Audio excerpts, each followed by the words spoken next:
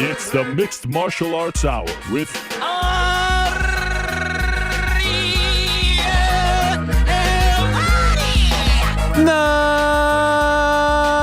The Mixed Martial Arts Hour is back in your life on this Wednesday, November 2nd, 2022. Hello again, everyone. I sure hope you're doing well. I am. Thanks for asking. Beautiful day outside. I mean, it is unbelievable outside. This whole week is going to be great. The rest of the week. I think it's like 22 outside right now, 22 Celsius. I mean, I don't know what that is in Fahrenheit. I think that's like 76, 74, 75. Who knows? But trust me, beautiful outside. Great to be here. Love Wednesdays. We let our hair down. We have fun. We answer questions. We preview the weekend. We got a lot going on. Hope you all had a lovely Halloween. Hope you all enjoyed it. How was yours, Frank? Oh, it was amazing. Did you give out candy? No. Wow. You said that so dismissively. I got some on the way out of the office. Weird. Are you one of those people who turns off your lights and just kind of prays that no one bothers you? You've been to trick-or-treating in Brooklyn, right? Yeah, it's not great. Yeah. It's like in bodegas and AT&T stores and whatnot. What about you, GC? Did you go trick-or-treating? No, did not go trick-or-treating. Did you hand out candy? No, so I actually forgot to pick up. It's like a paper you put on your door that welcomes the trick-or-treaters. I didn't pick it up in time. So no one knocks on your door? No, I was the, corner of the hallway, dark, dimly lit. They were like, don't go to that house. Watch a movie? Anything? Get in the spirit? Oh, yeah. The TV channel, was running a Modern Family Halloween episode marathon. Okay. I always like those Halloween-themed episodes. Simpsons, of course. Yep. Classic ones. Treehouse of Horror. Yeah, I mean, Yeah. Modern Family had they've got a lot of great Halloween episodes. One Really? of my favorite shows. Oh, yeah, great show. Never knew that. Never seen it. No, never seen it either. Real life, neither of y'all have ever seen it? Well, I've seen the show. Yeah, I saw like an I've- episode. I've seen a few of them. I actually think does it take place in Arizona? No, California. Oh. Countless awards, Yeah, no. It's a great show. Great show. Legendary show. Is it still on? Nope. It's all No. wrapped up. 11 seasons. I didn't know that the Halloween thing was a big thing for them. Also, haven't heard anyone reference E in a very long time. I used to watch E all the time. I They didn't used even to know it was have still around. Howard Stern show on. You remember that, Frank? Oh, yeah. Those are the best. Little They had Modern that Family, little Sex in the City. Sex and the City on E? Oh, yeah. Wow. The greatest block for me as like a 16, 17, 18-year-old was 11 p.m. to 12 a.m. on E every night, well, weeknights. Howard Stern, 11 to 11:30, Wild on E, 11:30 to 12. Anyone know Wild on E? That was the best. Sounds wild. No, you don't know that? No. Brooke Burke, hosted by Brooke Burke, fellow Jew. No. Wow, you guys missed out. She used to travel the world, go to like Ibiza, or as they say, in Ibiza. You say Ibiza. You don't say Ibiza. If you're, Ibiza. yeah, instead of Ibiza? Ibiza. I think Ibiza. It's got like Ibiza. an F in there. Yeah, Ibiza. No, not an F. It's like a th. Barcelona. I just call it Ibiza. Yeah. Sounds You more would. exotic. You would, Frank. You would. Anyway, I had a great time. Made it in time. Thanks for asking, guys. We went around for like 2 hours. Got a bunch of stuff, bunch of candy, and then the best part is they go to sleep and you eat it all. Loved it. You didn't bring any in for us. No, I mean I think I would have been disowned as their father if I would have done that. Favorite candy that you like to steal? I have to say, get very excited with the Reese's Pieces, whether it's the cup or like the Smartie version of it. Those are the pieces. The pieces. And then the other one is called a Reese's peanut butter cup. Yeah, Yeah. you're discussing the entire Reese's Oh, wow. umbrella. Then there's Yeah. puffs, pieces, Right. cups. I like the little like the M&M version of it. You know what I'm talking about? Pieces. The pieces. Yes, Yeah, I pieces. guess that's what it's Oh, called. E.T.'s favorite candy. I like the cups a lot. I'm a big peanut butter guy, so I love peanut butter. You know what I have to say? First time in a very long time, if ever, that I tried, and they tried to pawn a few of these on me, and I actually really enjoyed it. Almond Joy.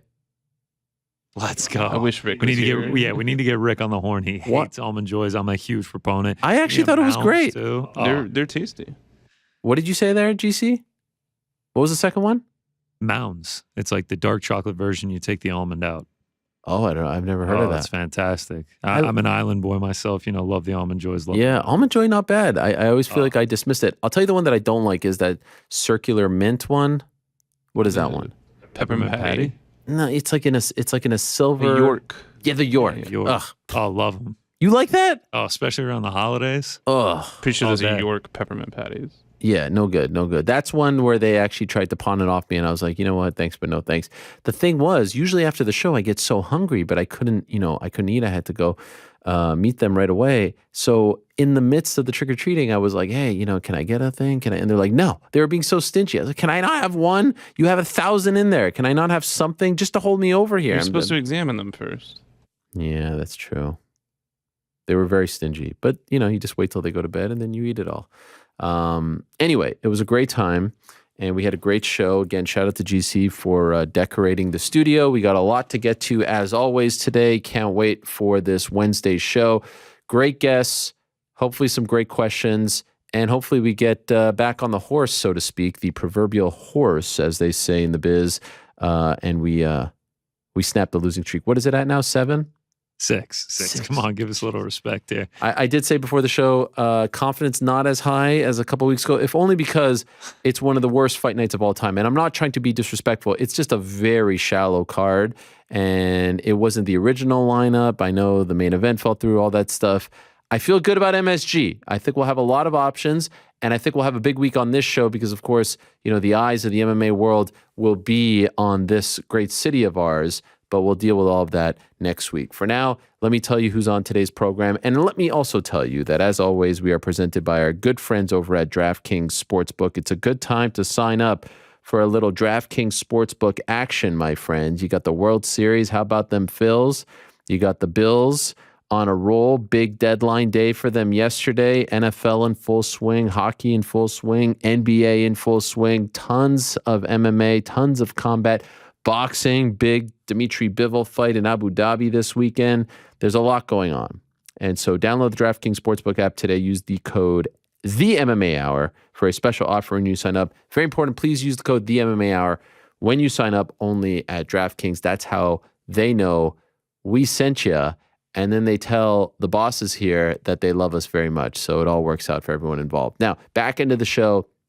Speaking of DraftKings, Parlay Pals will reconvene and hopefully get off the schneid. We'll also get GC's picks for the weekend. Looking forward to that. Jared Gordon is going to join us. Jared Flash Gordon, who you may have heard is fighting Paddy Pimblett on December 10th, UFC 282, the final UFC of 2022.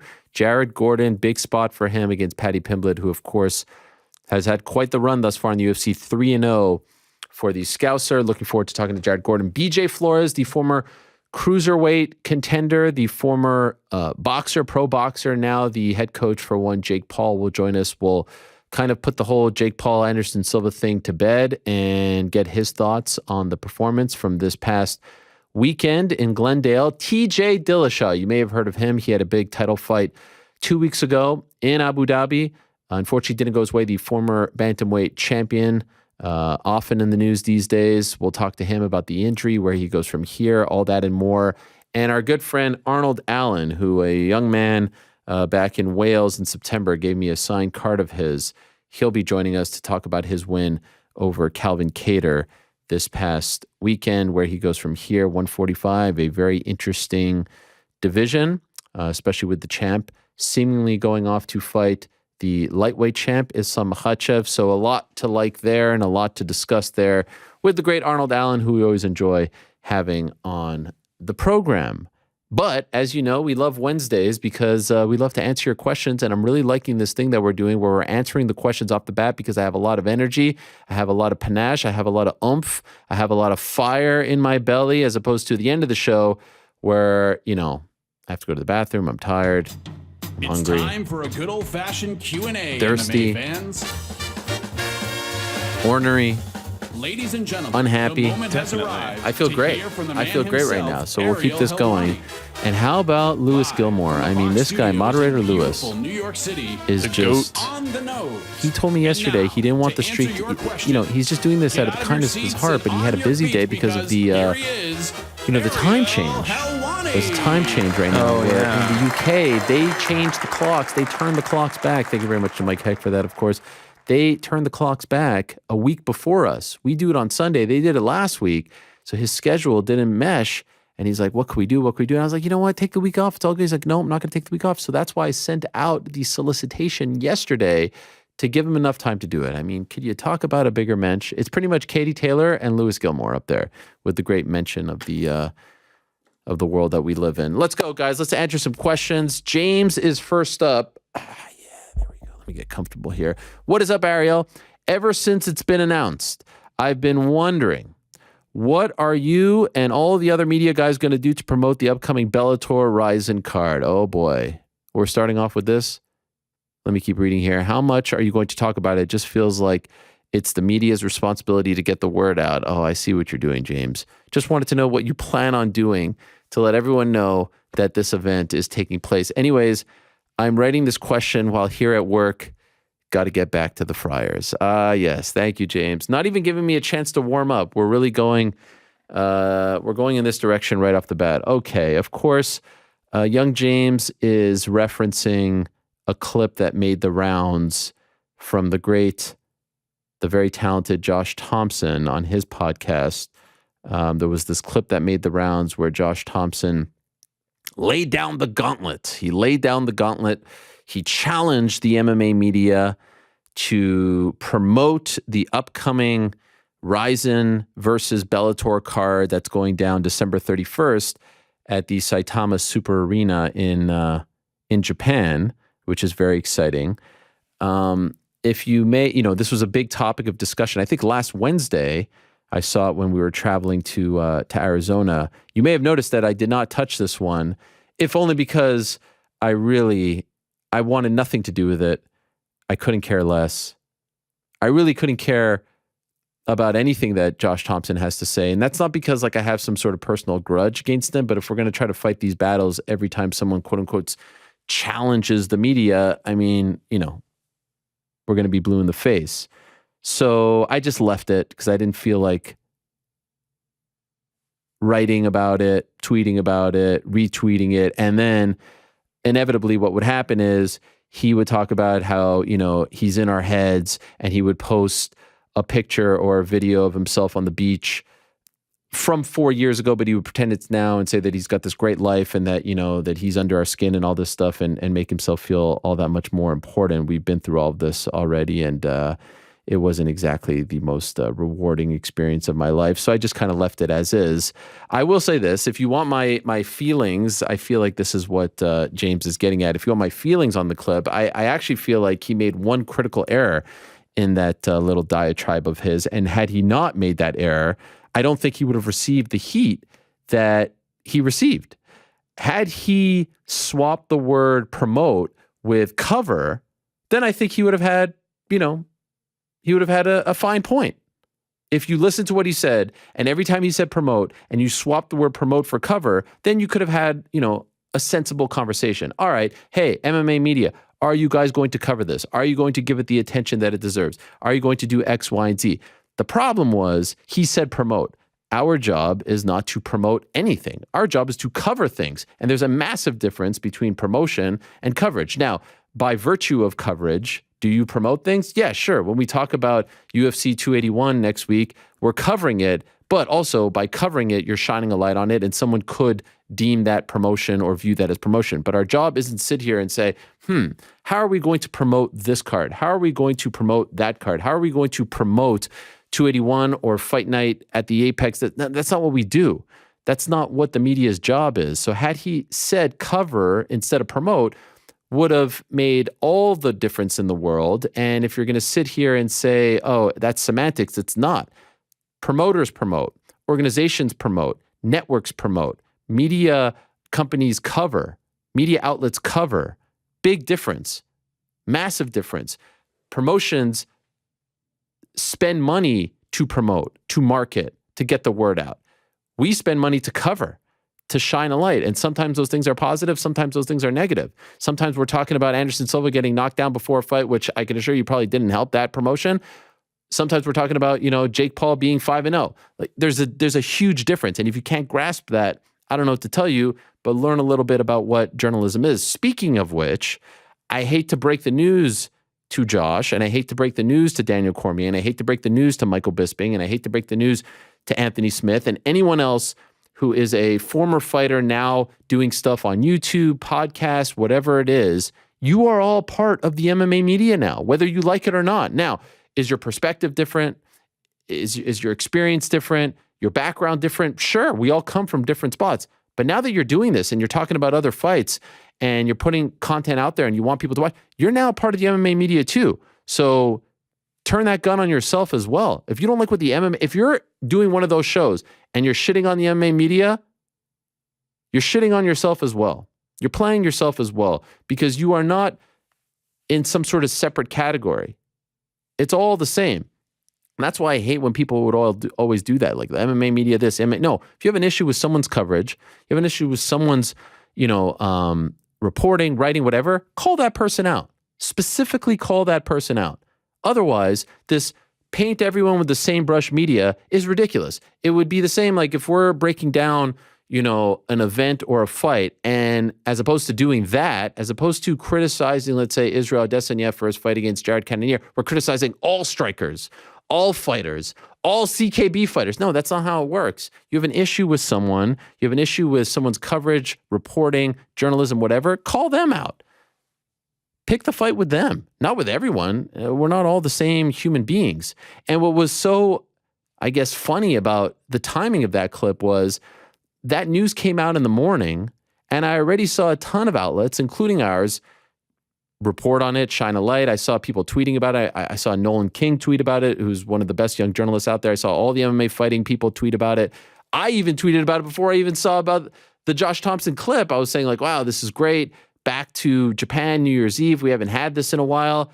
It's all nonsensical. And of course, what isn't being said in that clip is he works for Bellator. He gets paid by Bellator. He would never challenge, the MMA media to cover a ONE championship fight or a KSW fight or a PFL card. Of course, you don't need to challenge the MMA media to cover UFC because they're the big dog. And yes, there is a point to be had there where it's like, all right, we all cover the UFC more than Bellator. We all cover the UFC more than PFL. We all cover the UFC more than KSW or ONE. You know why? The UFC product is better than all of them.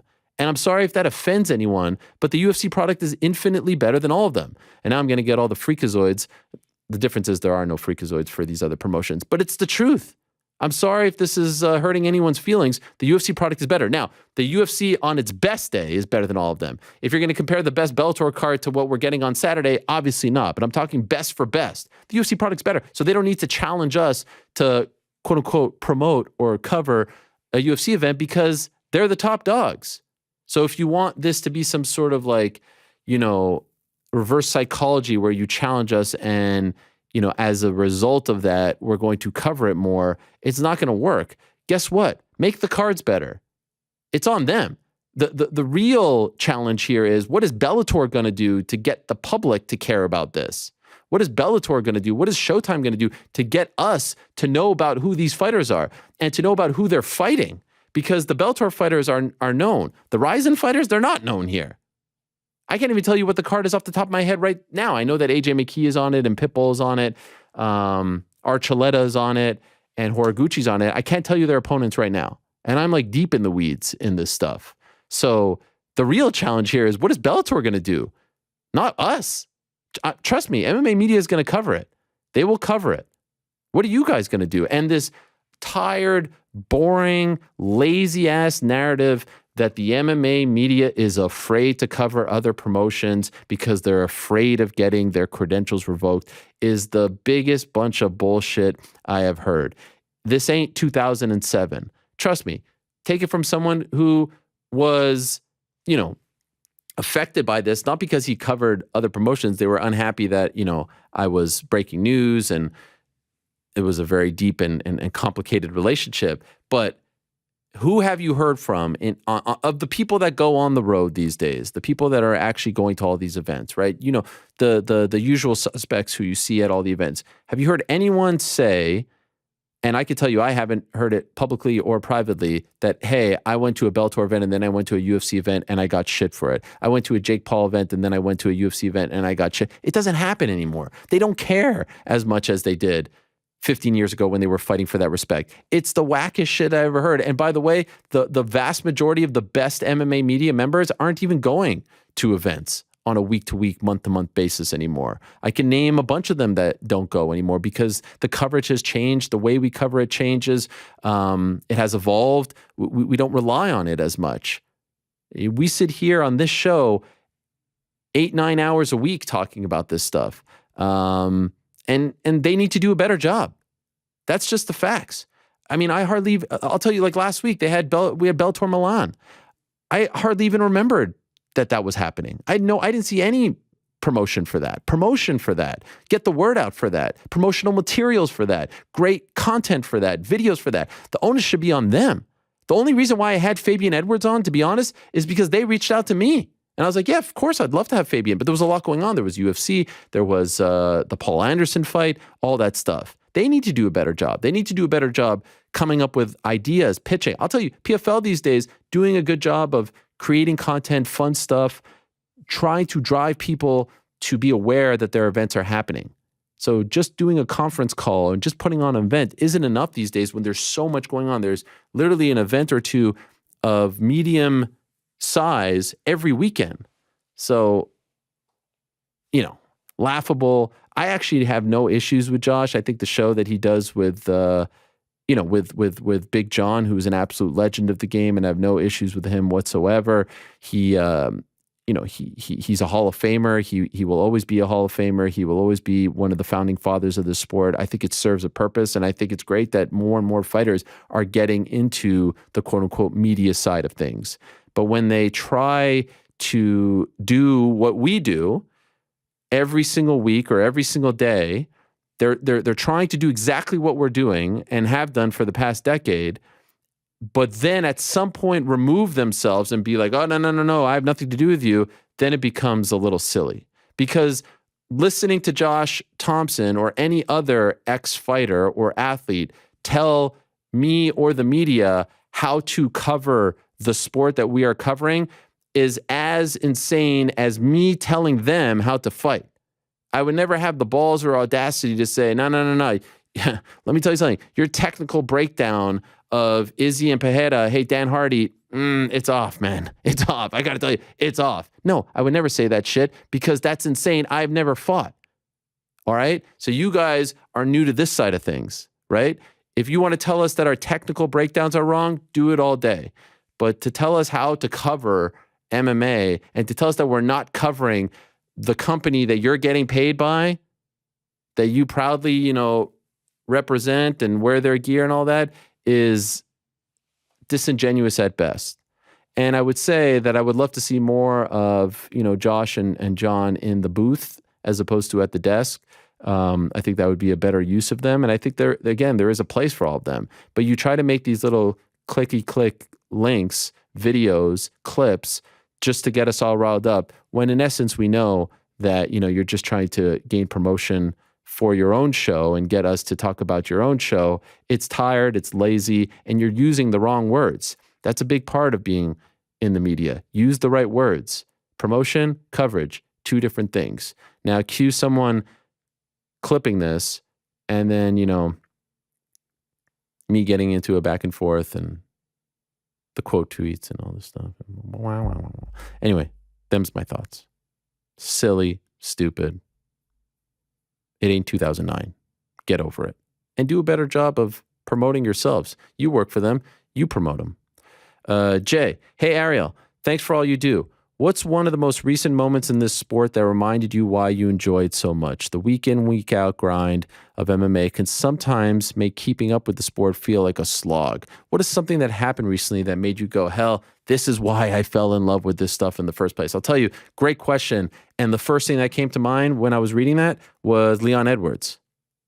Moments like that, where, as I said in the aftermath, you can't take a 20-point shot in basketball. You can't throw a 20-point or a 21-point touchdown in in the NFL. You can't do that. You can't do it in soccer. You can't do it in baseball. That's essentially what he did.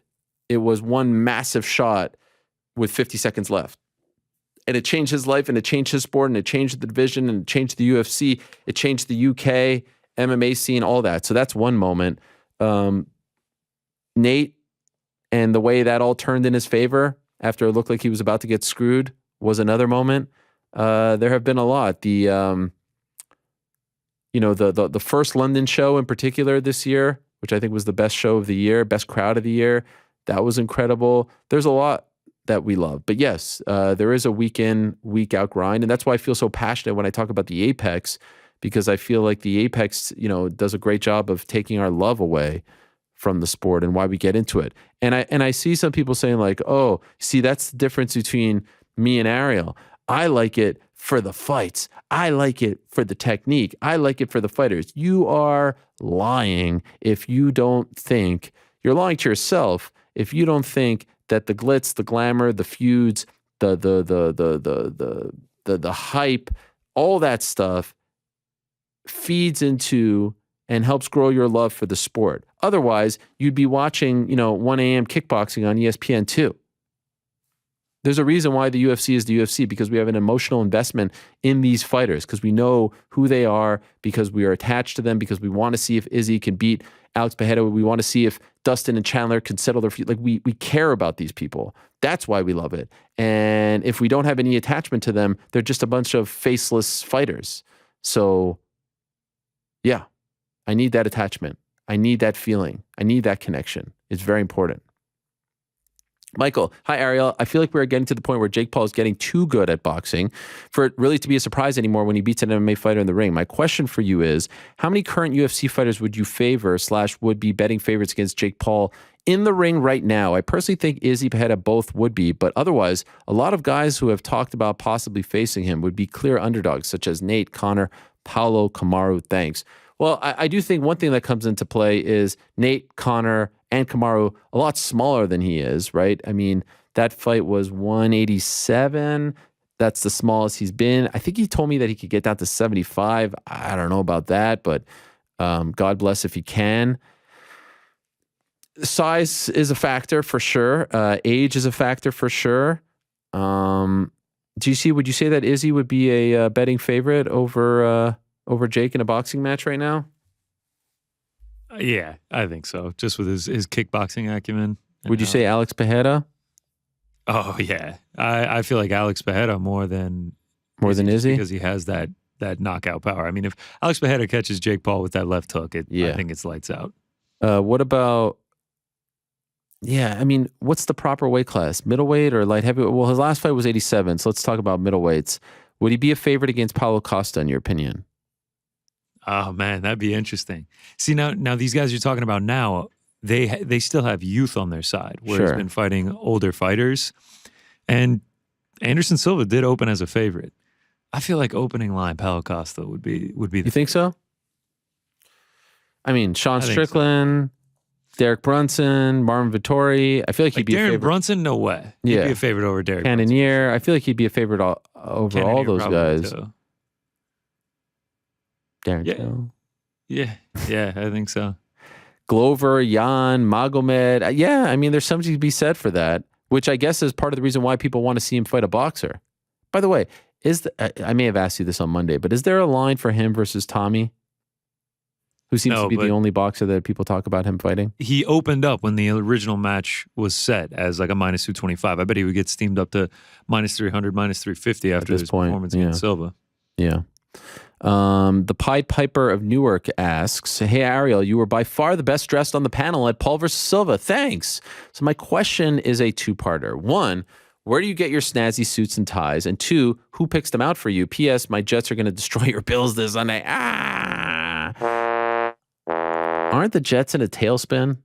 I mean, they just lost to the lowly, sad sack New England Patriots. Kidding me? This is going to be great. Tremendous deadline yesterday. Brandon Beane and the boys doing work. We got Hines now. Had to say goodbye to Zach Moss. Tre'Davious White potentially back. Marlowe back. Joshy back. Well, he never left. Thank you for the compliment. Thank you to Ben Folks and Chad Dundas for the compliment as well. They said the same on their show, the Co-Main Event podcast. They're definitely not media, by the way. Those guys are not media at all. The suits, yes. I met a youngish man from Dallas named Zahid.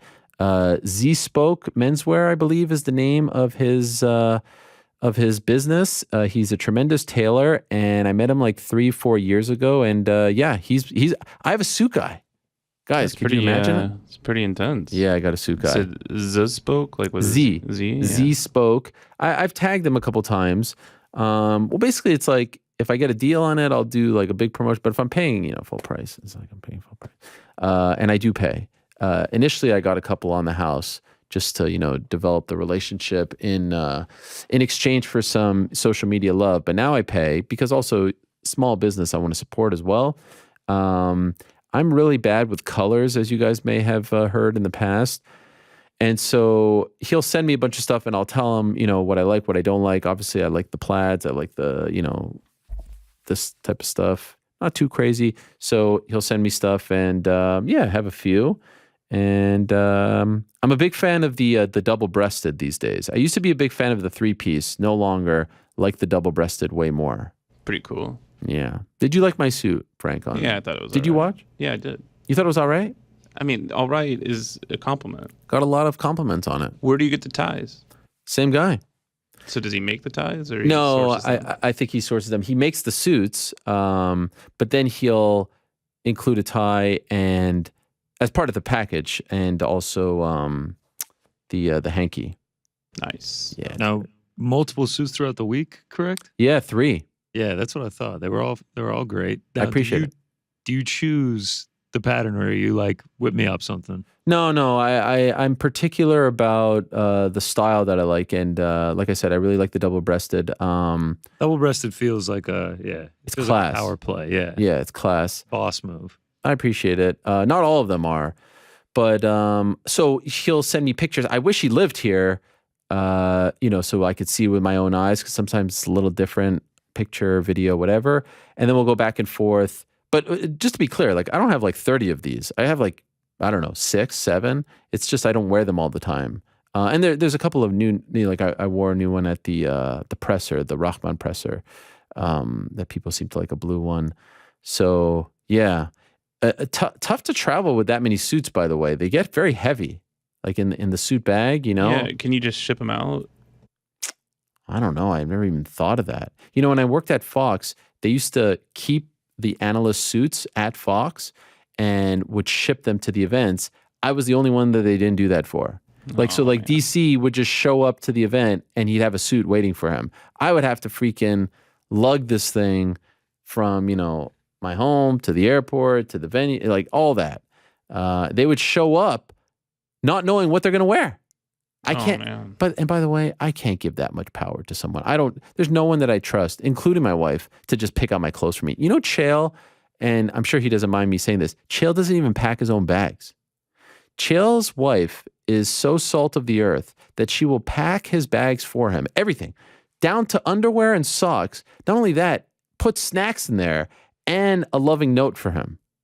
Can't beat that. He just is like, all right, time to go. And everything's ready to go. Everything's ready. He doesn't think about it. Toiletries, suits, shirts. I'm like, hey, Chael, that's a great thing. He's like, yeah, my wife got it for me last week. I was like, wow, what a life. Wow. Sometimes Chael will send me a picture of him lying in bed with one of those like trays, and he's watching the news, and he's got like a full breakfast in front of him. One time he sent it to me early on when he would do this, and I was like, wow, what hotel are you at? He's like, no, this is my house. My wife. Man. Yeah. His wife is incredible. I wait to pack until like the very last second, hoping it'll irritate my wife enough to just pack it for me. Does it work? Never. No. I'll keep trying. But again, like I'm particular. I don't know. I don't want someone packing for me. Maybe I'm crazy. Lloyd, good day, Ariel. My question today relates to the Fighters Union agreement Jake Paul made with Anderson Silva. Do you actually think he is serious about making this? Look up the number of projects he's been associated with, cryptos, NFTs, that he just abandons as soon as he gets his money. It would be terrible to see it get off the ground, get fighters on board, then abandon them like I feel like he would inevitably would. Then you have a situation like the previous time fighters tried to unionize. Also, note, I'm in no way against the Fighters Union. I just don't think Jake Paul's the guy to be the figurehead. Would love to get your take. Shout out to the whole crew. Huge fan from Suffolk, England. Lloyd, shout out. Remains to be seen. My stance hasn't changed. Remember, I sat here last week saying he needs to prove it to us. And, me included now. Like, I was sort of like blindly believing it all. And that was before I knew about this bet. I didn't know that there was going to be a bet or that this would be part of the bet. And so, yeah, okay, this is a nice step, but it's not just about making the bet. It's not just about throwing that out there. It's about actually going forward with it. And, like I've said in the past, his business partner is Nikisa Badarian, who's the former CFO of the UFC. And I know that this is something that he's passionate about. And so let's see what happens. But yes, I do think that there's a lot of pressure on him. And one could argue, like, why do you even put this on? Like, he could just go out there and fight dudes and that would be it. Like, no one's asking him to do this. And you're right. There are a lot of fighters who don't like him, don't trust him, don't want to be on board with whatever he's trying to do. And so that's going to be a tough sell in its own right. I'd like to give him the benefit of the doubt and let's see. We spoke a bit, privately about our little back and forth on Twitter, and it's all good there. So, shout out to everyone who thought that I was going to be removed or in trouble or any other kind of bullshit that you guys threw out. We're all good. People have spats sometimes. It happens. But yeah, I'm curious to see. I'm curious to see, by the way, if Anderson goes through with it, if he really wants to be a part of something like this. It's a tough thing, man. I remember when we had the PFA, I think it was in 2016, and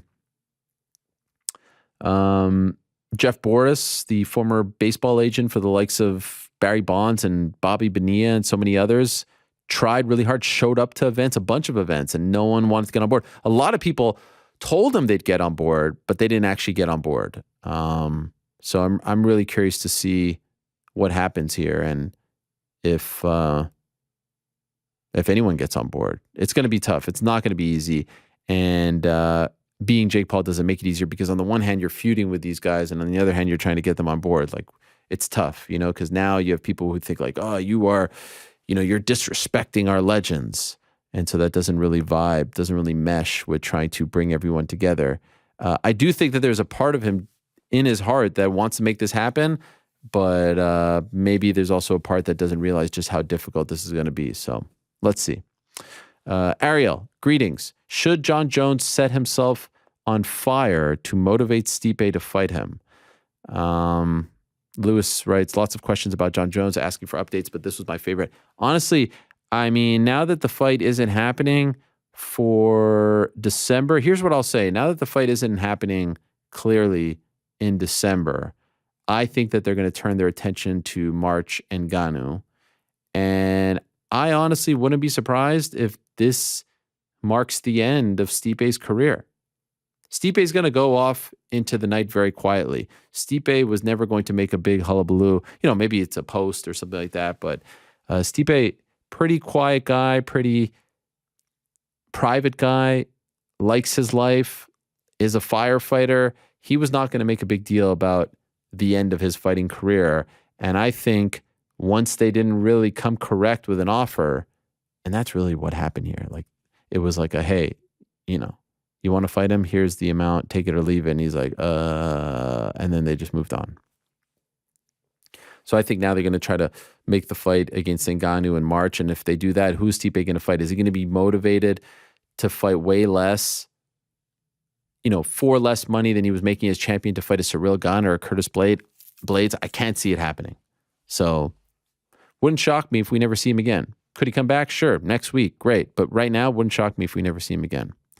Isaac, hey Ariel, third time, long time. With 2022 closing out and John not fighting in December, seemingly more realistic. Bummer, I'm heading to that December 10th card, he writes. What fight are you most anticipated to watch before the end of the year? Seems the crowd favorite is Izzy Alex, but me personally, I'm going with Rafion Stotts versus Danny Sabatello. Man, I almost forgot that that's still to come, December 3rd. Feels like ages ago that they were in here, but I am looking forward to that. Right now, if I had to pick one, what do you think it is, GC? What do you think my one fight is right now? Most looking forward to it. For the rest of 2022? Yeah. There is one that came to mind right away. Sorry. What's wrong with Frank over there? I was going to say. Frank, what are you doing? You're fighting with people? What's happening? Yes. What's happening? Is everything okay? Do you need me to come back there? There was a file that I thought was missing. I was Wow. going to say I'm a little distracted back here. 'Cause I've never Frank heard is Frank speak like this quite before. literally hollering about a file name, Frank. that is inconsequential at this point to the show. A rare peek behind the curtain. I mean, screaming back here. You see what I deal with. Frank, you okay? It's Do you need a minute? I'll be all right. Do you need to take a break, a breather? Go around the block, take a walk? Anyway, I'm sorry. I'm sorry for putting you on the spot like that. UFC, Bellator 1. Can we narrow it down? Boxing? It's a very easy one.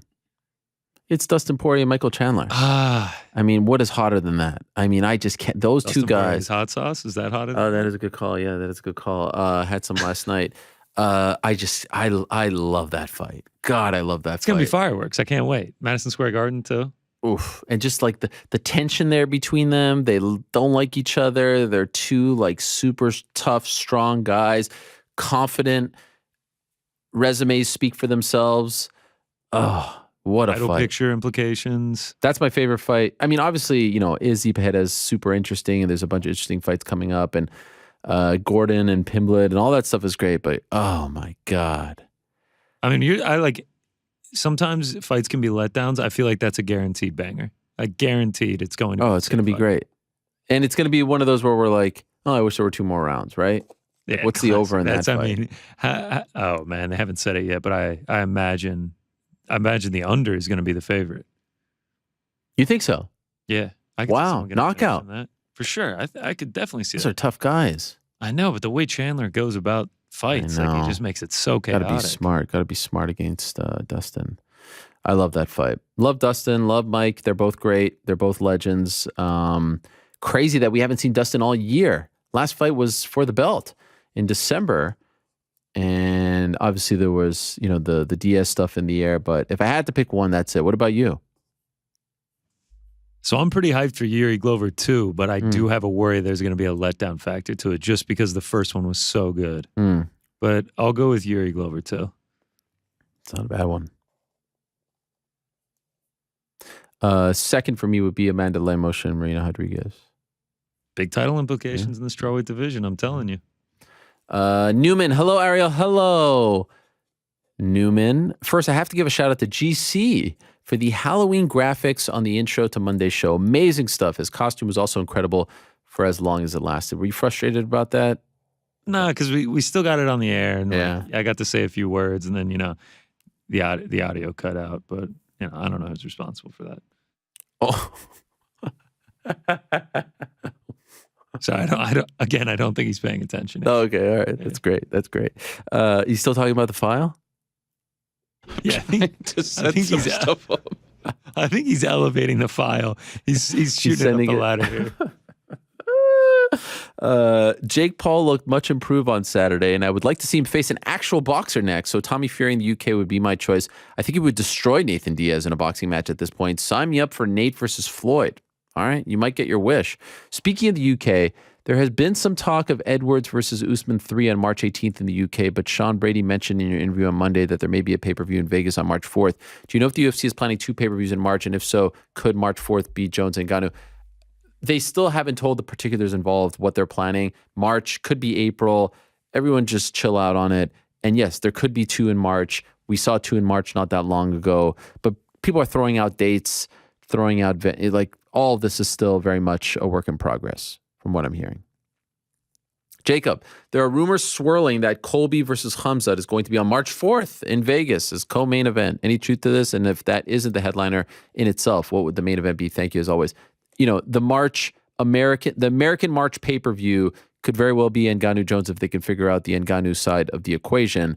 Again, very premature, things can change. Who the hell knows? And Colby Khamzat is a fight that they wanted. They wanted it to be on ABC this past summer. And if Khamzat is staying at 70, that's the fight to make, if you ask me. Does get interesting, though. What if Colby beats Khamzat and Usman beats Leon? What do you do then? Because then you have Colby and Usman as number 1 and 2 still. And I don't know if there's a huge demand for the third fight right now. Maybe I'm wrong.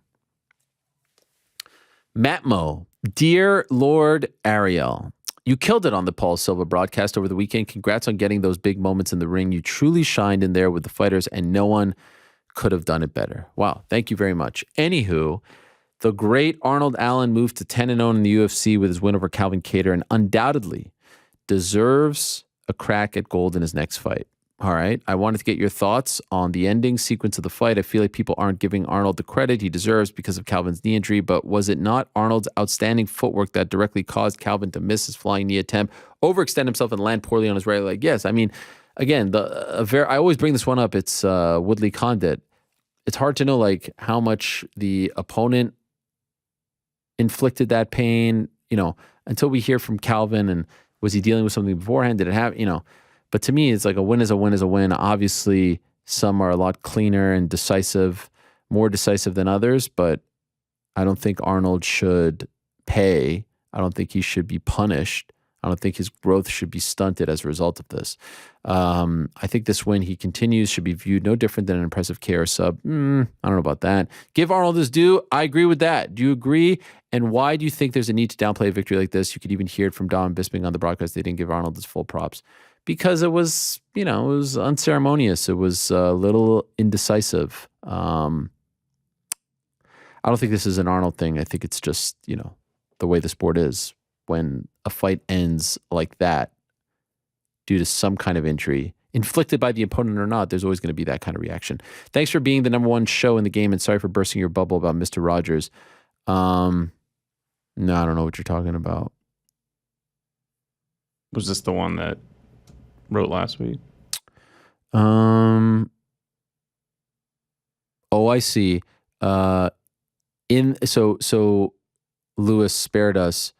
And in his full comment, he said, I apologize for not providing my sources last week about Mr. Rogers not being in the military, so I'll provide them below. Here's one about the Navy SEALs from the Navy SEALs. Another one here. Here's Movie Maker. I hope that settles the record. We could put these rumors to bed. No, I mean, I saw it from a pretty reputable source, so I'm sticking with that. I've never been led astray. I think what he's saying are rumors. Yeah. I mean, NavySeals.com. Great site. Never been to it. Okay, so how can I vouch for that? Come on. I think Matt should drop this because he's kind of looking silly each and every week. And also, like, why not give Mr. Rogers his props? He was a beast. Took out people. Patriot. He really used NavySeals.com. Yeah. I don't even know if that's a real website. I mean, yeah, you would think it'd be .gov or something. Yeah, I'm exactly. afraid to that at work. Yeah. I'm on it right now. It doesn't look NSFW. Yeah. Next, you're going to tell us he didn't have a tattoo sleeve on his left arm and didn't drink before the show.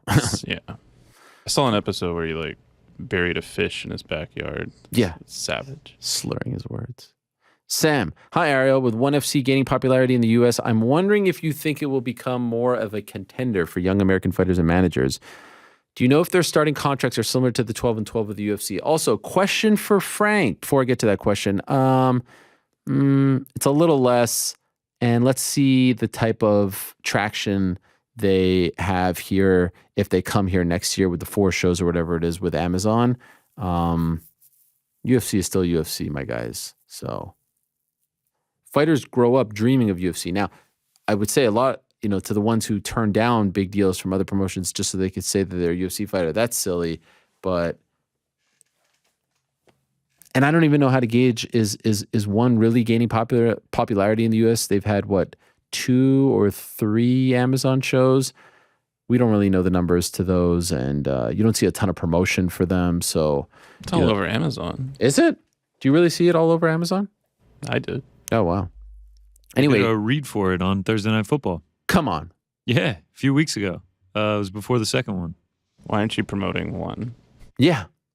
Why aren't I? That's a good question. Al Michaels is reading about one championship? Yes, I swear. That was my exact thought when I saw it. I was like, there's no chance Al Michaels knows who either of these fighters are. Oh, it's the best. Like I love when Mike Breen has to read like UFC 280 coming up in Abu Dhabi. And obviously not a big MMA fan. But is he mentioning the names too? Oh yeah. It Wow. was one championship, Amazon 2. It was tough names to pronounce too. It was the Like women's Angela MMA Lee? fight. Man, I'm blanking on it. Al Michaels talking about John Lineker. Crazy. Anyway, question for Frank. What did you think of Hereditary? I find myself checking the ceiling most nights because of that movie. Cheers to you and the crew. Yep. What'd you think of it, Frank? All right. The Look, fuck? Yup? That's your answer? The guy's asked you a specific question and your answer is yup? so I'm just Gotta gonna look. Is everything all right? I was commuting home on Monday. Yeah? There were some people in costumes on the subway, and I just got like all icky. And I came home and I didn't want to watch a movie, so I didn't watch it. Oh, so you didn't watch the movie? I didn't watch it. Is Hereditary a show or a movie? It's a movie. It's been out for a while. Really like the director. He did Midsummer. I wanted to watch it. Had plans. Said it on the show, and then I didn't deliver. Then you bailed. So what'd you do instead? Yeah. What'd you do So instead? I went to bed and Wow. watched YouTube videos and read Reddit until 2 a.m. Wow. What time did you go to bed at? 7:30. What? You laid in bed for 6.5 hours on your phone? No, I stop. was tired. At lunch, it was 7.5 hours. It was, I think it was 7:30 to 2:30 a.m. Wait, what? Yeah, well, look, I just was decompressing. Wait a second. You went to bed at 7:30? And Thereabouts, laid yeah. in bed, looking at his phone for the next, 7 hours? What? Frank. Which is scarier than everything Hereditary, okay? I think. Yeah, I think everything's fine. He kept saying he was tired while he laid in bed and refused the option of sleep by looking at his phone. It's like, it was nice and quiet.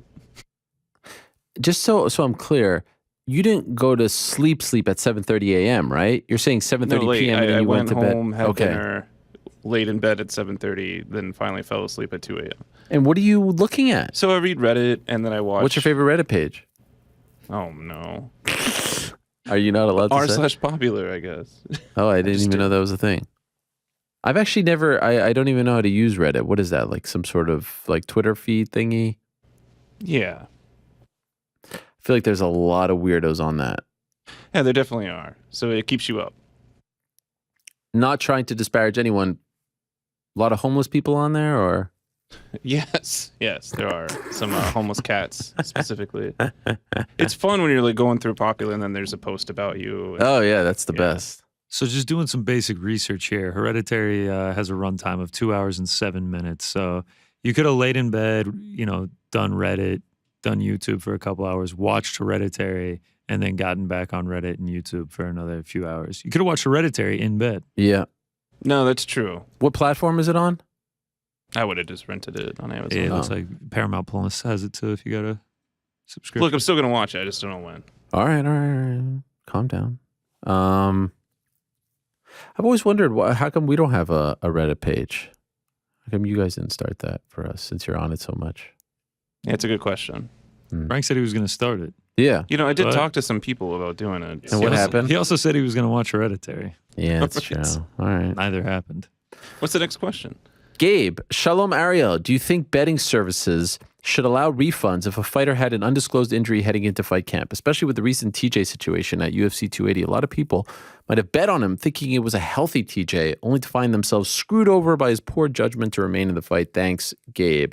Feels like a slippery slope. How do you actually determine injured, not injured? What do you think, GC, our resident betting expert? How do you actually monitor something like this? Yeah, I mean, that's a pretty interesting question because a lot of the times in the NFL, they'll refund, like I've seen They will? DraftKings do it numerous times, like refund player props if a player gets injured in the fight. Or in the game. Wow. Yeah, so I mean, honestly, like I wouldn't think it was that crazy. Like if it was a huge event like 280 and there was like a confirmed, like all he was just injured going into it, like I wouldn't be shocked to see DraftKings do something like that. Oh. I've seen them do it on numerous occasions in NFL, MLB, things like that. Yeah, I don't know. It feels like a very difficult thing. I mean, to a degree, but who knows? Like he could have just said that. Like, how do you actually determine, right? Yeah, I mean, that's true. And also, speaking of the slippery slope, you couldn't not cash out the Aljamain tickets. So like Exactly. I had an Aljamain ticket. If they were like, we're not cashing it because of TJ, I would have been pretty mad about that. I agree. I just don't know how you would actually be able to monitor that and police it in the right way. Scott, Good day, Ariel. Thank you for answering my question last week about CM Punk. For the last few weeks, I feared I would never get past Lewis. Lewis adds, it's never personal. Yeah, I can't imagine. It's like he's a top-notch goalkeeper. I mean, he's like Peter Cech in his prime. It's hard to get by him. But when you get by him, it must feel great. I'm back with another wrestling question. Cue the Can you give the people a present and past wrestling star that you think would benefit from having Helwani as their manager? Wow. I just want to say that I've been a dedicated listener for 7 years and really appreciate your work. Thank you. Aside from your great interviewing skills, no one showcases the personality of these great athletes quite like you. Thank you, my friend Scott. Wow. Past and present. That is a really great question. Who is someone that just didn't have, I tell you what, and this might blow your minds. Can I just throw one out there? And I know a lot of the the regulars will find this to be a crazy. I could have and could help Ronda Rousey. Mind blown. Yep. Can't beat that. Can't beat that. Not great on the mic. Not believable. A little too stiff, if you will. Have me, the voice of the voiceless, the voice of MMA, the voice of combat sports, come out there and cut promos on her behalf. That's what I want to do. I don't want to cut promos on my behalf. I want to cut promos on other people's behalf. Night and day, easy job. She's legit. She's a real fighter. She's a real badass. She snapped people's arms. You get caught on one of those things, you're done. That would have been a fun one. And I guess she's past and present to a degree, but she's more present. Past. Man, I got to tell you. I mean, like, early Hart Foundation, if you would have given me that job. They had Jimmy Hart. He's a legend, who am I to say otherwise? But that would have been great. And yeah, I mean, I keep thinking of the guys who weren't great on the mic or didn't speak a lot back in the day, like an Undertaker, but he had Paul Bearer. And that was the most incredible tandem there was back in the day. I always really enjoyed I enjoyed the Twin Towers, Akeem and was it Akeem and the Big Boss Man? They were fun. Was it Akeem and the Big Boss Man? Yeah, I think it was. I don't know. I'll just say Bret Hart because why not? That's my guy. Cosmo Kramer, hot tag. Oh boy. Can we get your thoughts on Kyrie Irving and his comments/social media posts this past week? Of course, once someone calls him out on anything, he would get defensive and blame the media. Just wanted your take on him and why he thinks he can get away with these ridiculous comments. Oh boy. Well, where to begin? So recently, it has felt like there has been a rise in anti-Semitism in pop culture here in the U.S., of course, led by the likes of Kanye West. And when someone that influential says things like this, which I stayed away from because I legit feel like he is going through a lot of stuff, and ultimately, like at some point, you're like, all right, like what are you going to do? This guy, like you're going to battle this guy. It's not worth it. But then you realize that there's a lot of people that are influenced by celebrities, by people like him. And then you start to see this trickle-down effect where you're seeing, things at football games, and you're seeing things on highways, and you're seeing things at schools, and you're hearing of incidents here, and you're hearing of incidents there, and you're like, damn, staying silent isn't actually the right thing to do, especially since this is something that's so near and dear to my heart as a very proud Jewish man. And then it enters the sports world, and you see someone like Kyrie Irving, who I think the best way to describe Kyrie is a faux intellectual, someone who thinks he is so well-versed on so many complex things, when in reality, time and again, he does a great job of exposing the fact that he is not as smart as he thinks he is. Or maybe he looks for his answers in the wrong places. I mean, here in one breath, you have someone who says that, he agrees with things that, the nutty Alex Jones said, even though it was, in the 90s. And then he's also, posting things like this. So if you missed it, he posted a link to a movie that was on Amazon that is just like filled with anti-Semitic tropes, with themes, with lies, with all kinds of myths and nonsense. My good friend from ESPN, Pablo Torre, did a great show on this and posted a bunch of great stuff on this. And shout out to the Inside the NBA crew, the best studio team in the history of sports TV, for what they said yesterday, in particular, Charles Barkley and Shaquille O'Neal, because, we would never be allowed to criticize on MMA programming, on UFC programming. Like, we would never be allowed to speak the way they speak. And they obviously have such great, equity and resumes, and they just have this leash that they've earned. And so it's refreshing, because you won't hear that on other networks, you won't hear that in other sports. They're the best, and there's a reason why they're the best. And look no further than yesterday as one of the main reasons why they're the best, because they tell it like it is. They don't sugarcoat things. They're not afraid of the league, or they're not afraid of being reprimanded or any type of repercussions from speaking the truth. And so what drives me nuts about this is you have a situation where he posts this link, and then you have a bunch of people who do this whole whataboutism thing where it's like, well, shouldn't you be mad at Amazon? Yeah, okay, we can have that conversation too. And we could be mad at other places that have other things there that, house other types of material that are offensive, that are disrespectful, whatever, anti-Semitic in this particular instance. But we're not talking about that right now. That's what people who are racist, bigots, anti-Semites, anti-X, Y, and Z. That's what they always like to do. They always like to change the conversation whenever they are presented with a counter-argument or a reason as to why they are in the wrong. And so this is what is happening now with Kyrie Irving, because he posts that, and then he sits there at the dais when a great reporter like Nick Friedel asks him, why are you promoting this? And then he starts playing this game where he's questioning the word promotion,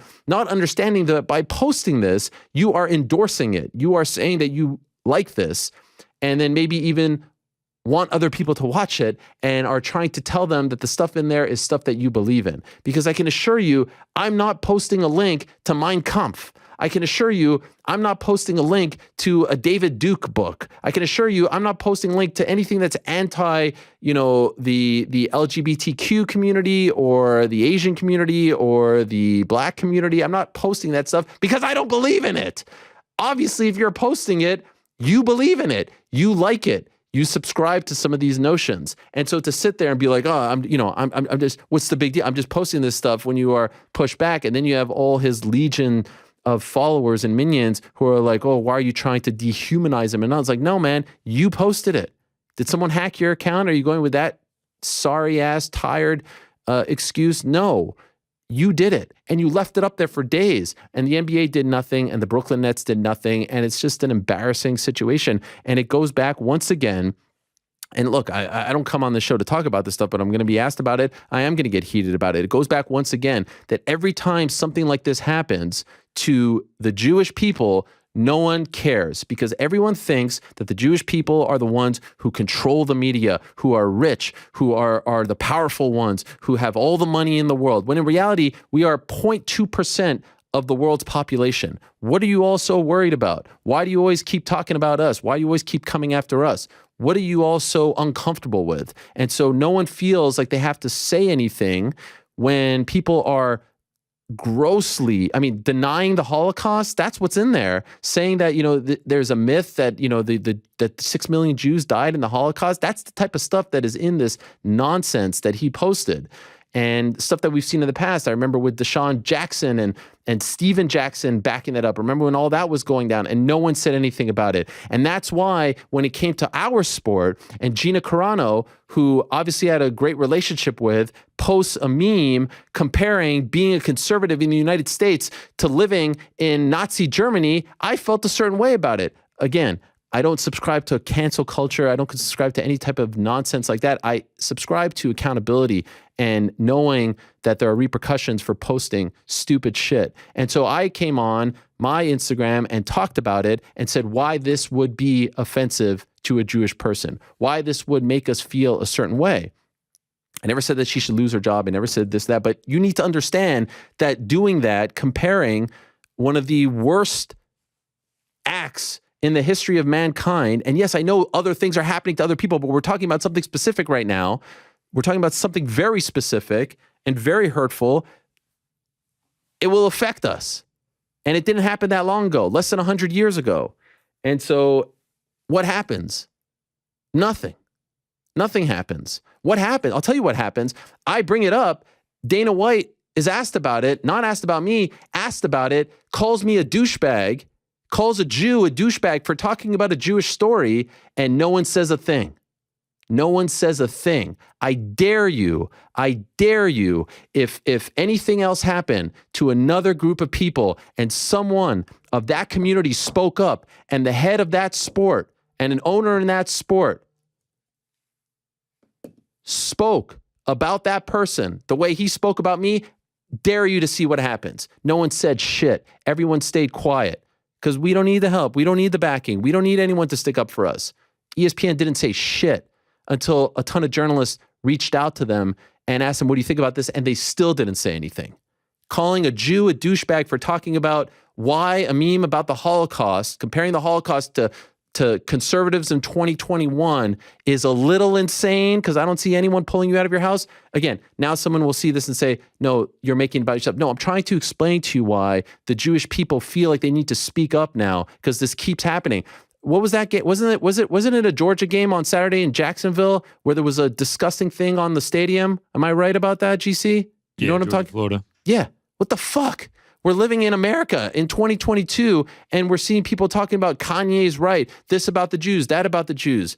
I mean, again, as I said on Twitter, and then I'll tweet about it. I'll finally tweet about it, and people will be like, "Oh, you're misrepresenting what he said. You're dehumanizing him." No, he posted a link to something that was incredibly anti-Semitic. Go look at what he posted. Go read about that book. Go read the book. Go watch the movie. You'll see. Unless you believe in this shit, that the whole thing is fugazi. They're posting fake quotes, misspellings, all this stuff, but also all the shit that they're doing is wrong and false and offensive. And so if you don't agree with me on that, take a hike. I don't care. I don't want you in my life. All those people, like, I don't need you. I didn't ask you to follow. I didn't ask you to listen. I didn't ask you to watch. If you're watching this right now and you agree with that shit, turn it off. I could not care less. Could not give two shits because this topic is very, very sensitive to me and to a lot of people. To me, because my grandparents were kidnapped by the PLO in 1980 and put in jail for 8 days because they were Jewish. To me, because my friend's family and my loved ones' families were in the Holocaust, had family members who died in the Holocaust. I went to the camps in Auschwitz in Poland and saw it with my own eyes. I went to Jewish school. My kids go to Jewish school. I pray every morning. I don't talk. I put my tefillin on every morning if that means anything to you. Fuck you for telling us that we shouldn't feel a certain way about this. That's not on you. And shame on all those other people who don't feel like they need to say something too when they're very quick to talk about other things. If you're going to be that guy when, it affects others as well, because, I see a lot of Jewish people backing a lot of people, and then I hear a lot of silence whenever it's done and said about us. So that's why, it makes us feel a certain way. And I get it. People feel like, we don't need the help. We don't need the backing. We don't need this. This is disgusting shit. People going into synagogues and holding people hostage and shooting people and doing all this stuff. And don't give me this whataboutism. What about this? And what about that? And what about this? And what about that? No, we're talking about specific things. We could play that game all day long. And so Kyrie is embarrassing himself. He's embarrassing the NBA. He's embarrassing the Brooklyn Nets. And this whole situation is a total mess. And for him not to take any kind of accountability and not to at least apologize for being uninformed, that's all people want. I think Julian Edelman always handles these situations with great class and in the perfect way. No one wants Kyrie to be canceled or punished or shipped out. No one's asking for that. We just want people to be informed. We just want people to be smart. We just want people not to spew this nonsense and hatred because there's no place for it. And so educate yourself. Learn that what you're doing and what you're saying is very harmful and could lead to other people who are less smart than you are thinking about these things and then maybe doing a crazy thing like going to a synagogue and trying to kill people or take them hostage. But he hasn't done that. And by the way, he's playing in a borough that is home to a lot of Jewish people and a lot of people who feel a certain way about this. And it's just very unfortunate. It's unfortunate that the NBA hasn't done anything about this. And I don't want to play the game like, what if this person would have posted that? No, I'm not going to play that game. we're talking about this specific thing. I'm not going to do the exact same thing that everyone does to us, but recognize that that's stuff. I initially with the Kanye stuff, like all my friends were hitting me up, like, are you going to say something? Are you going to do something? I'm like, no. What do I need to get into this? Why do I need to get into this whole thing? And then you start to see the trickle down effect, and you start to see that there's a lot of influenced people out there. And then you start to realize that you do need to say something. And so, yeah, stop it with this shit. And there needs to be, there needs to be repercussions, and there needs to be an education process where, Brooklynettes, teach this guy, have him meet with someone, have him meet with a historian, have him meet with a rabbi, have him meet with someone just to let him know, like, we're not asking you to be friends with us. We're not asking you to celebrate Hanukkah, but, do you realize what you're posting? And do you realize the influence that you have? So there's some thoughts. Hi, Ariel, from Evan. Did you see Tyson Fury's recent interview with True Geordie where he got visibly frustrated about being asked about the Derek Chisora fight and why it's happening? I did. I don't know if you have talked about it previously, but what are your thoughts on the matchup considering Fury has beat him relatively easily the first 2 times? He also mentioned that Usyk is not a fighter in his generation, which I found bizarre considering they are the top 2 heavyweights at the moment. Much love from County Kerry, Ireland. Here's some context from Lewis, who's the best. True Geordie asked Tyson Fury. I did see it, but I'll read the context because I appreciate him adding it. True Geordie asked Tyson Fury, is it a mismatch? Charging pay-per-view for a third fight when it's 2-0. Select footnotes below. It got colorful. What I'm saying, this is what True Geordie said. What I'm saying is, with Chisora's record right now, I don't think he should be getting a world title fight. I think there's a potential in boxing for people to get badly hurt when they're mismatched. And I think that this is a mismatch. Fury responds, I don't. I think they're heavyweight fights and anything can happen. Don't write Chisora off because you're only 1 punch away from victory.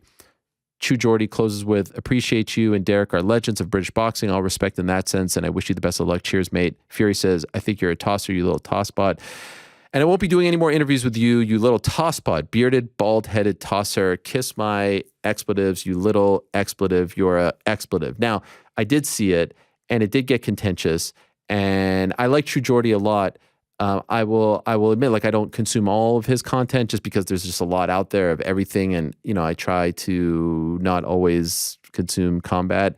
But I think he does a great job and has a great fan base, and I have a lot of respect for what he's built. And it was a very contentious back and forth exchange.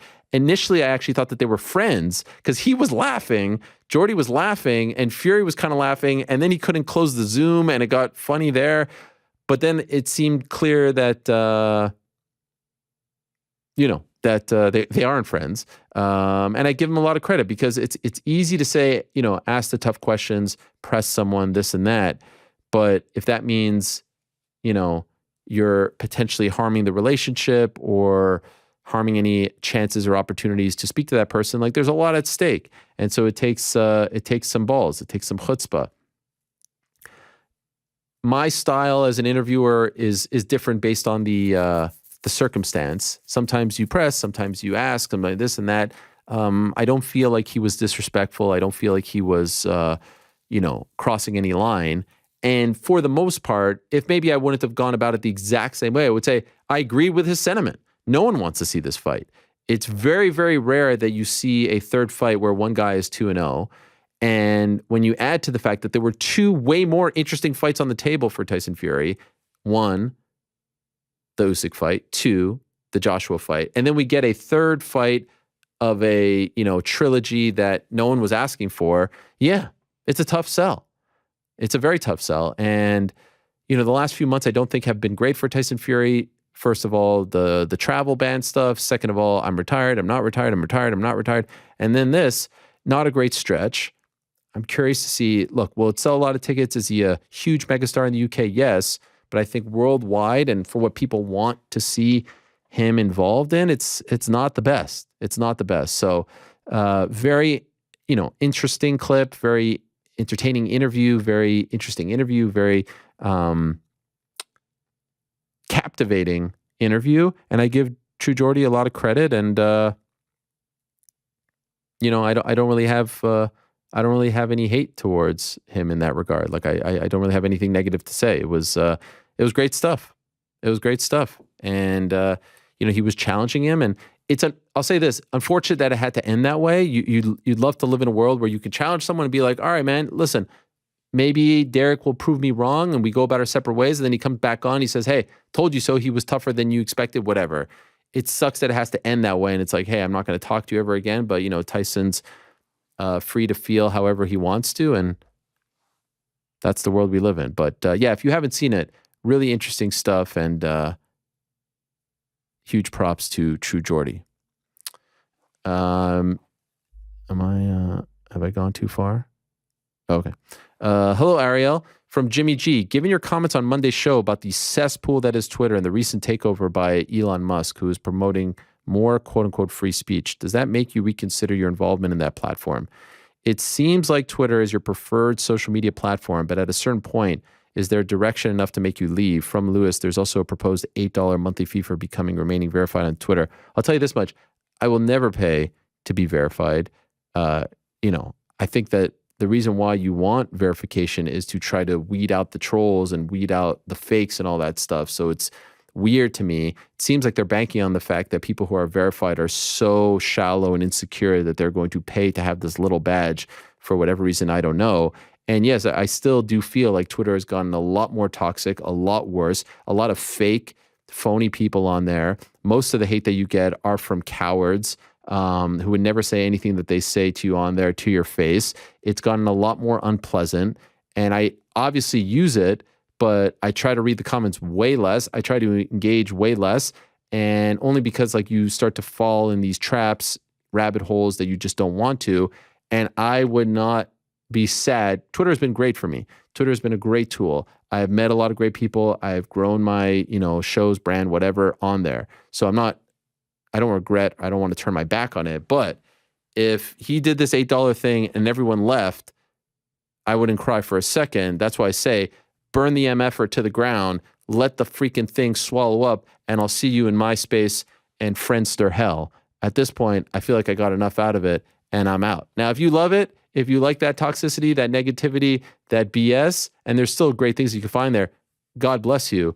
But I hope Elon goes in there and ruins it for everyone. And then I could just be like, this has been fun. I'll see you when I see you. What a shout out to Friendster, man. Good job. Friendster, shout out. Maybe our first guest of the day feels a little different. So I got to 16, Frank. 5 more to go. Not bad. I'll finish them up on the back end. Great questions this week. I appreciate them all very much. Let's go to our first guest of the day, and we'll finish the questions off after the guests. Had the big win this past weekend at the Apex in Las Vegas. He's now still undefeated in the UFC. He's now the owner of the longest winning streak of anyone not named Alex Volkanovski in that weight class. And I think he's knocking on the door of greatness. He's won, I believe, 10 in a row now. He's the pride of Ipswich. And I did see them give him a shout out on Twitter. That was probably the most exciting thing to happen to him on Saturday. He's our good friend coming back once more. AAA, Arnold Allen. What's that there? Hello, Arnold. How are you? Good. Yourself? Arnold, what is this? I saw a picture from you yesterday. You had a mustache and you had like a freaking, bald spot. Okay. Oh, there it is. I didn't have that hair. I'm trying to grow a mustache. You're doing the Movember thing. Yeah. Well, what about that picture? I'm showing the picture right now. I thought you were coming on looking like this. Is that an old picture? No. I think my girlfriend killed me. Oh, it's a fantastic look. When is that from? I was just bored one day, so I shaved my head. I love it. I kept it back. Well, we're showing the picture right now. How could people support your Movember movement? I'm gonna be promoting on my YouTube channel and the links on there. But I'll keep posting the link on all my social media and that. But yeah, I'm thinking of running a marathon or something like that in the next couple of weeks. Wow, a full marathon? Yeah, I signed up to do a half, but for the Movember thing. But I might just do my own one. Wow, look at you. Do Do you have to train for something like that? Or, I mean, obviously you just had a fight, so you're in pretty good shape already, but a marathon's a little different, right? I did it before and I didn't really prep for it. But yeah, probably should probably should train for it if you're gonna do it. But Did you finish it? yeah, no, yeah, it was good. Okay. I was pretty sore after, but it was okay. Why does this mean so much to you? I don't know, we just see like, a lot of people go through things, friends and stuff, and no, I thought it would be good to do something good, especially considering fighting in October 29th. Then you got the whole of usually I sort of take a few weeks sort of training goes to the backlog for a bit, so do something to sort of keep myself in shape and do something good at the same time. What a good lad. Good on you. And I wish you the best with that. By the way, what about that? Oh, who's this? What is going on? It's been attacking me. Wow. Who's Fish. that? Is that Anfield? Anfield. Anfield. What? Well, the last, the fish. what's her name or his name? I call her fish. Fish. Yeah. Fish or Phish? Just fish, normal fish. And why is that? I don't know. Because I didn't want to get a cat. And then my girlfriend got a cat. And literally my only rule was to name the cat. And I just came up with the first thing that came to my head. Called your cat Fish. Wow. That is very on brand, I must say. Fish. And shout out to Trafford back there. I see him back there in the picture. The man. Yeah. Legend. Big dog. Legend. Are you going to get another one? Nah, that was her reason for like getting a cat. Is because I said I don't want to get another dog. Okay. And she's like, sorted, I've got a cat. So I was like, oh, okay. Nice. Okay. Yeah. And by the way, what about Ipswich giving you the congratulations? You see that? Yeah, that's cool. That's cool. Are you tight with them? Like, do you have a relationship with the team? I did an interview on the pitch a few months ago, and that was pretty cool. They invited us to like a dinner with some of like, the executives and stuff. It was pretty cool. Amazing. Well, we should probably talk about the fight. Great stuff. Congratulations.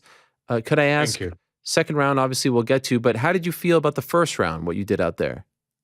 Yeah, it felt great. It was everything I prepared for and everything I kind of expected and like all the things I know I could do and all that. And yeah, felt good.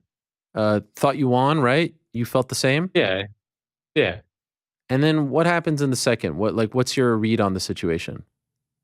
Yeah, I weren't sure what was going to happen, to be fair, because I didn't know if he just sort of like hurt himself for a second and he was okay. And then, but yeah, I saw him when the doctor was looking at him. I was like, there's no way he's going to say no, like he can't come out. So yeah, I was interested to see how he was. But, yeah. Do you feel like, I was just asked this question, like you weren't getting the credit that you deserve for the win because, when a fight ends like that, sometimes the focus is on the injury as opposed to maybe who inflicted it or caused it, whatever the case is. Do you feel like you're kind of being robbed of that? Yes and no. I was just happy I got a whole round in and, it kind of went how I was planning it and how I was expecting. Sort of, I got into a rhythm and felt good. So I feel like I would have built on it from there. But, yeah, no, that is annoying the way it ended, but I'm also, yeah, whatever. Is it awkward? You're happy, but he's also like, it's different. Like you submit someone, the fight's over, you move on, or even if like you win TKO, like usually they get up, but he's like in a lot of pain there. Obviously, he's dealing with. Yeah. Is that a weird feeling for someone on the winning end of that? Like you're not really sure how to act in that moment. Yeah, obviously you're happy you get a win. You get all your money. Yeah. You progress, and there's all those things that are good. But then, it's not the best feeling. You also, you feel bad, like, oh man. Yeah. Yeah. There's obviously the realization as well that could be you as well. You could be the one getting injured. So, yeah. Did you talk to him after? No, only in the cage. Only briefly in the cage. Just hope you're okay. That sort of stuff. Okay. Did he say anything to you? Yeah, briefly, but I can't really remember. Just yeah. So is there like you walk out of that? Do you feel like complete happiness? Do you feel some emptiness? How do you process that? Definitely not complete happiness, but yeah, frustration, but onwards and upwards, and it's kind of, I guess, my whole career's been a bit bit, I've been winning the whole UFC career. Yeah. So I guess this is it's a win with no damage, and we move on. So yeah, I take it as a blessing, I guess. You know, it's the first thing that I thought of last week when you were on. We were comparing you to Leon Edwards, and this kind of felt to a degree a little different, but like it's like a little bit Leon Bilal, right? Same venue, doesn't get the full credit, ends on, it's like, and kind of at around the same time in your respective careers. That's true. That's true. Yeah, no, I see that. Yeah, no, I see that. That makes sense. Weird. What was it like at the Apex? I got booed. He must have some friends with some money or something, because their tickets are expensive. How much are those tickets? I had some friends that are going to come, and I got a link, and it was like 2,000 or something for them. Jeez Louise. They were just like, yeah, I can't afford that with flights and the hotel. I was like, yeah, I don't blame you. So, Did you have anyone there supporting you? there was a few guys, but I don't know who they were. But yeah. Just some random guys? Yeah. No family It's hard to members? tell who was. No loved ones? No. Just the corner. Just the corner. Okay, but like, did you, coming from the O2 to that, what did you, how did you feel about it? Your last fight was in front of like the most raucous crowd of the year. Yeah. It's fine. You know what? Like, once you walk out and they call your name and you're fighting, you get fired up, whatever. But I mean, it would have been nice to be at an arena, well, not an arena, like a venue, Sure. whatever, a normal venue. But yeah, it's a bit of a downer from London, I guess, because that was like a special moment. But yeah, it's all good. Once you're in there, you don't think about it. What about going from big cage to small cage? We don't hear about this anymore. Is that a thing? I don't think so. I think it is. I always feel like it's just something like a bigger deal, but people get in their head about it. But it's, most people don't get to train in a full size cage, so then they make a big deal. Like, a lot of gyms don't even have a cage, so it doesn't really matter. When like when the pandemic started and they were doing these events, there was a lot of hullabaloo over the small cage, big cage, but it doesn't really feel like it's a thing anymore. Yeah, wasn't there a statistic? It was like there's not more. There's some people think there'd be more finishes in the smaller one, but there's not. It's like it works out the same. Yeah, something to that effect. All right, so you get the win, you move on, and now the big question is, and I know you spoke about it a little bit afterwards, but maybe you have a better sense. Like, what did you win? Other than beating Calvin Kattar, like, where are you now? Where does this put you? I don't know. Well, I think the first round showed that I could, I definitely deserve to be up there with those top guys. That I can definitely do more than compete with those guys. And of course, obviously it would have been better to show that over 5 rounds. But yeah. No, I feel like I'd sort of put my name firmly in that hat of the sort of top guys. Yeah. Well, if I'm being honest, I feel like you were there already. I don't really think you needed this to prove that, but fine. Other people, including the likes of Islam Makhachev, didn't have like a top contender win on their resume before getting a title shot, but all right, fine. Yeah. So it feels like now like there's the 3 of you fighting for 2 spots, right? Oh, yeah. Yeah, it does. Who's the odd man out? Oh, what? Me, Yuri, and Emmett? Yeah. Isn't it weird also that all 3 of you had weird endings to your fight? Yeah. The thing, I'm definitely not the odd man out. Okay, good. We're a 10-5 win streak. Yeah, the longest win streak in the division. I like it. That might be the most. Definitely not me. That might be the most like assertive thing I've ever heard you say. Yeah, I mean, it's definitely not me. Okay, good. Yeah, so there's that. Is it? Oh, by the way, are you okay? Like, any injuries? Hand, all good? Yeah, it should be all right. I got a scan, but it should be okay. It was hurting? Yeah, well, before I was having issues before, then I hurt something again, but it should be all right. Okay. That was a big concern when they offered it. It was about 6 weeks. I was like, oh. But then I sort of thought, I was like, if my hand breaks in camp, then it breaks in camp. Then that's what it is. But it made it, so yeah, it was all good.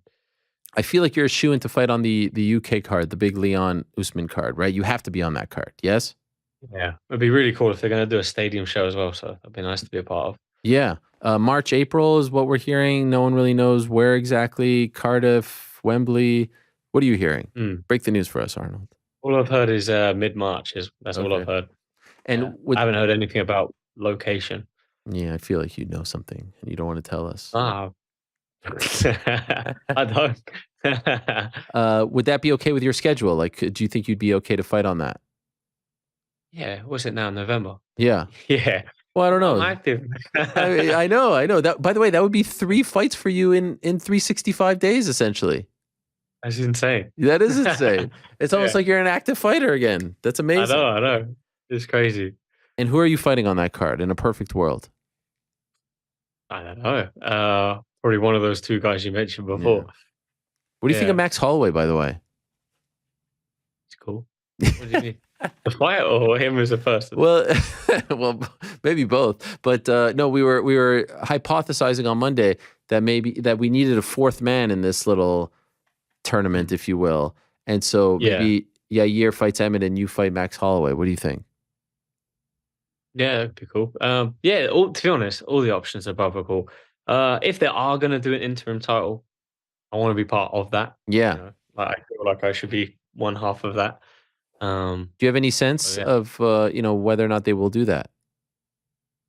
No, but all the talk seems to be that, right? Like everything seems to be pointing to that is happening. Wow. So your next fight could be for the belt. I mean, that'd be cool. That would be cool, yeah. Do you get a big bump in pay if you fight for the belt? I believe so. Oh, I never fought for a belt before, but I do believe so. Usually it's like in your contract. Yeah, no. I don't read much. By the way, do you represent yourself? No, my manager, Jack Mason, he's the man. Oh, okay. He's the man. Yeah. Because I just go through you for all the stuff, so I didn't know if you were one of those guys who walks into the UFC office and says, "Fellas, I need X, Y, and Z." You know, Nah, I'd be negotiating myself less pay. I know. Don't worry about it. That's fine. I'll take less. Yeah. I don't want to burden you guys. It definitely isn't me. By the way, when I was in Cardiff in September, a fan came up to me. I was there for the WWE thing. Fan came up to me and said, "I want you to have something. Please don't say no. This would mean a lot to me. And I know how much this person means to you. So please accept this gift." And it was a signed Arnold Allen card. Oh, that's awesome. How about that? The gold one. Yeah. Why did you give it away? I don't know. It's a great signature you have here with the AAA on it. Yeah. Oh, I'm so bad at it. No, I think it's great. How many of these did you sign? What, this is a Panini one. 2021. Yeah, quite a few of them, but I can't. Not a lot. I haven't signed a lot of those ones, the Panini ones, actually. Wow. A load of the Tops ones, but not the Panini ones. Do you get paid to sign those? What, the Panini one? Yeah. So I think I haven't done a signing for them. So people have just sent them to me, and I've just signed it and posted it back. Yeah. So this guy like sent it to you?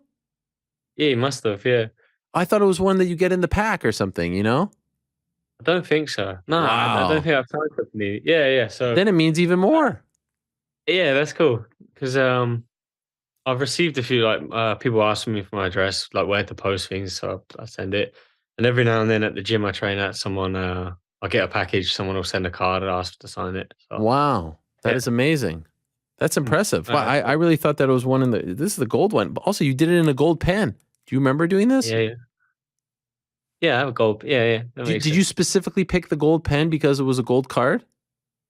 Yeah, I had a gold, silver one. I have gold, silver, and black. So look at you. Yeah, I mean, that's going above and beyond for the people. How much do you think I could get for this, by the way? At least £20. At least £20. I think a couple hundy. I mean, I can have 6 months worth of Tesco off of this. What is that, like 1 of 10 or something? This says, it just says number 76. Oh, 6 of 10. Yeah. 10. Holy crap. There's only 10 of these? I should have kept that one. Yes. Do you actually remember signing this specific card? Yeah, I'm pretty sure I signed that one. Well, I know. I hope this is your signature. But do you remember? I definitely signed it. Do you remember the guy who sent it to you? Like it was this young man came up to me. I was in Cardiff in September, and he said, "I want to give this to you. I have it." And I was like, "No, man, I don't want to take it. Please put it in the studio." And so it's in the studio. That's cool. That's cool. That sounds a cool guy. Yeah, that is a cool guy. I feel like I should give him something back, but hopefully he's watching this and enjoying this conversation about his card. So here we are. By the way, I loved the dancing in the cage before the event. Yeah. Yeah, that's weird. They just sort of tell you to do something. So I was just like, okay. I didn't know what to do. Was there any music playing when you did that? No, there was nothing. It was Wow. weirdo. Wow. Yeah. Is that a specific dance? What's his name? A Fresh Prince. That was your Carlton? That was it. Yeah. Yeah. I think it has to be a little more pronounced. Yeah. Yours was a little understated. Wow. It was amazing. Yeah. I thought that was great. My guy in the back, GC Connor, he posted a video of you dancing next to Jake Paul and Anderson Silva. Did you see that? Oh, someone sent that to me. I didn't know he made it. Yeah, he did. That's funny. Yeah, it was pretty damn good. Did you watch the Jake Paul fight afterwards? No, I did. I don't want to see Anderson Silva lose the boxing match. Yeah, it was tough. But he did pretty well. Yeah, he did. But no, Jake Paul's he's doing good though. Like he's everything I see, he's getting better, right? He is getting better, legit. It's a crazy thing. There's no reason why not. He has all the resources and he's putting his mind to it. Could be a threat. So what do you do now when you get back home? Like, how do you unwind? What do you do to take your mind off of things? You were just in a big training camp. What are the vices that you like to partake in? Well, it was a bit of a shorter camp. I usually get like cravings eating, but where it's shorter, I didn't really get the same sort of cravings. But I did just eat a big bowl of cereal at 6 p.m. Wow. What kind? And then I'm going Nesquik. Like Cocoa Pops. Oh yeah. That's a very popular one over there. Yeah, I like that. Yeah. And I'm going out for Nando's after this. Oh, cheeky Nando's. I'm supposed to be going with my mom and dad, but I think they've ghosted me. What? Did I screw up your dinner plans? No, we're going out at 7. Oh, okay. And my mom's like, "Are we still going out for dinner?" About 3 hours ago, and she just hasn't said anything, and we haven't heard anything of her. So wow. You like Nando's? Can I be honest? Bit overrated. Don't like it? Bit overrated. Yeah, of course it's overrated, but it's still good. Yeah. What's your order of choice? I usually just like a double chicken breast wrap.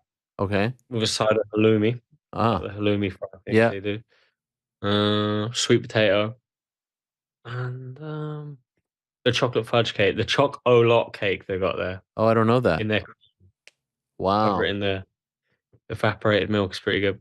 You know, I learned halloumi fry is very popular over there. Not a thing here in America. Doesn't exist here. Yeah.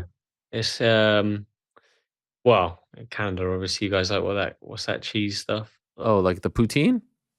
Yeah. The cheese curds. Yeah, different though. Yeah, this is different. Yeah. This is like fried halloumi, right? Yeah. That's a game changer. The fried halloumi is the best. Yeah, they have it at McDonald's. I couldn't believe it. I saw it. I had it. It's great. I like very, very spicy. That's my thing. Like I like supremely spicy. But do you not find the hot at Nando's hot? No, not hot. The only one that I think is hot enough for me is the lemon and herb. That one. Oh, really? You know what happens? Because I get lemon and herb, right?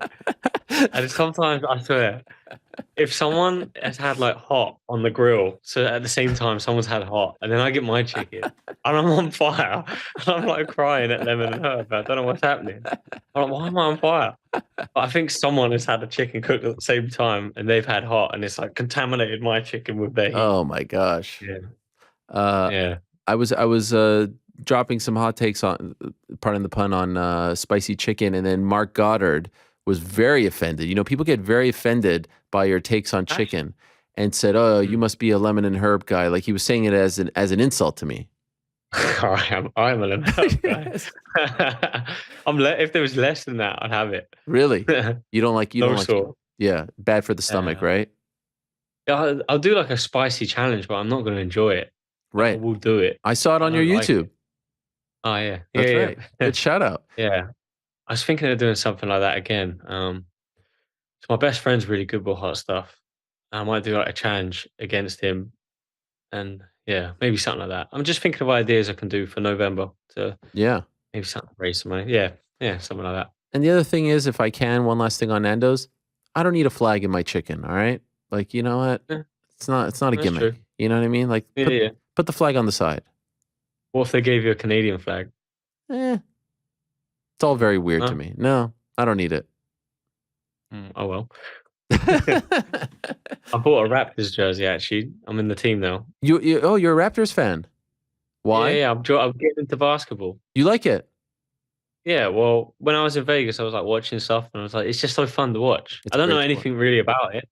I figured if I was going to support a team, Raptors. Yeah. And which player? It was Vince Carter. It was like a classic one. Classic. Wow. Was it the purple one or the white one? Oh, it's white and gold. White and gold. Interesting. Does it have the dinosaur or does it say Raptors on it? Yeah. Do you want me to get it? Do you want me to get it? Yeah, go get it. Go get it. Rena, Oh, you're not even getting it. can you throw my Raptors jersey down, please? Do you want me to get it? Yells. I am getting it. I like that. By the way, beautiful. It's a beautiful game. It's not that popular over there, right? No, not really. I don't know what's happening. We're having technical issues in the studio. Oh. It's in my t-shirt thing. Oh. Fellow Montrealer. Yeah. When is she gonna I go? was in When's she gonna go home to see the family again? I feel like it's been a while. Yeah, it has. You guys need to go. I mean, yeah. But yeah, so I figured obviously that makes sense because Canadian team. Thank you. Oh yeah, of course. Thank you, Karina. Appreciate. Oh wow, that is top notch, Arnold. That is That's the original jersey, but with a little gold touch. Wow. Where'd you get that? I like that. Online? Is that one of the lid shops? In Vegas? Yeah. Wow, look at you. I love it. My friend Louis was saying I should support the Pacers, but No. What? Oh, because your dad? never gonna. Yeah. But there's also a team called Jazz, and my mom's name's Jazz too. So Oh gosh. I'm You conflicted. got the pace. No, I think you went with the right choice. The Raptors Yeah. are much better than both of those teams. And I like the shirt as well. So It's tremendous. It's one of the great Yeah. jerseys of all time. And Vince Carter, absolute gentleman. I had the chance to work with him, and by the way, do yourself a favor if you have some time.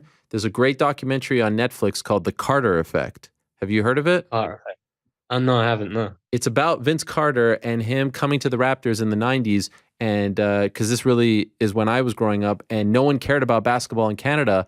And he, as a result, made basketball into this phenomenon solely because of how cool he was and how fun he was. It's produced by Drake, but it's really, really well done. So if you want to... I reckon I'll give it a watch today. Yeah, watch it. It's called The Carter Effect. And now that you got the jersey and you picked the right guy, it's perfect for you. Yeah. I'll give it a watch later on. All right, let me know what you think. I will do. Congrats on the win. Enjoy your dinner. Thank you. Thank you for doing this. And I'll see you in the UK in March or April. Yeah. Oh, yeah, of course. Yeah, March, probably. You almost Coming, are you? Okay, March. You know what? If Arnold's fighting for a belt, I'll be there. Sounds good. You don't even want the belt. Yeah. No, well, interim, this and that. But, I hope you get paid. What's the reason you... I know you're trying to finish, but what's the reason you don't... Why don't I want the belt? What do you mean? Why don't you like the idea of an interim belt? Oh, I just think they force... I'll say this. I like the interim belt because you guys get paid as though you're fighting for a belt. So that's why I like it. Anything that gets you more money. But as far as I feel like sometimes in the past they would institute an interim belt just to say, oh, there's a title fight on this card, when in reality the two people fighting for the belt don't deserve it or haven't earned it. You have earned it. You should be fighting for a belt. Like if Alex wasn't fighting, you're the guy with 10 in a row. I just don't like when they water down the belts. But let me be very clear. If you get that, that thing checked off on your deal that you're now fighting for a belt, interim or not, I hope you get $10 million. Yeah. Right. No, yeah, I get it. It's like in boxing, isn't it? There's so many belts now, but I guess it raises the profile a bit more. A little bit. More money. Yeah. The money's I see what you're saying. Yeah. So I hope you get an interim title fight. Thank you. All right. Thank you, my friend. Congrats on the win. Thanks for coming on as always. No worries. See you soon. All right. There he is, the great Arnold Allen. Always love talking to him. Always love having him on. And hard to deny. Wow. GC, why didn't you tell me this? That card is worth $600?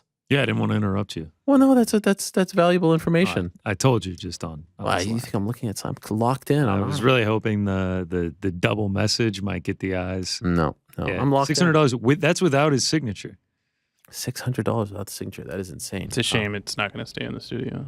Yeah, I'm taking that home. I had no idea. Wow. All right, let's go to our next guest.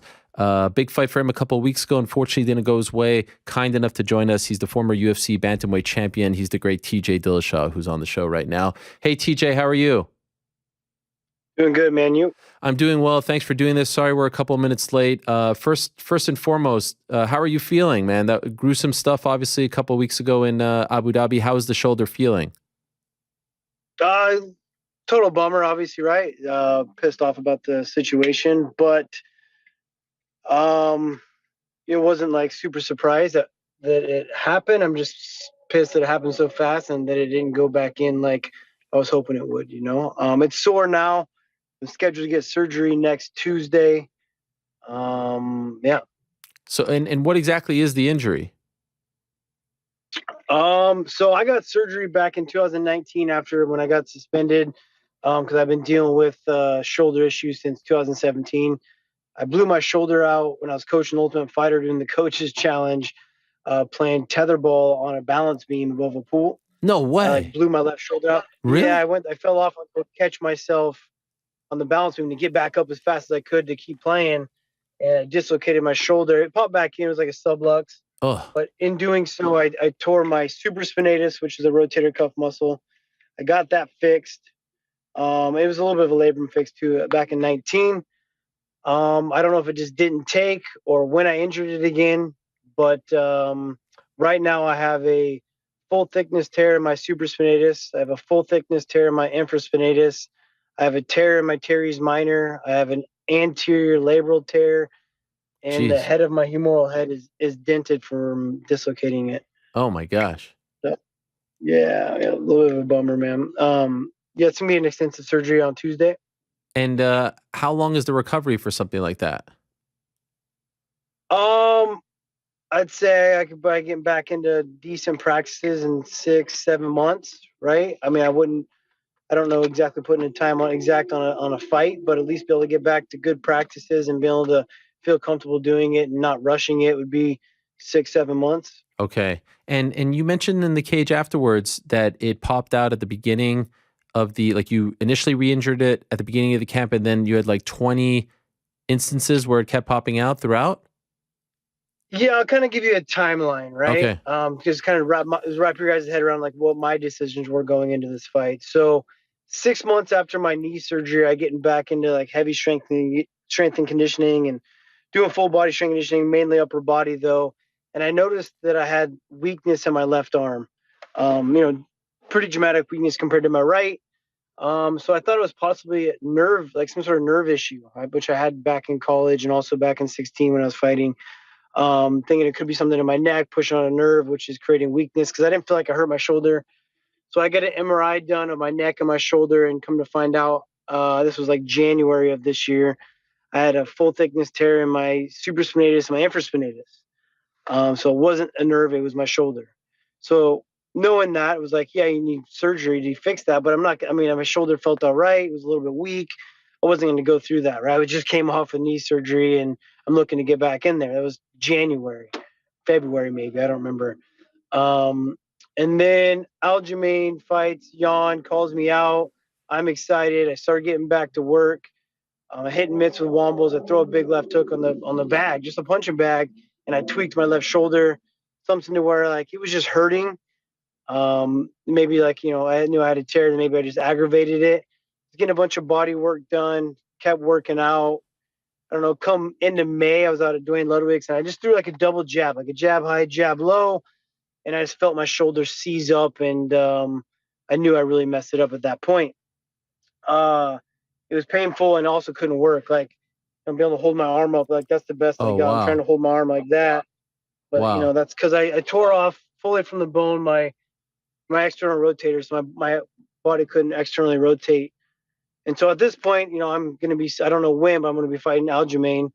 And the only thing that was really affected was striking, right? Like I wasn't able to really throw even a jab or a hook, but I could I could throw like a Philly flick jab and throw a decent southpaw cross, but I was kind of like thinking like, look, man, I don't want to go out and get surgery. I'm out for another year. This will be a third surgery on my left shoulder. I mean, who knows? This could be like a career ender. I don't want to have to go through that situation. I'm going to go through with the fight. It only affected my striking. And I thought, hey, this is a perfect matchup. I think Aljamain's striking is hot garbage anyways. He's not very dangerous. I can go into this fight. I got plenty of stuff I could do. I mean, I fought with this injury before. I won a world title with my shoulder like this. I defended my world title with the shoulder like this. I lost the Cejudo with it and then got it fixed, right? So it was kind of like I've dealt with this situation. I've won world titles. I'm going to do the same thing. Like I'm the most competitive man. I'm addicted to being on top and getting my belt back, and so I was able to just bury that feeling of like not being adequate, just bury it down deep and never talk about it and just get it done, right? And then so that's the way my grappling was fine. My wrestling was good. My pulling strength was awesome. It was never dislocating, right? Until I don't know, 5 weeks before the fight. I had been on I had MRSA in my left shin. And I was on like heavy antibiotics for like 4 weeks. And I don't know if that was what weakened me or it's like maybe cutting the weight, just overworking. I'm not really sure, but I started grappling and I dislocated my own shoulder grappling with my coach, Felipe, working on some back escapes because I knew I was fighting Aljamain. So I really wanted to be comfortable with him in that worst case possible with him on my back. And I just went to go reach back really fast to get out of a scramble. And I dislocated my own shoulder. Like I said, 5-6 weeks before the fight. I don't know exactly when. It popped out and popped back in on itself, kind of like what we call a sublux. What I've always been dealing with since 2017 was a sublux. It would never stay out of the socket. And that's what happened. And that's mainly what happened. All my dislocations were just a quick in and out. You feel weird. You have to stop, but it popped back in on its own. That's mainly what I dealt with. I'd say 4 times when I got closer and closer. So this is 6 weeks out. I'm like, you know what? I'll be all right. Feels okay. It, a little unstable, but I've dealt with this before. I've won a world title with this shoulder this way. I'm not worried about it. I feel like Garbrandt's more of a dangerous fight than Aljamain was because I still feel like it was only affecting my striking. As I get closer and closer to the fight, it happens more frequently. And a couple of times I would dislocate and I had to pull it back in myself or have a coach pull it back in. Something I felt like I was going to try to avoid. And I feel like the opportunity was too good of fighting Aljamain. I don't think he's the best bantamweight in the division. It was a perfect way for me to get my belt back. And so just weighing out the options, I mean, like I said, I'm addicted to being on top and thought I'd be able to go out there and get it done. After the fight, I apologized to the weight class. I kind of like said it, like I didn't plan on losing. I had the utmost belief I was going to go in there and win. So I didn't think about what I was going to say. I apologized to the weight class for like holding it up, but I still expected myself to win. The reason I was apologizing for the situation, obviously pissed at it myself, but also pissed that the fight went down that way because I should be able to get that fight. I should be able to get that win and keep things moving, At any point in the process, did someone try to convince you to pull out, or did you feel like you were close to pulling out? No, there's always that question of like, man, well, what do you do? But I don't know. I feel like we're bred to get. I mean, I've been through so many fights injured. I remember fighting Joe Soto with a back. Well, I thought it was a back issue, ended up being a psoas issue where I couldn't throw kicks for like 4 weeks before the fight. I actually couldn't even like hardly walk the night before the fight. But you just kind of get yourself together and believe in yourself to most of your ability and get out there and get it done, right? I've had situations where guys go into fights injured and you just try to ignore it and just get the job done. I mean, damned if you do and damned if you don't. You know what I mean? Like I remember I pulled out of a fight against Barao. I was supposed to fight him the second time because I broke a rib and obviously it hurt really bad and it was dangerous because you get hit and puncture a lung. You can't really fight that way. And I'm being called a pussy for pulling out of a fight, right? And then now I'm getting a bunch of shit for going into fight injured with the injury I knew I had, but this isn't the first time, So it sucks, man. It's a tough one to swallow to have a loss on my record that a guy I know I should beat. Are you getting a lot of shit? Yeah. I mean, I don't pay attention too much, but when I do, it's kind of like, like you went into a fight injured. Why the fuck you do that? And You know, you like one thing that really made me mad was Luke Thomas talking about how it was a scam, like borderline being a scam going into the fight. It's like, What is dude, that? like I'm not being thrown under the bus enough. Like he thinks that I went in there to collect a paycheck. Like I went in there with the utmost belief that I was going to win and I was going to get that fight back and I was going to get my title back. Something I've been waiting to do for 3.5 years and chomping at the bit. And I just beat Corey Sandhagen on one leg and one eye. You know, like why would I not believe that I can go in there and beat a guy that I think is less dangerous and that I matched up with really well? The shoulder obviously came out sooner than I hoped and came out and didn't go back in, which on average was not the case. So unfortunate, kind of events. This actually really annoyed me in the aftermath, and I said it on the show on the Monday after. It's there. You can see it. I feel like in this sport, we love to give props and credit to people who fight injured. Like there was all this, your old friend Chad Mendes fought Conor McGregor, and McGregor had a bum knee, and that's part of the lore now. Oh, he fought with the injured knee and whatnot. And so now, in retrospect, because it didn't go your way, you're being called selfish, you're being called this and that. When had you have won, everyone would have been like, look at this warrior, look at this guy. You're a fucking hero. Yeah. And then you're being called, guess what? Fighting is selfish. This is all selfish. You were campaigning to get a title shot over this guy and that guy. What are you supposed to say? Hey, guys, let me bow out here so that someone else could take my shot. Again, you didn't know if you would ever get a shot because there's so many guys behind you. I don't think you did anything wrong. And I can understand. Here's the truth of the matter, given the world that we live in. And I said all of this before you came on, so I'm not just saying it because you're here. Unfortunately, there's a lot of betting and stuff. And now you get these people who probably bet on you who are like, oh, I even got a question at the beginning of the show. Should they have nullified, the ticket, so to speak, because you came out and said afterwards it was injured? Like, no, that's not how this works. You back a guy, you don't back a guy, and they feel upset. They feel like you wronged them. Well, guess what? Go F yourself. It's your life. You're the one that has to deal with this. You're the one that has to stare at this. You're the one going under the knife. You don't have to answer to any of these idiots. So I'm sorry that you're dealing with that.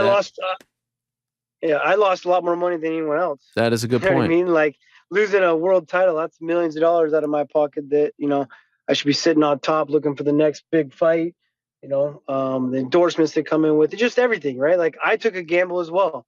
And that's why it's called fucking gambling. Right. You don't know the situation. And I took a gamble.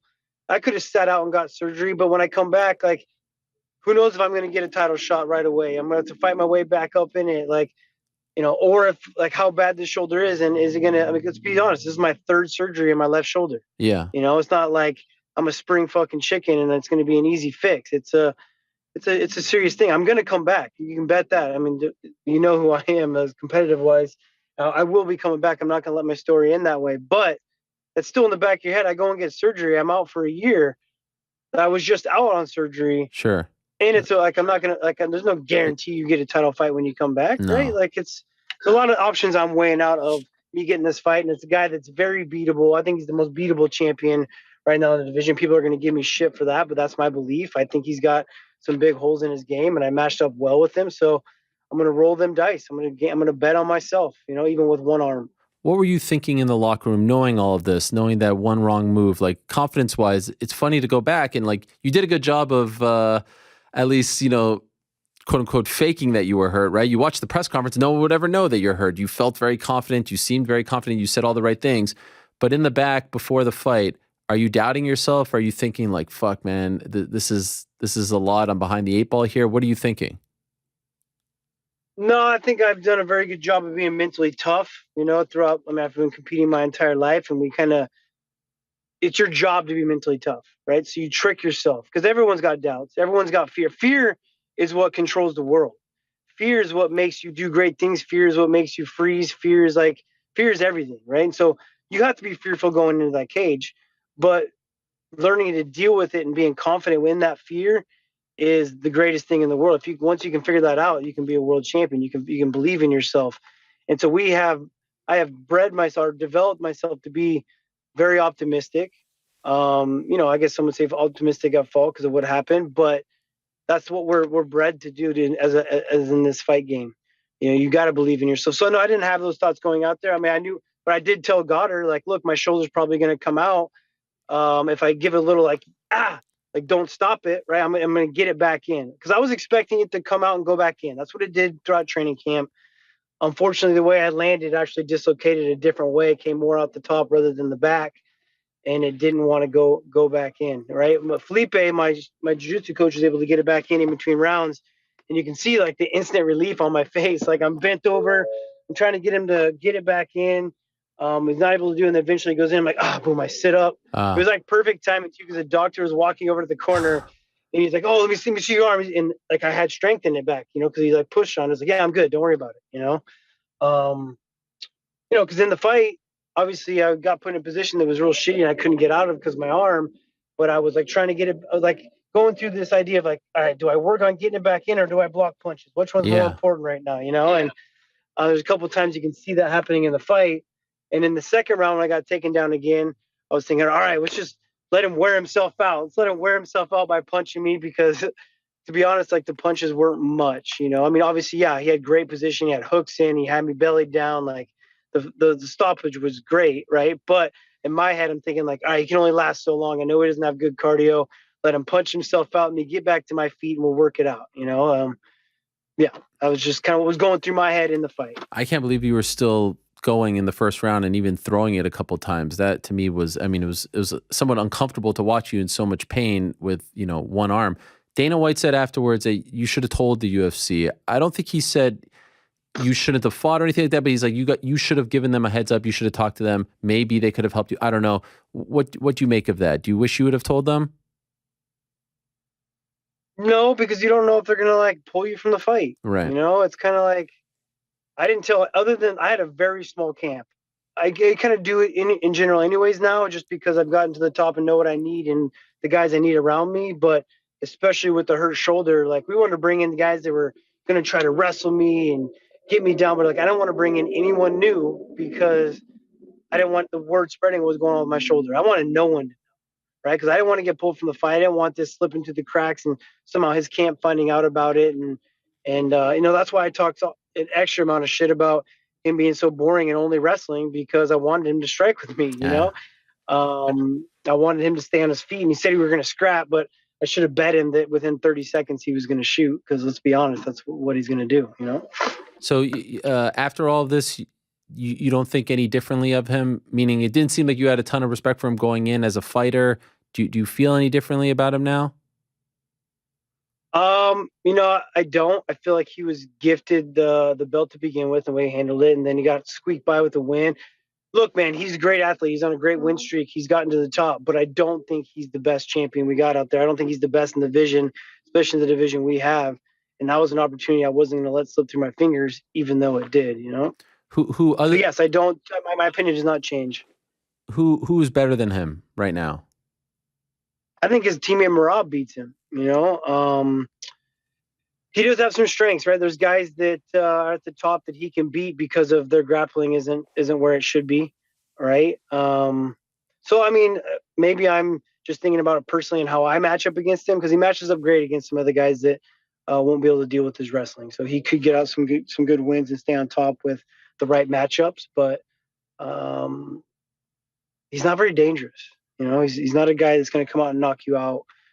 He will try to dry hump you to the best of his ability for the most part. Do you think Henry beats him? Yes, easily. Easily? Yeah, I think that's a great matchup for Henry Cejudo. Wow, why easily?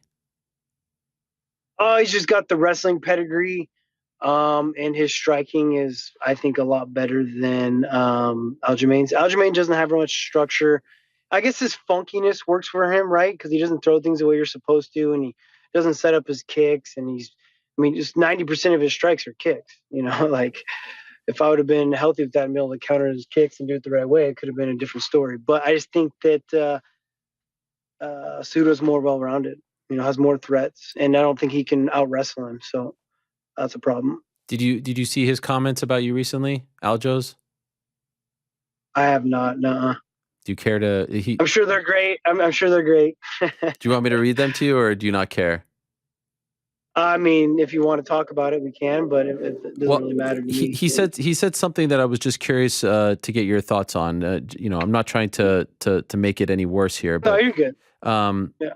Let me just pull it up here, and I think we have it for the audience as well. He said this on his on his podcast for TJ to go through a training camp. Excuse me, no, he said this to Damon Martin of MMA Fighting. I apologize. For TJ to go through a training camp, either the guys he's training with, he's kicking their asses and they're kind of booty and they give him a false sense of security, but those guys he's training with are not Aljamain Sterling, they're not Marab. For him to really think that he was going to run through me, it's a testament to his arrogance that I touched on going into this fight, and a testament to the delusional world that he still lives in, that he thinks that the competition is the same.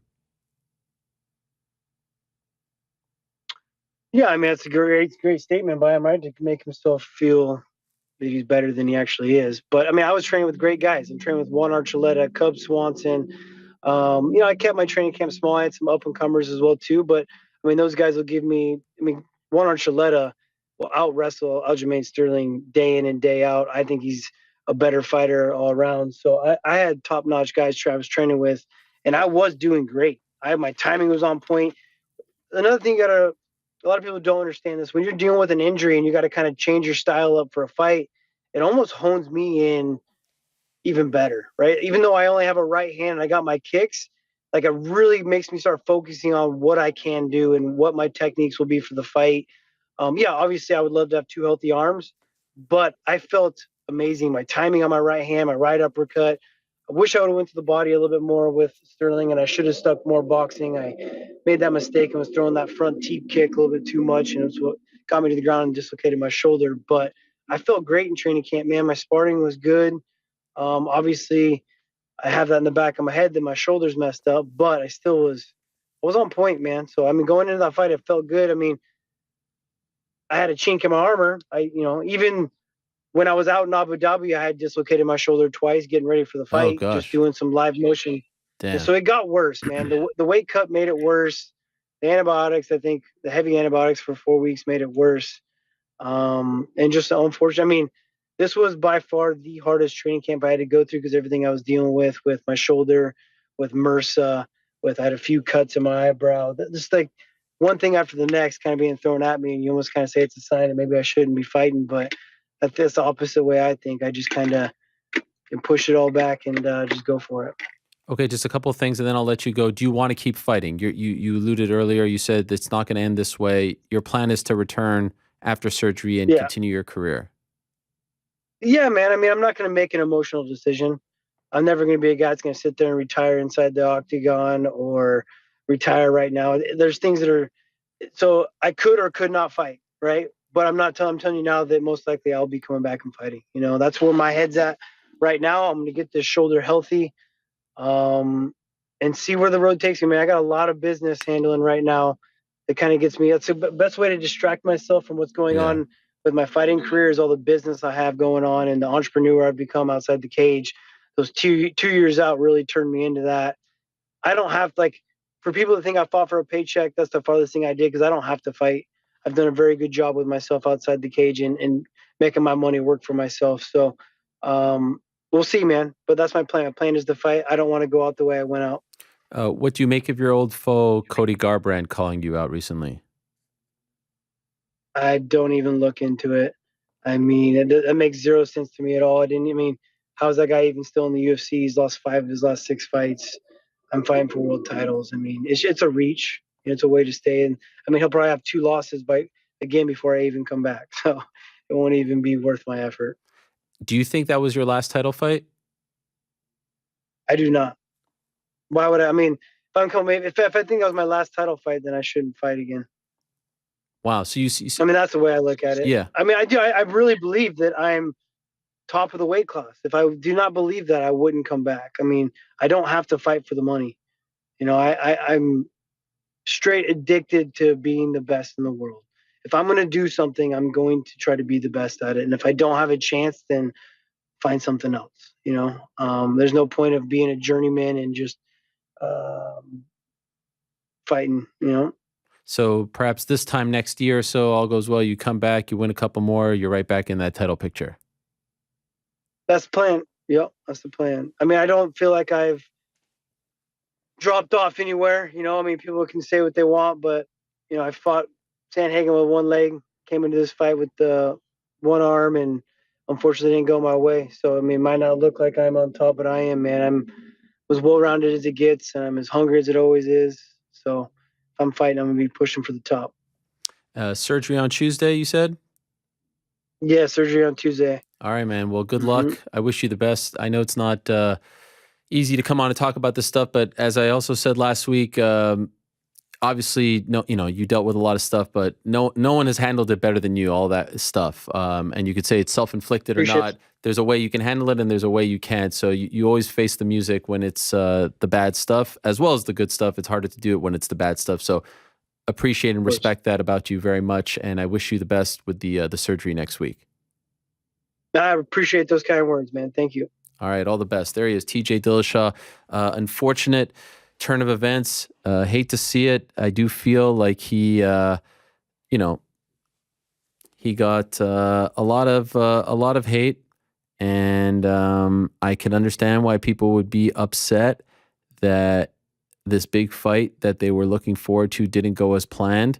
But in many respects, not that much different than someone getting a freak injury in a fight. Now you could say, oh, he knew about it beforehand. If you think that every fighter who is banged up going into a fight is pulling out, you're insane. I would argue that the majority of the fighters that you see every Saturday on your TV or your device are injured. Now, the extent of the injury is obviously different, and his was probably towards the extreme.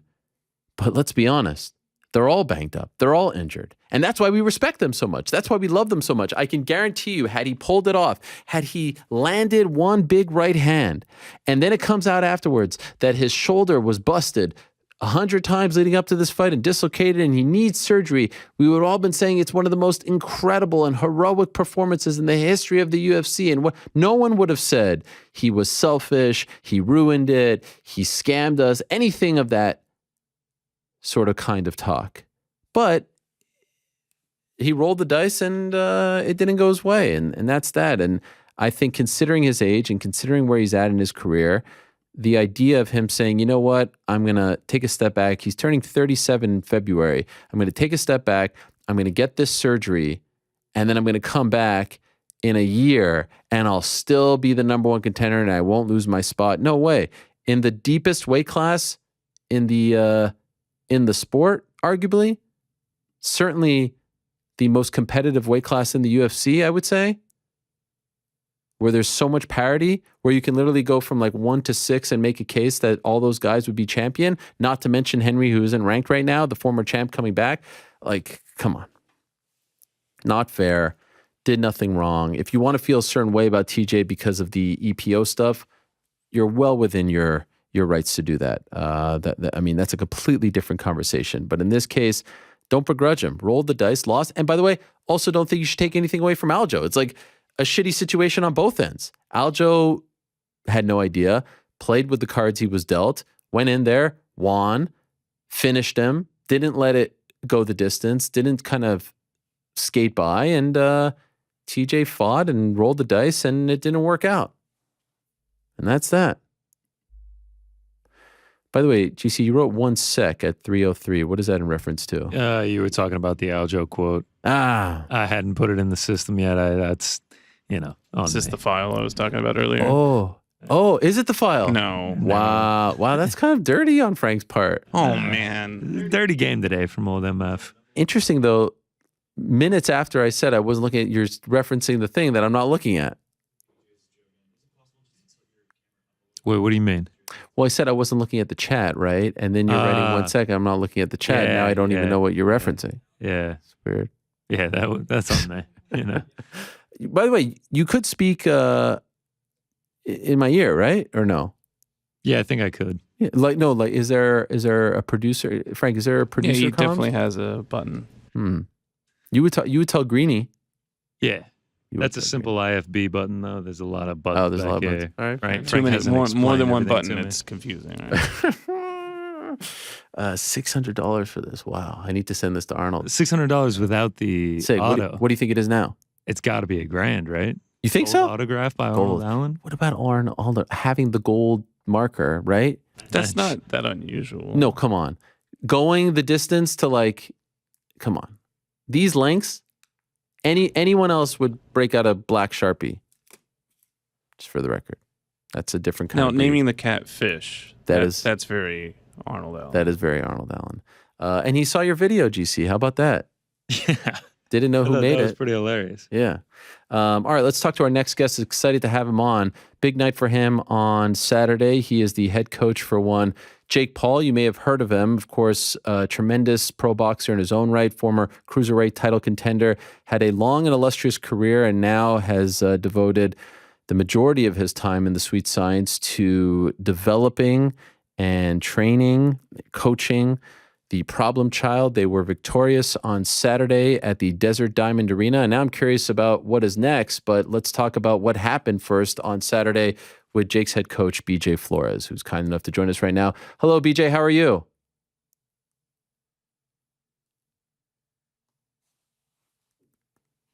Stand by 1 second. 1 second, BJ. Don't hear you guys. Do we have BJ? We do. We're just having a technical difficulty. Okay, sorry. Technical difficulty. I see your lips moving, but I don't hear you for some reason.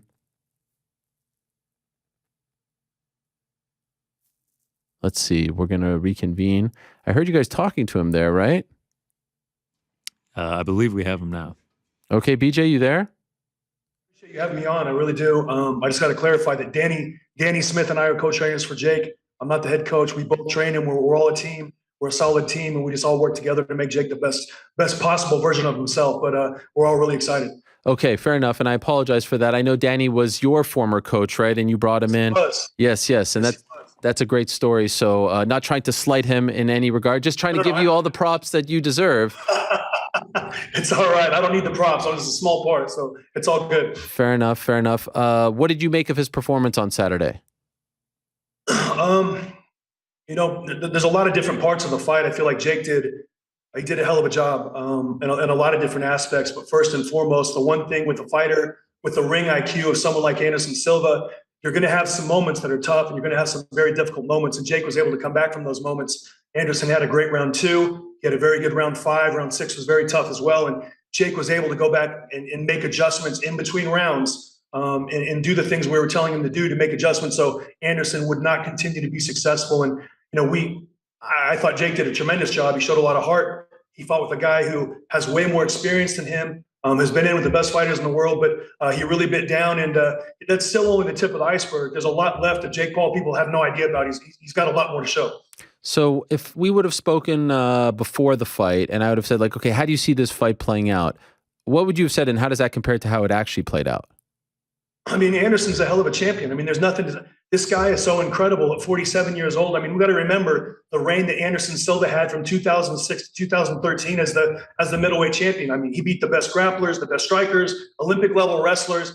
His ring IQ, whether it's in the cage or in the boxing ring, he's always able to find a way to win. I mean, the guy went almost 2,500 days as a champion. So this guy didn't just accidentally become the GOAT of the MMA world. So in any situation, this is the type of guy who finds a way to win. And like I said, we knew it was going to be a very tough test. We just knew our game plan fighting against the southpaw like Anderson, how to attack him and how to take away some of his strengths to put him on the back foot a little more. And that's kind of what we tried to do. We controlled the ring. We moved to our left side. We focused on the body shots. We focused on a lot on the taunts and the feints and making an older fighter reset every time and get reset up. And that was the key to Jake being able to get off so much over the 8 rounds.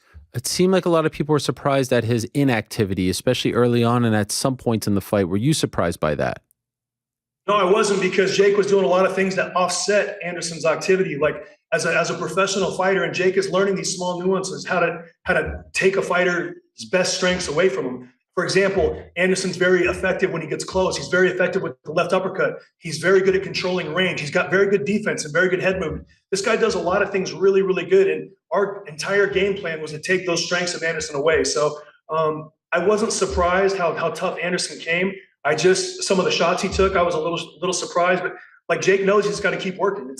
We're not just going to hit everybody and they're going to go down. So the whole game plan was 1 round at a time. Let's make sure we focus this one at a time. Let's not get ahead of ourselves thinking about the knockout, and let's just chop down the tree round by round. And I think we saw a little bit of that in round 8.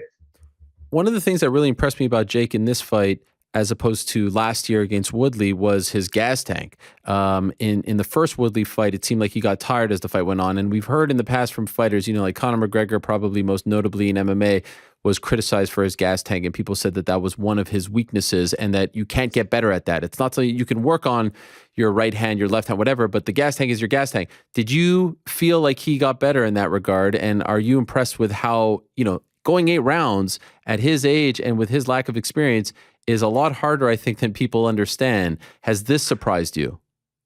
I mean, Ariel, you're a fight guy, so you understand that. But to be honest with you, it is very difficult to explain to somebody how tough it is to go 8 rounds on a high-level fight with a world-class fighter. I don't care what it is. And Anderson Silva is not just an MMA fighter. This guy has incredible hands. He would beat a lot of cruiserweights out there today in professional boxing. He does a lot of things very, very well. He came in very focused. Jake's gas tank, he's just getting more comfortable in the ring. So he's learning how to relax more, how to focus more on his tools and how to focus more on, what he does well. And his defense has gotten way better. And that's a big, big credit to Danny Smith. Danny came in last October. I brought him into camp and I feel like he just brings so many things to the drawing board. He's such a great coach and always one of my favorite people, and one of my favorite trainers and a very sharp boxing mind. So I brought him in to help. And he's been such a massive benefit for the team and Jake and teaching him little things. And it's just been a great experience. So Jake's gas tank is only going to get better. He's learning to relax more in the ring. And like I said, that's just the tip of the iceberg. For context, when did you start working with Jake? I was with Jake in December of 2019 before the Gibb fight. Okay. So that was my first fight with him. So his entire pro career. Yeah, his entire pro career. So it's been a fun ride watching this all go down. And like I said, this kid works like people have no idea. This kid's such a hard worker and such a dedicated, focused, locked in young man. It's been a really fun thing to be a part of. So we're approaching 3 years since you started working with him. Yes. Honestly, 3 years ago we speak. Do you think he's this far along? Are you surprised? What were your expectations? I told him a long time ago, the first couple times I sparred with him, I said, look, man, you've got some ability. If you lock in and you focus, before Jake even believed it, Jake didn't know how tough he was or how good he could be, but I knew we had a lot of work to do and we had a long ways to go, a long road ahead of us. But like I said, if anybody tells you that the road to the top is going to be easy, they're lying to you. They don't know what they're talking about. So I said, look, man, we got to make a lot of changes. We got to do a lot of things. We got to relocate. We got to make a lot of changes in our personal lives to make sure if you want to get to this level. If you don't want to get to this level, no problem. But we got to make changes if we want to do it. And Jake took it on the chin and he did everything. He did everything we asked, and we switched locations and he got more locked in and we started doing things more consistently. And our schedule every day was detailed and routine. So I'm really not surprised by it, to be honest with you. This kid, the potential is unlimited. He's got so much ability and he's got such an amazing, a crowd and an audience he's just so charismatic and people want to see everything he does, win or lose. He's got a lot of people that want to watch him. So I'm really not surprised by it at all. This kid's a star. I said that from the beginning. He's always been a star. And so with all that said, he wins fair and square. He knocks down Anderson. And then you go online and it's like, well, he's fighting old guys. He's fighting MMA fighters. There's very little credit being thrown his way, being thrown your way. When you see this stuff, how does that make you feel? Errol, what do you think about that? And what do you think about which version of Anderson Silva that came to the ring, how tough and how good he was? How much credit should a 5-0 guy get for beating that fighter? Oh, man. I said it on the show Monday. I said it on the broadcast. If you can't respect what he's doing, and I think the world of Anderson, I even said at the beginning of the broadcast, the disrespect that was being shown Anderson's way. It's like a year ago, we praised him for beating Julio Cesar Chavez, and now he's too old, and now he's a bum. And most of these people don't know who he is and how good he is. 47 for Anderson isn't 47 for me. I'm a much different 47. When I become 47, right? The guy is a special human being. And so it frustrates me, but I'm not as invested as you are. I'm not living and breathing this. So to see so many people not willing to give him credit, does that drive you nuts? No, it doesn't. Honestly, there's always going to be haters. We're fine. We're still doing our thing. It's all good. Jake is very locked in and focused on his boxing career. He's taking it very seriously. And, people will come around, and if they don't, that's their prerogative. It's no problem. We still have a job to do, and we still go out there and work and hustle every day like it's our last day. One of our sayings in camp is, no pressure, no diamond. we embrace the pressure. We take the pressure. We take the insults and the compliments. We take it all and we deal with it the best we can. So, we're really locked into just, making sure Jake's the best version of himself. We don't really read too much online. People are going to say what they want. There's always going to be haters. So you can never make everyone happy. One thing to not give him credit, say Anderson's all this, that. The one that really gets uncomfortable is like the fight rigging stuff. Oh, it's fake. It's fake. It's fixed. It's fixed. That's got to drive you nuts, no? I mean, it's just people that are ignorant or uneducated. They don't know what they're watching. It's just tough to, you know what I mean? I can't really like go down to that level and have to have a conversation with people about why it's not fake, or I just can't even, you know what I mean? So I don't even really pay attention to that. Why do you think people are so unwilling to give him credit? Because it's unbelievable.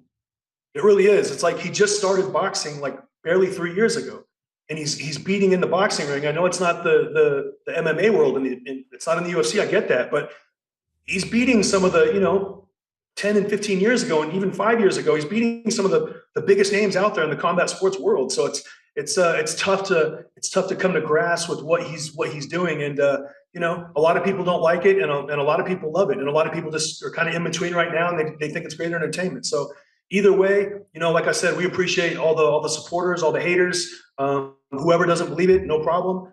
Nobody has to buy the fight if they don't want to, and we appreciate it all. So, like I said, we're locked in on what we got to do, on what we got next, who we want to fight next, and what we're going to do. And we're not really worried about all the negative comments. And I want to ask you about that. But recently you actually posted the now infamous clip of Dana White saying, like, I can guarantee you Jake's not going to fight Anderson, Jake, all that stuff. And I have to ask you about something, because I think you were replying to someone who was like, hey, tell Jake to fight Anderson. And your reply was, I think we have the reply. Do you know what I'm referring to? You said something like, this guy writes, Anderson Silva makes sense since Tommy pulled out. This was 8 weeks ago. And you wrote, does he? 48-year-old MMA fighter with a question mark. It sounded at the time like you weren't interested in this fight, or you didn't think that this fight proved anything. Why did you change your stance, or did you not change your stance? No, I definitely changed my stance. The thing is, because we backed, Hasim Rockman backed out, Tommy Fury backed out. Anderson's not a guy you bring in on a week's notice as a backup opponent. It's a full promotion. He's a champion. He needs time to get ready. I don't care what he says. He wouldn't be ready in a week. You need a full 3-month promotion for a fight with Anderson Silva.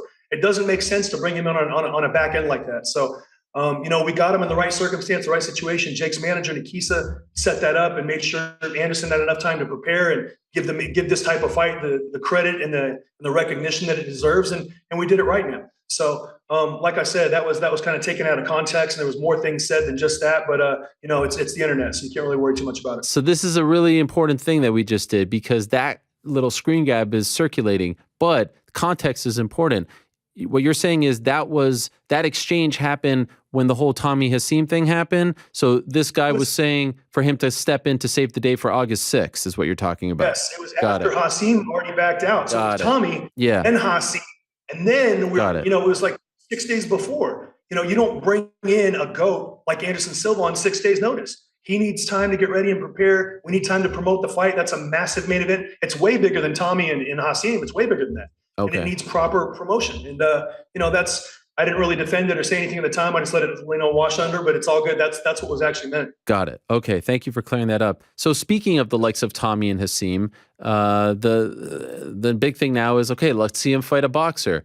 Would you like to see him fight a boxer next?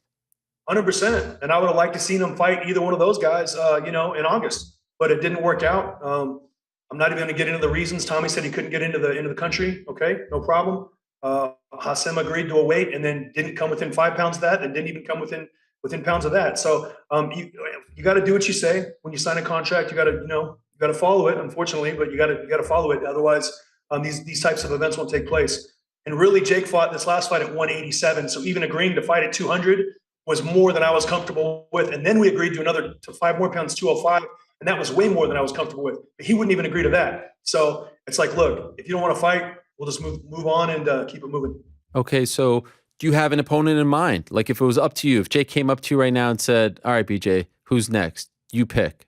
Who are you saying? I do. But can you keep a secret? Sure, yeah, just between me and you. Yeah, so can I. So no. Oh, okay. You don't want to share?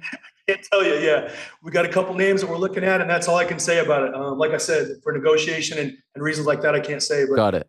It's going to be someone good, and we're looking forward to it. Jake wants the biggest names, the biggest challenges, and he deserves those types of fights. He's taking care of these guys. He's paying these guys well. He's giving them full training camps. He's letting these guys really come in the best version of themselves and paying them more than they've ever made. So it's fun to be a part of it, but it'll be someone very high quality. Okay, so but you don't. I totally respect the fact that you don't want to tell me. It's fine. But do you have a number one choice in your mind? I actually, to be honest with you, I really don't. Okay. There's a couple guys I think that could work, and it's just tough. After beating someone like Anderson, like where do you go from there? Mm-hmm. There's other guys we can fight, of course, but obviously Jake and Nikisa are going to be, they're the ones that are going to, help really make that decision. But at the end of the day, we'll all sit at the table and decide what makes the most sense. And Nikisa is a massive part of that, and it's got to be someone who Jake is okay with, and Jake's okay with anybody, so that's real easy. Like you throw any name in front of Jake, he'll take it. But Nikisa and Danny and I, we want to make sure and talk and make sure it's the best opportunity, the best situation for Jake. Could I ask the people that you have in mind? Are they all boxers? There's a couple on there. There's a couple boxers, yes. Okay, like legit, yes. Like guys like a Tommy or a Hasim, etc. Yeah, I mean, not necessarily Asim, but I mean, guys like Tommy or guys like, there's a couple boxers on there. So, and there's a couple MMA fighters too that would make sense too. So again, like I said, I can't really specify on that at all, but we'll see what happens in the next few weeks. So on Monday we had Tommy on the show. Obviously he wasn't very complimentary and said that he could beat him easily. He could beat him in KSI on the same night. All the stuff that you would expect him to say. You've tried to book that fight twice now, and they have fallen through, no fault of your own. Would you be comfortable going through a whole other training camp to fight him again if they tried to book it for next year? I would rather not, honestly. I feel like a cat can't change its stripes sometimes, and whatever. Maybe it's out of his control. Maybe he really couldn't get in the country. Maybe he really did suffer a real injury the other time. I don't know, but it just seems kind of weird to me that two different times he wasn't able to actually make it to the ring. And he wasted a lot of people's time, wasted Showtime's time, wasted a lot of people's, money, training camp money, a lot of people's time on a fight that never actually happened. So I'd prefer it not. But if that's the direction that Nikisa and Jake want to go, so be it. There's other people on the list as well, so it's not just him. And just curious, because you've had to do this yourself, Jake fighting in the UK. That could be hostile.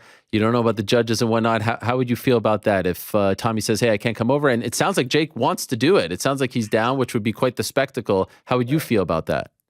Hey, we love the UK, man. We love it. We absolutely love it out there. Jake fought Deji out there almost 3 years ago, and he's always talked about wanting to go back. Jake doesn't care where we fight. You just got to throw Jake in a ring. He does not care. But, Nikisa will look at that and see if that makes sense, and we'll all talk about it at the end of the day and see if it makes sense. But I don't think it matters the location too much. Jake doesn't feel like the Tommy fight goes the distance. He's not really worried about that. And, I think just going kind of circling back to what Tommy was saying, he can beat them both in the same night. You got to remember, he's a young kid. You know what I mean? He really is. He's a young kid, and he's got a lot to learn from his older brother, Tyson, who obviously speaks very well, and he's the heavyweight champion. I mean, you don't really go saying things like that, like I'm going to do all this and do that and then back out 2 times of fights. I mean, kind of just, be quiet until the fight happens, and then you can kind of go off making those bold statements again. But he's just a young man. I'm sure he's just trying to hype the fight up, and, we'll make sense. He needs us a lot more than we need him. Yeah. What do you make of Tommy as a fighter now? Because people keep throwing his name out, but you could also make the case that he hasn't been overly impressive, right? I mean, who's he beat? When's he ever been a main event? When's he ever been, how many pay-per-views he ever sold? You know what I mean? So I'm just kind of I don't know. I'm not saying he wouldn't be a good opponent for Jake. He's 7-0, I think now, 8-0, whatever he is, but he hasn't really fought anybody yet. A lot of people say that about Jake, but Anderson Silva beats Tommy Fury, and I don't care what anybody says. He beats him one-sidedly, no question about it. And, even Tyron Woodley might give him a lot of problems as well, but I just think Jake's level of opposition and the big events that Jake's been in far outweigh what Tommy's done. But, we'll see. Again, we'll see if it makes sense. And like I said, we can't really comment on that too much. But, yeah, I mean, I don't think it's a very difficult fight for Jake, no. I have to ask you about one specific MMA fighter because, of course, it's the big, one that we're all talking about. It's Nathan Diaz. He was there. Yeah. It seems like we're on a collision course potentially next year for these two. And I'm seeing a lot of people kind of actually dismiss Diaz's chances. Even Michael Bisping on his show this week saying he didn't think that it was going to be a tough fight for Jake and whatnot. Could I ask how you think a fight against Diaz would go? And do you think it would be tougher? Jake on the show on Monday on this show said he thinks Anderson is tougher than Jake. Anderson is tougher than Nate. Nate would be a step down. How do you feel? I mean, I agree with Jake. I feel like, Anderson's got way more skills than Nate, but I think there's just the toughness of Nate that people just love. You know what I mean? There's the big fights that Nate's been in, all the massive mega events that he's been a part of. His doesn't care, no fear, he'll fight anybody. I think people like that and respect that. I think a fight, with Nate in California would do some big numbers. I really do. So again, I don't think Nate is as skilled as Anderson Silva. I don't. I think Silva's on another level as far as that goes. He's very, very good. He's got the head movement and the defense, which coming from the MMA world, that's the one thing that's very difficult to come to grasp with in the boxing ring. It's such a massive difference. But I just think Nate's such an entertaining fighter. There's never a bad Nate Diaz fight. So, I would love it. I would support it 100%. And I love that fight for Jake too. I asked Jake on Monday about this, and I'm curious to get your stance because you're a former pro boxer. You know about this very well.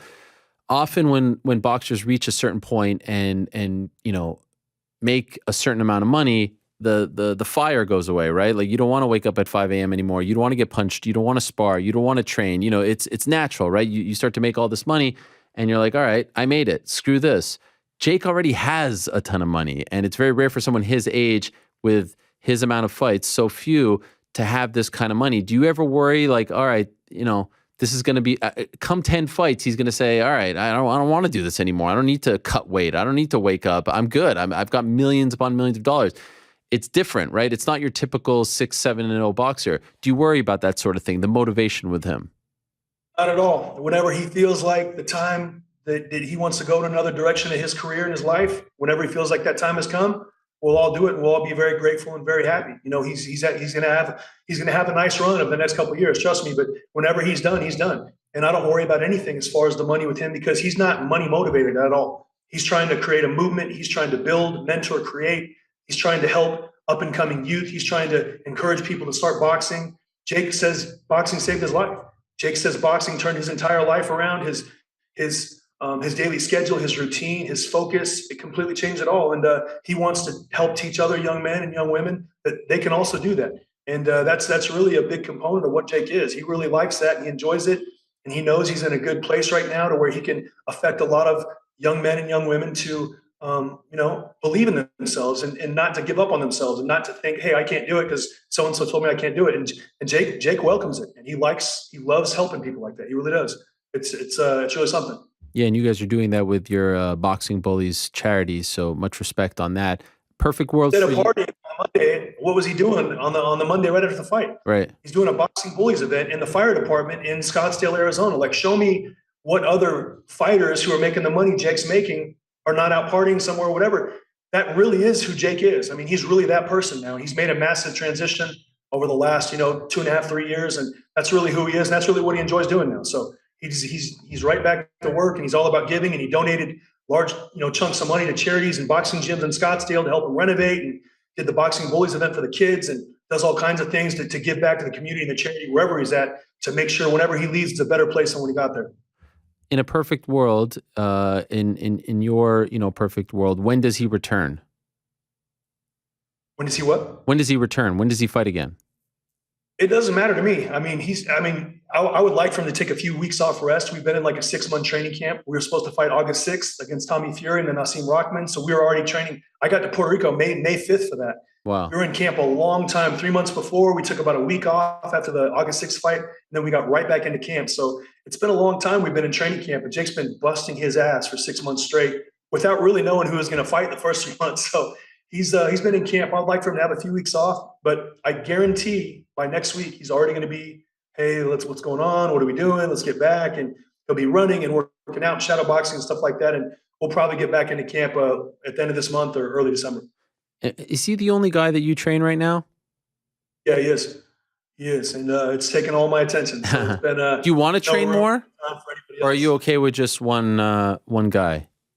Man, I'm great with it. Yeah, it's fantastic. It's one of those situations that Me and Jake were just both in the right place at the right time, and just how it worked out and where we're at now. Like I said, he made a lot of good decisions. The main reason why he is where he's at right now is because of Jake. The second good reason why he's where he's at is because he put good people around him to make sure that we drove him and helped him to make sure he got to that finish line. He's not there yet, but he's getting there, and he's got the right mentality to make sure he goes as far as he possibly can. So he's very intelligent with putting good people around him. He's got an excellent group of guys on his team, from Danny Smith, from myself to Jacob Chavez to Bob to Ocean to Jay Leone to Marcos to Gus to Carl, to everybody on the team. Everybody's got a role, and everybody does their job very, very well, and it's a lot of fun to be a part of. So I think we've all heard the saying, like, choose 5 friends that are in a better place or smarter than you are. You always want to be the dumbest guy in the room. That way you're always learning and getting better, and Jake's very good at putting good people around him. And by the way, what about for you? I thought you did great doing TV work, analyst work, NBC, stuff like that. No more? You're not going to do that anymore? It was fun. It was a just part of the road that got me to where I'm at now. And I'm at a different phase in my life right now, where I'm all about building, creating, mentoring, helping. My life goal, honestly, is to help create opportunities for other people. And that's what I'm focused on right now. And if I can squeeze some commentating things on here and there when I'm not training Jake, then so be it. And if I can't, then I'm on a different path right now. And that's what I'm doing. And I'm very happy and grateful to be where I'm at. And I'm happy to have, hundreds of kids DMing me every day, asking me how to, what they should do about this bully, and how, if they're doing their boxing stance right, and asking me all these questions. And I'm happy to answer those questions. And I'm happy to be at a point in my life where I can, kids look to me for things like that. So that's more what I'm focused on right now. And I think in the big picture, that's a lot more important. Final thing, if I can ask, is there one thing in particular, and maybe there's more than one, that you don't feel like he gets enough credit and love for, that you wish people would understand about Jake, that you wish people would recognize about him as a boxer, what he's doing out there in such a short amount of time? Is there something that really gnaws at you that you wish people, smart people who understand just how technical and tough boxing is, would appreciate? I think the main thing Jake does is he lifts everybody up around him. Everybody who comes into his circle, they're in a better place when they leave. And he's a very generous and a very giving guy, and he shares. He's all about the team. He really is. And he's such a giver. And he has meetings with everybody on the team after each fight, and he asks himself, like, hey, what can I do better? What are you happy with? Things like that. And he's really just a down-to-earth guy when it comes down to it with the team. I mean, with the people that he works with every day, we all love him to death. We'd all, go to battle for him. We'd go down right with him if he went down. We all really would. And that's how we feel about each other. But he's just that kind of guy. He's a giving guy. He's very charitable. He's very nice. He's got a very, very, very big heart. He really does. And people haven't seen that part of him yet, but they will. And the more he's in the limelight, the more people will see how much of a giver and how much of a creator and how much of a massive potential or a positive figure for young kids, how much of a role model he's going to be in the next 2 years. Kids that are teenagers now, when they're grown up, will say, hey, I remember Jake Paul, and he made a positive impact in my life. Great stuff, BJ. Thank you very much for the time. Congrats on the win. Congrats on everything you guys have done up until this point. I can't wait to see what you do in 2023. Thanks, brother. Appreciate you guys having me on, and stay tuned. Thanks again. All right, there he is, BJ Flores, the co-head coach, if you will, head trainer for one Jake Paul. Big win for him on Saturday. And yeah, that's one of the stories to watch.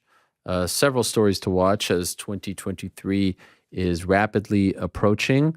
A lot of interesting things. And Jake Paul remains an MMA story for as long as, as long as he's in the crosshairs of the UFC, Dana White, but also the MMA fighters. You have to consider him an MMA story. And I was there this past week, and I saw, I would say, 90% of the media that was in attendance, at least for the presser and all the stuff leading up to the event. On fight night, it was hard for me to gauge, were MMA media. MMA media covers Jake Paul a hell of a lot more than boxing media. And it's probably because the guys he's fighting are huge names in our world. Makes sense. But it still feels like the boxing media a little slow to cover him. And, that's their prerogative. They can cover whatever they want. And Lord knows there was a lot to cover this past weekend. And there's constantly a lot to cover in the world of boxing. But I find that to be very interesting. Very, very interesting. It was great to see a lot of the the old faces, the old friends from the world of MMA media. Yes, MMA media, who do such a great job of promoting and covering. Promoting. Yes. By the way, this cup is bothering me. See how it's like turned a little bit, yeah. Probably from when they put the set back up. Oh, yeah. Who was that? Are you throwing Joe under the bus here? Is that what's happening? I don't know. I mean, wow. Why is he in trouble? Why is Frank in trouble? What happened? I don't even know why. Mm-hmm. Thank you for reminding me that, Joe. By the way, was that on air or off air? No, it will never be on air. I'm talking to myself. Middle of the interview, his audio went way up. The volume went way up in my ear. Why is that? Zoom. You fell asleep when you hit the thing? No. Stop it. Wow, this is crazy. This is crazy. In a matter of moments, we're going to be joined hopefully by Jared Gordon. Big fight for him on December 10th against Paddy Pimblett. Have you heard of Paddy Pimblett? Are you familiar with Paddy Pimblett? What a run he's on. 3-0 in the UFC, 2-0 this year. All right. Jared Gordon is coming off a nice win over Leonardo Santos back in August. Of course, what a story, what an inspiration he is. 34 and has talked very openly about his trials and tribulations with substance abuse and how he's overcome and how he's sober now, but also about being rock bottom. I remember having him in studio in the ESPN days talking about all of this, and he's a true inspiration. And he's on quite the roll. He's won 4 of his last 5. He's fought some tough guys, and I think that this is a legit tough test, an appropriate test for Mr. Pimblett. Do I want to do it on? What's going on? He can't get on? What is happening? He's having a hard time connected to Wi-Fi, so it's just Where is freezing he? up. I think the gym. But isn't it actually better without Wi-Fi? No, this is not working out. It's not working out. We're trying here. Okay, no problem. But we could call him. I don't mind waiting a few minutes, trying, or are we not trying anymore? I think if you see this, you'll be like, yeah, we should just call you. No, I know, but maybe he could take a friend's phone or something. I don't know. Let's work this out. Yeah, I believe in you guys. A coach.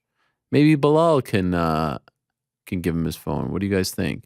By the way, GC, what is the line currently for that fight? Very curious about Paddy Pimblett versus Jared Gordon.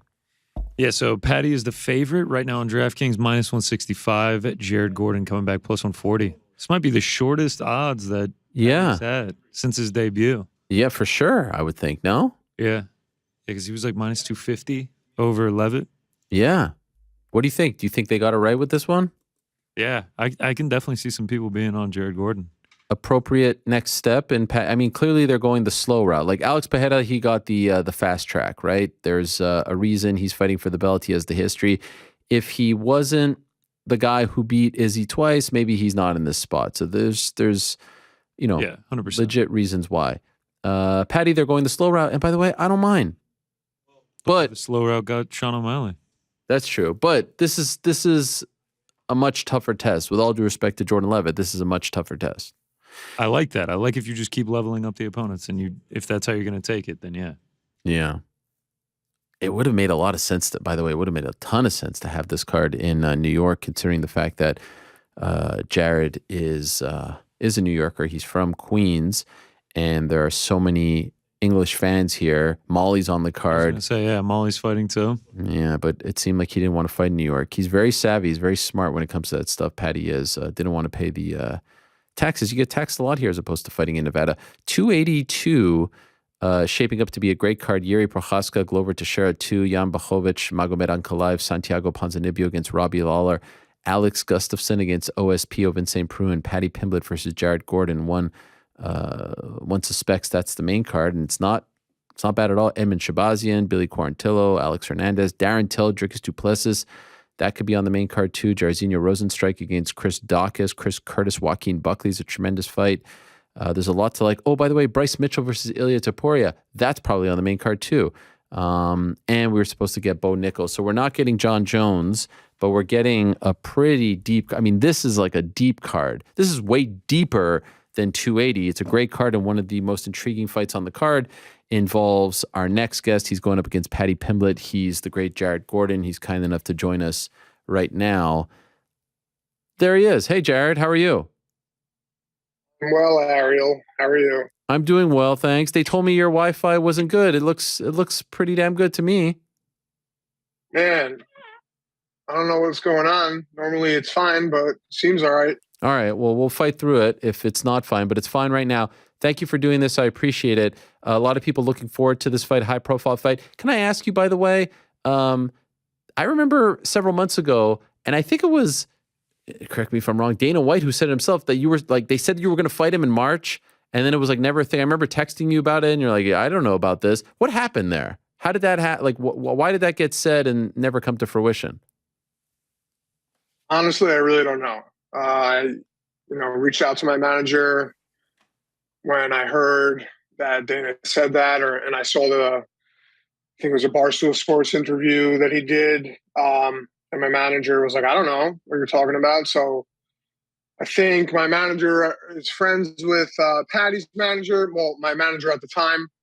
I have a new manager now, but he reached out and they had no idea either. So I think maybe my name was on a board somewhere or on a piece of paper with possible opponents. And I think, me and Paddy have been kind of like calling each other out for the last, couple of fights that we both had. And maybe it was just kind of like jumping the gun or something. And it never happened, but here we are. So. Okay. Do you feel like this, Yeah. you've been in the UFC for quite a while now. Do you feel like this is the biggest fight of your career? As far as high or profile, then yeah, for sure. Supposedly we're opening up the main card. Wow. From what I've seen, and so yeah, definitely a large spot for me. Paddy obviously has a huge following, so yeah, a lot of eyes are going to be on us, and it's going to be great. Are you surprised that they booked you against him? No, not at this point. He's had three fights. He's 3-0, I think, with 3 finishes, and he's got to get a step up eventually, right? So, and I think with our backstory, we've been calling each other out, and it just makes sense at this point. I fought his teammate Chris Fishgold before Paddy was even in the UFC, and I won. So when he got signed, he originally was like, hey, I would like to, he named like 3 or 4 guys. I was one of them. I would like to get that one back for my team. And then every time after we fought, the last however many fights it's been for both of us, we've been calling each other out. So I think it's just, good storyline, and it's time for a bump in competition. So, have you been impressed with him in the UFC? Yeah, he's come in and done what he says he's going to do, and he's had some adversity in the fights, and he's shown that he can, overcome some adversity and come back and win. So now I'm not saying that his opponents were, the best fighters ever, but still a lot of pressure on him to go and perform. So he did what he's supposed to do, and he's done his job. Did you ever watch any of his fights in Cage Warriors or just his UFC fights? Yeah, I've seen a couple highlights as well. But yeah, he's unpredictable, and he goes for it. Yeah. He's not afraid to. He's supposed to be a grappler, but he's, he goes for it on the feet too. So it's not like, this is a mixed martial arts fight, and he's got a lot of fights. It's not like he has only 10 fights. He's got only 2 less fights than me, and so it's not like he's inexperienced in that sense. He just doesn't have as many UFC fights as me. So, but yeah, I've seen a good deal of them. I thought his best performance as far as the UFC fights was his last one. I thought that was his cleanest, most impressive performance. Do you agree with that? Honestly, I haven't watched. I think it was Jordan Levin, right? You didn't watch it? I haven't watched that fight yet. Really? I will, obviously, but no, I've seen. I have this thing now where I just don't watch UFC or that many fights unless like I really, really want to watch it. Okay. I'm just so like sucked into fighting, and I have a wife, and I have other things that I do. So it's like, it just gives me too much work is just not a good thing, I think. So I try not to watch every single card. That card I missed. But yeah, I heard he lost the first round. Jordan did a good job in the first round, and then he, like I said, came back from adversity and got the finish. So hats off to him. Jordan, about the same amount of experience in the UFC as Paddy, and Paddy came out the winner. So, but yeah, I'll definitely be watching it. By the way, when did you get married? Oh, that's a good question now, Jurgen. I just had my year anniversary on the 29th, so a little over a year ago. Mazel tov. Thank you. That's what we Appreciate say. It. You're not Jewish, are you? Yeah, I know. Well, my father is a Jew. Oh. My mother's, Catholic Sicilian. I grew up celebrating Hanukkah and Easter and Christmas and Rosh Hashanah, and our neighbor, we would go to a Seder dinner for Passover, and then I would go to the next guy's house for lamb for Easter. So I was very confused as a child. I'm now a Christian. Okay. My wife's, Miss Gambino, she grew up as a Catholic. So, well, that's good. As a kid, you got the best of both worlds. Yeah, it was great, man. Christmas, Hanukkah, that whole stretch during the winter, tremendous. It couldn't be better. Yeah, it was huge. Yeah. So you so you're in a good spot. I actually like the fact that you don't kind of flood your brain with UFC because it's on every week for 7 hours. I respect that. Man. It does make me think about your comments in August where you said like you don't really love this, and I think there was like some, I don't know, people took it the wrong way, and then you felt the need to. Yes.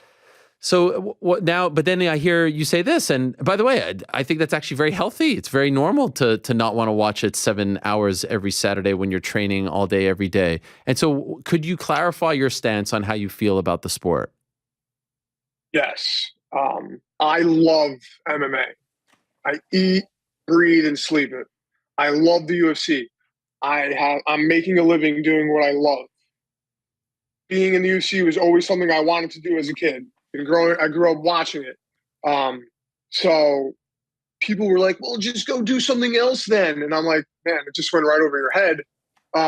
Fighting, when I win,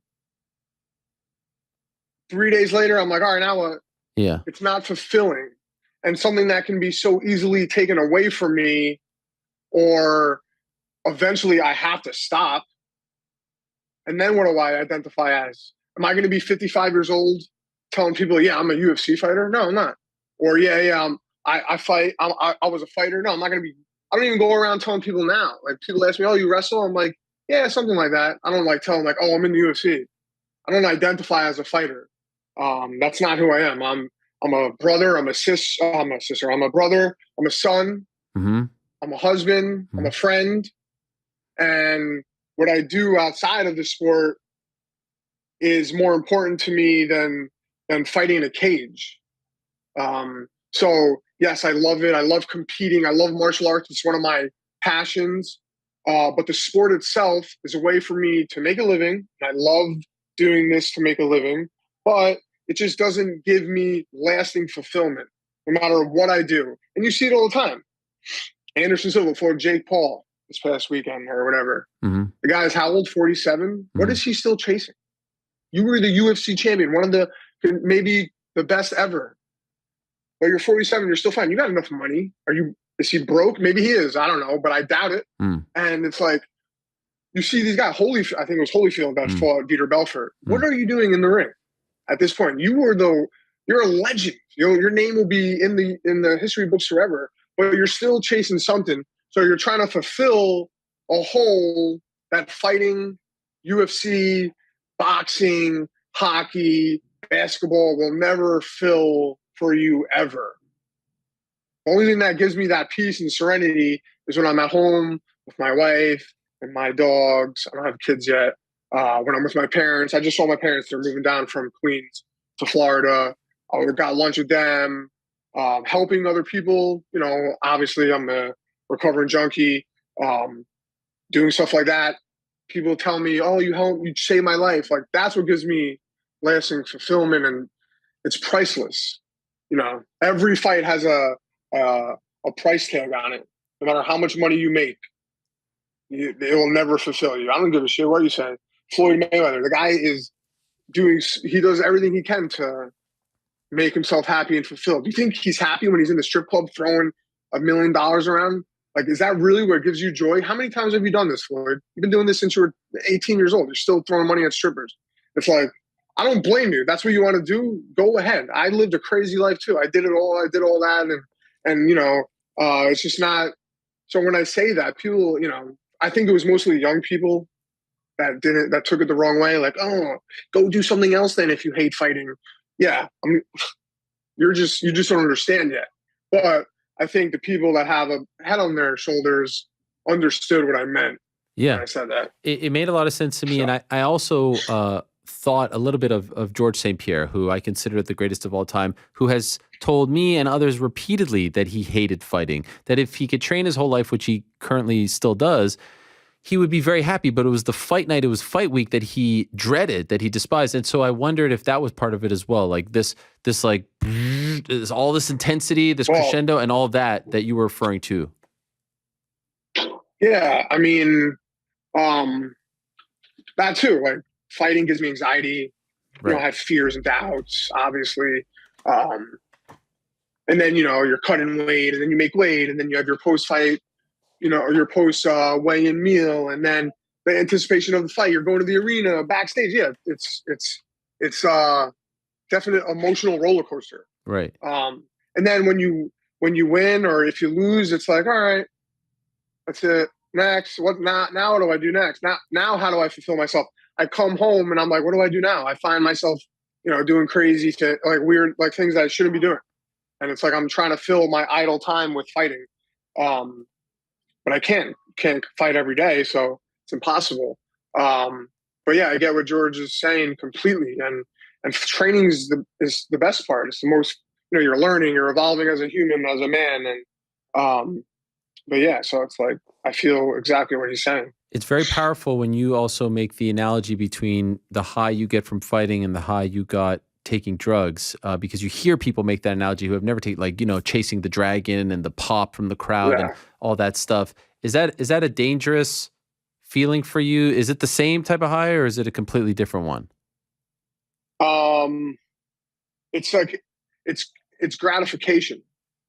You know, I'm looking for, with drugs, I was looking for instant gratification. You know, sometimes it was like right there in that moment, like I needed, you know, maybe I was dope sick or something, and I needed to get a fix. Okay.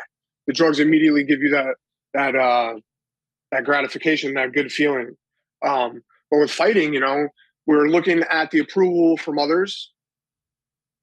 I'm looking at Twitter and Instagram for approval when I should be looking at, you know, God and my wife and my family and my friends for approval and who I am as a man. You know, you get fans. Like I think I saw an article recently. Sean Brady was getting people threatening his life. If you beat Bilal, we're gonna kill you.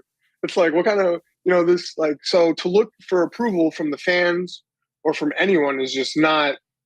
You're just never gonna get it from them, and you're never gonna get a satisfied feeling from anyone, no matter what. Because you know what? When Conor McGregor fights, whoever it is that he's fighting, all that anticipation.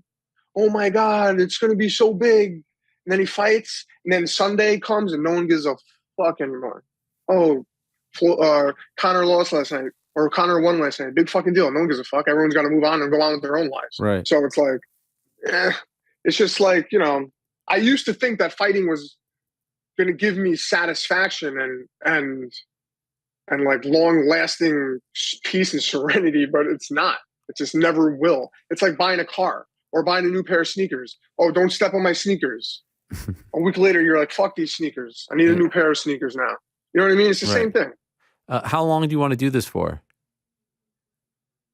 I mean, I'm doing pretty well right now. I think this is like my best stride as an athlete. You know, I did lose to Grant, but I'm 4 out of 5, and you know, I make decent money now, and I'm healthy. My brain's good. My body's good. You know, I don't drink or drug, obviously. So, and I do everything I can to stay emotionally and spiritually and physically fit. So, I mean, I would like to get another 4 or 5 years out of it if I can, and if I'm getting compensating correctly, and if I'm healthy. You know, if some of those things aren't happening for me, then it's like, all right, and I can do so many other things. Fighting is not the only thing I do. I do a lot of other things, so it's not like, you know, yeah, I want to get as far as I can, of course. So we'll see what happens. How is your sobriety going? Great. On December 27th, I'll have 7 years sober completely from Incredible. drugs, alcohol. Yeah, it's been great. Yeah. Wow. Congratulations, man. I remember when we spoke, when you told us about the Christmas story and how that was rock bottom for you. And have you felt like always in charge, always in control? Have there been scary moments? Oh, yeah.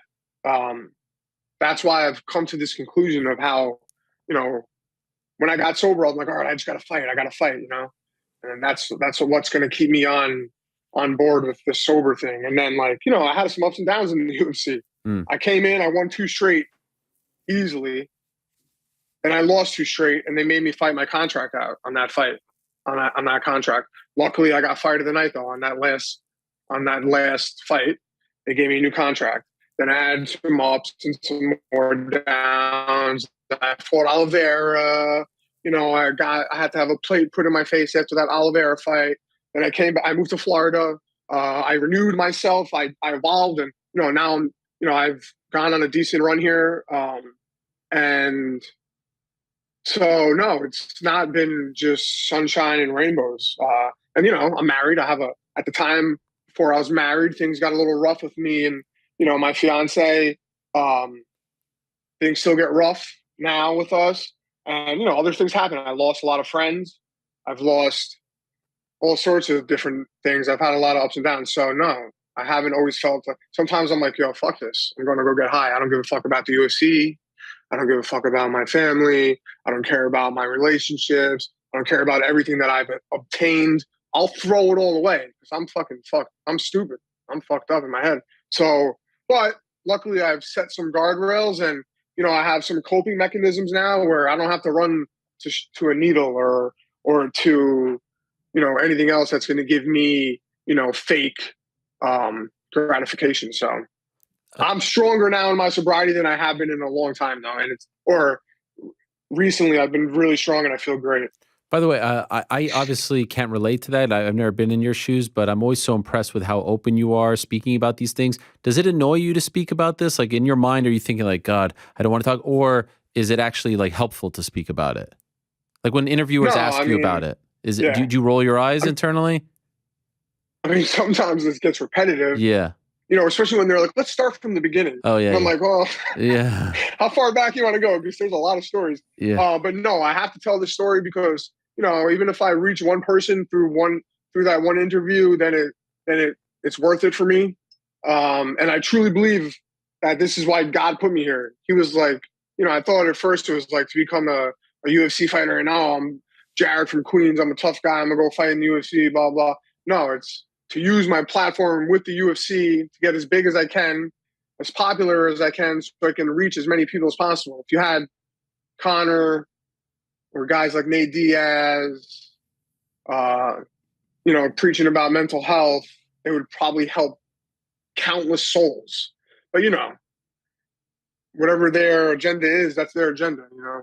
So, but that's my goal, is to get there so I can help people. Speaking of Jared from Queens, I loved, obviously I didn't love what you were talking about, but like the story that you told that you wanted to fight at MSG because a few blocks away, that's where you used to get high and there's great symbolism there. And I thought Paddy would be a shoo-in for MSG. Molly's fight. Is there a part of you that's bummed that this fight isn't happening at MSG a month earlier? Not necessarily anymore. I was a little like, damn, I have never fought in New York. You know, a lot of these guys in the that are on this next card have fought in MSG numerous times. But taxes, that's why I moved to Florida. I don't have to pay state income tax. I don't have to pay city tax. But yeah, it's a dream of mine to fight there. I used to train at Henzo's, which is literally 4 blocks away. For years, I trained. I used to walk by Madison Square Garden every day. My grandfather boxed in Madison Square Garden multiple times, in the 50s. Wow. He grew up in Harlem. Yeah, he grew up in Harlem. And I used to shoot heroin like down the block from Madison Square Garden. So, I'd walk by it all junked out and be like, oh man, maybe one day I'll fight there, And now I have the opportunity to. So yeah, but my time will come. It'll just be a bigger fight than this one at a later date, and that's fine with me. By the way, your grandfather's name? Salvatore Farello. Wow. That's amazing. What was his record at MSG? I don't know what his record at MSG was, but he was 38-3 as a pro. Wow. So he was quite the boxer. And then he went to prison for 8 years for selling heroin. So oh damn. Holy smoke.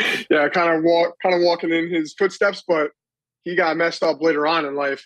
And then eventually, it just got worse for him. He died young from a heart attack when he was like 69 or something, or 70.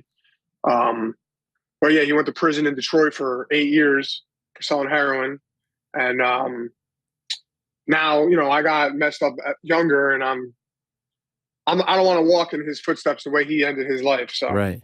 Thank you, Grandpa, for teaching me a lesson, What a life, man. What a story. And it's never a dull moment. I saw on your Instagram not that long ago, there was a guy with a baseball bat that approached your family and you had to apprehend him. Did you ever figure out why? Like what was going, because honestly, when I watched the clip, I know the guy, exactly why. Oh, you do know why. Okay. Why? Yeah. So the person that took that video was my cousin.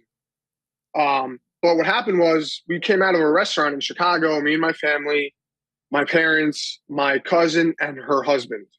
I forget what it's called, something in Georgetta's, some famous restaurant in Chicago, old school restaurant. And we're walking down the block back to our hotel. And there was an ATM, like a pull-through ATM for cars. And there's a guy at the ATM machine, and on his bumper sticker, it says, "I love crack whores." Really? So I'm like, oh, that's, yeah. I thought it was hysterical, obviously. It was kind of crazy thing to have on your bumper sticker. So I took my phone out and started filming it. And then I noticed, like, through my phone that he's, like, climbing out of the passenger side door because he couldn't open his door because the ATM machine was right there. So I'm like, what the hell is this guy doing? And I see him going into his trunk, and now I'm thinking, oh, shit, we're in Chicago.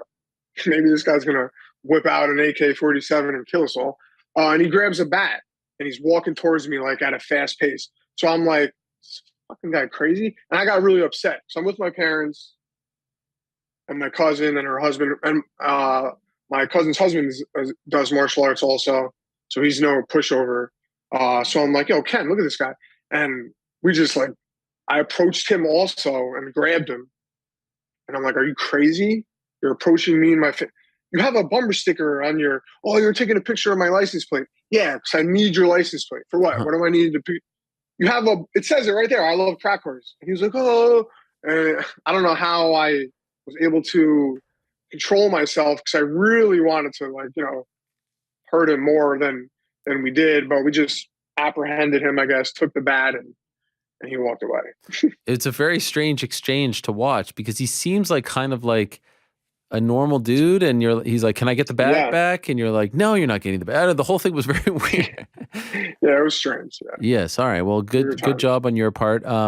Before I let you go, just curious, how do you think this goes down? How do you think it actually plays out, this fight? There's obviously going to be a lot of attention. Your fight's going to get as much attention as any fight on that card, including the main event. And I'm sure you know this. How do you think it actually plays out? Honestly, anytime I ever predicted one of my fights, I was wrong. Okay. I'm not Mystic Mac. I'm fucking Jared. Jared from Queens. I don't know what I am. Yeah, I'm Jared from Queens. I think it's gonna be action-packed fight. I think it's gonna be a fun first round. And I think I'm gonna drown him. I think I'm gonna break him. That's just always my style, though. That's what. Anytime someone asks me, what do you think is going to happen? I think I'm going to go out there and get the guy tired and grind him out and kick his ass. And that's how a lot of my wins have gone. So, I mean, maybe something better will happen. Anytime I predicted that I'm going to finish the guy, I go with decision. Anytime that I say, so it's like, I'll say that I'm going to go with decision and just drown him, but maybe I'll knock him out now. So we'll see what The happens. real play is you say you're going to lose and then you win in like 10 seconds. That's like the complete opposite of what we were just saying. But obviously you don't want to say that. No. But by the way, do you consider, like, there's some people who think he's, overrated, overhyped. Do you subscribe to that? Listen, a fight's a fight.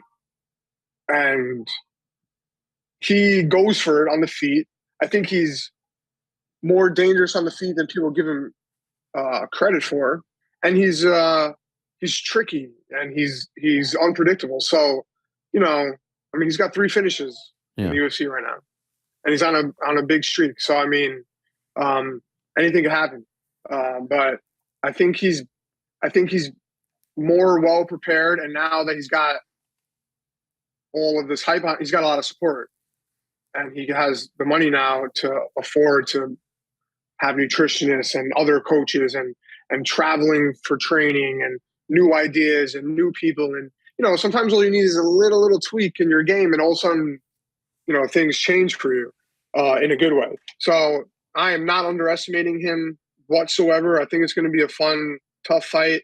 And like the whole plan, like, he speaks about mental health, I speak about mental health, and like, I don't think anything's going to come of it as far as like, organizing something. But like, really, 2 kids like us, I know he's from Liverpool, which is a blue-collared place, like not always the best of circumstances for people in that city.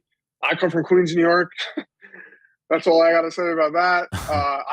My background, I know he's had some struggles with his background. So, if we could help people, that's really the goal. Instead of being, fake gangsters on TV, we're professional athletes. Instead of trying to tear each other down, we can try to help people and, entertain them at the same time. So fighting for me is just another day of sparring, just with small gloves and less gear. But the pain and the blood, like, that's not the issue. I just want to win. But so the fighting part's it's not a big deal to me. It's all about how I present myself, how he presents himself, and how we could change and make a difference. And, some of the fans just want to see blood and guts, and the crowd is fickle. But that's how I feel, man. Like, everything I've gone through, I don't fucking give a fuck about, being the cool guy or, smoking blunts on TV and shit. I was smoking blunts when I was 11 years old. Like, they wouldn't even have camera phones back then. So, 11? All that shit is played out. I started smoking pot when I was 9 years old. Come on. No. By the time I was 11, I was 9 years old. By the time I was smoking pot, I was 11 years old every day, literally almost every day smoking pot, 11, 12 years old. Who's giving it to you? No exaggeration. At that age? You want me to name the people? No, I don't want you to name. Man, I lived in a small knit group of neighborhood in Long Island at the time, and all the younger kids were friends with the older kids, and it was very easy for us. And everyone had money. I lived in Roslyn Heights. Everyone was rich at that point for me until I moved to Queens. And everyone had access to drugs and alcohol. So it was really easy for us. Jeez. I have a 10-year-old and an 8-year-old, and like the idea of them doing something like that. Man, when I look back at it, yeah. Not to put my parents on the spot, but I was smoking pot with my parents when I was that age too. For real?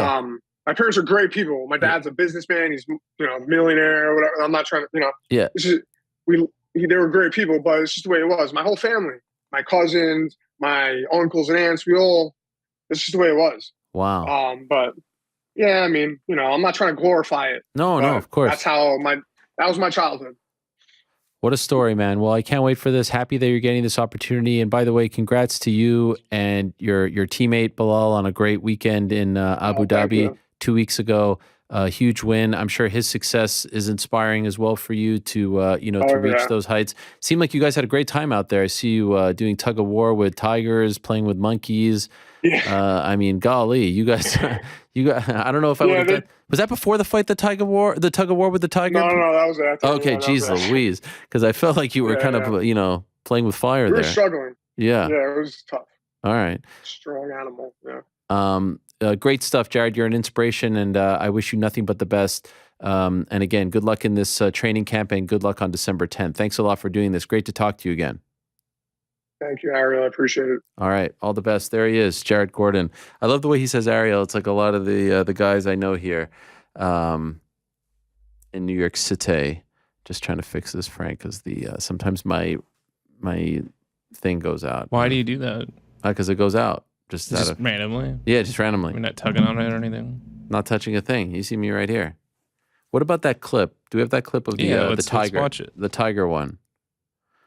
The tug of war. I mean, what's going on here? 2-on-1? This is crazy. That's so awesome. Who wins? I think the tiger. With his mouth? Yeah. It's crazy. What a likable chat, huh? Yeah, very much so. Likable guy. I'm looking forward to that fight very much, and what a great card.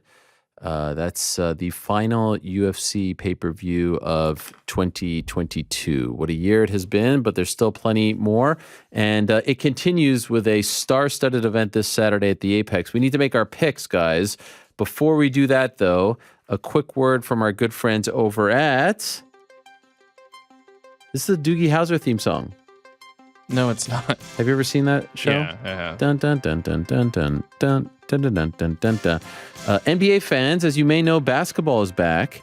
Tip off the season with DraftKings Sportsbook. So listen up, my friends. You know, I sit here and I read this every time, and I feel like it's just noise for all of you because everyone has a DraftKings or some kind of ad read from some kind of betting company. Here's basically what you need to know. MMA Hour is the code. The MMA Hour specifically. The MMA Hour. Anytime you use DraftKings, do us all a favor and use the MMA Hour because you know what happens?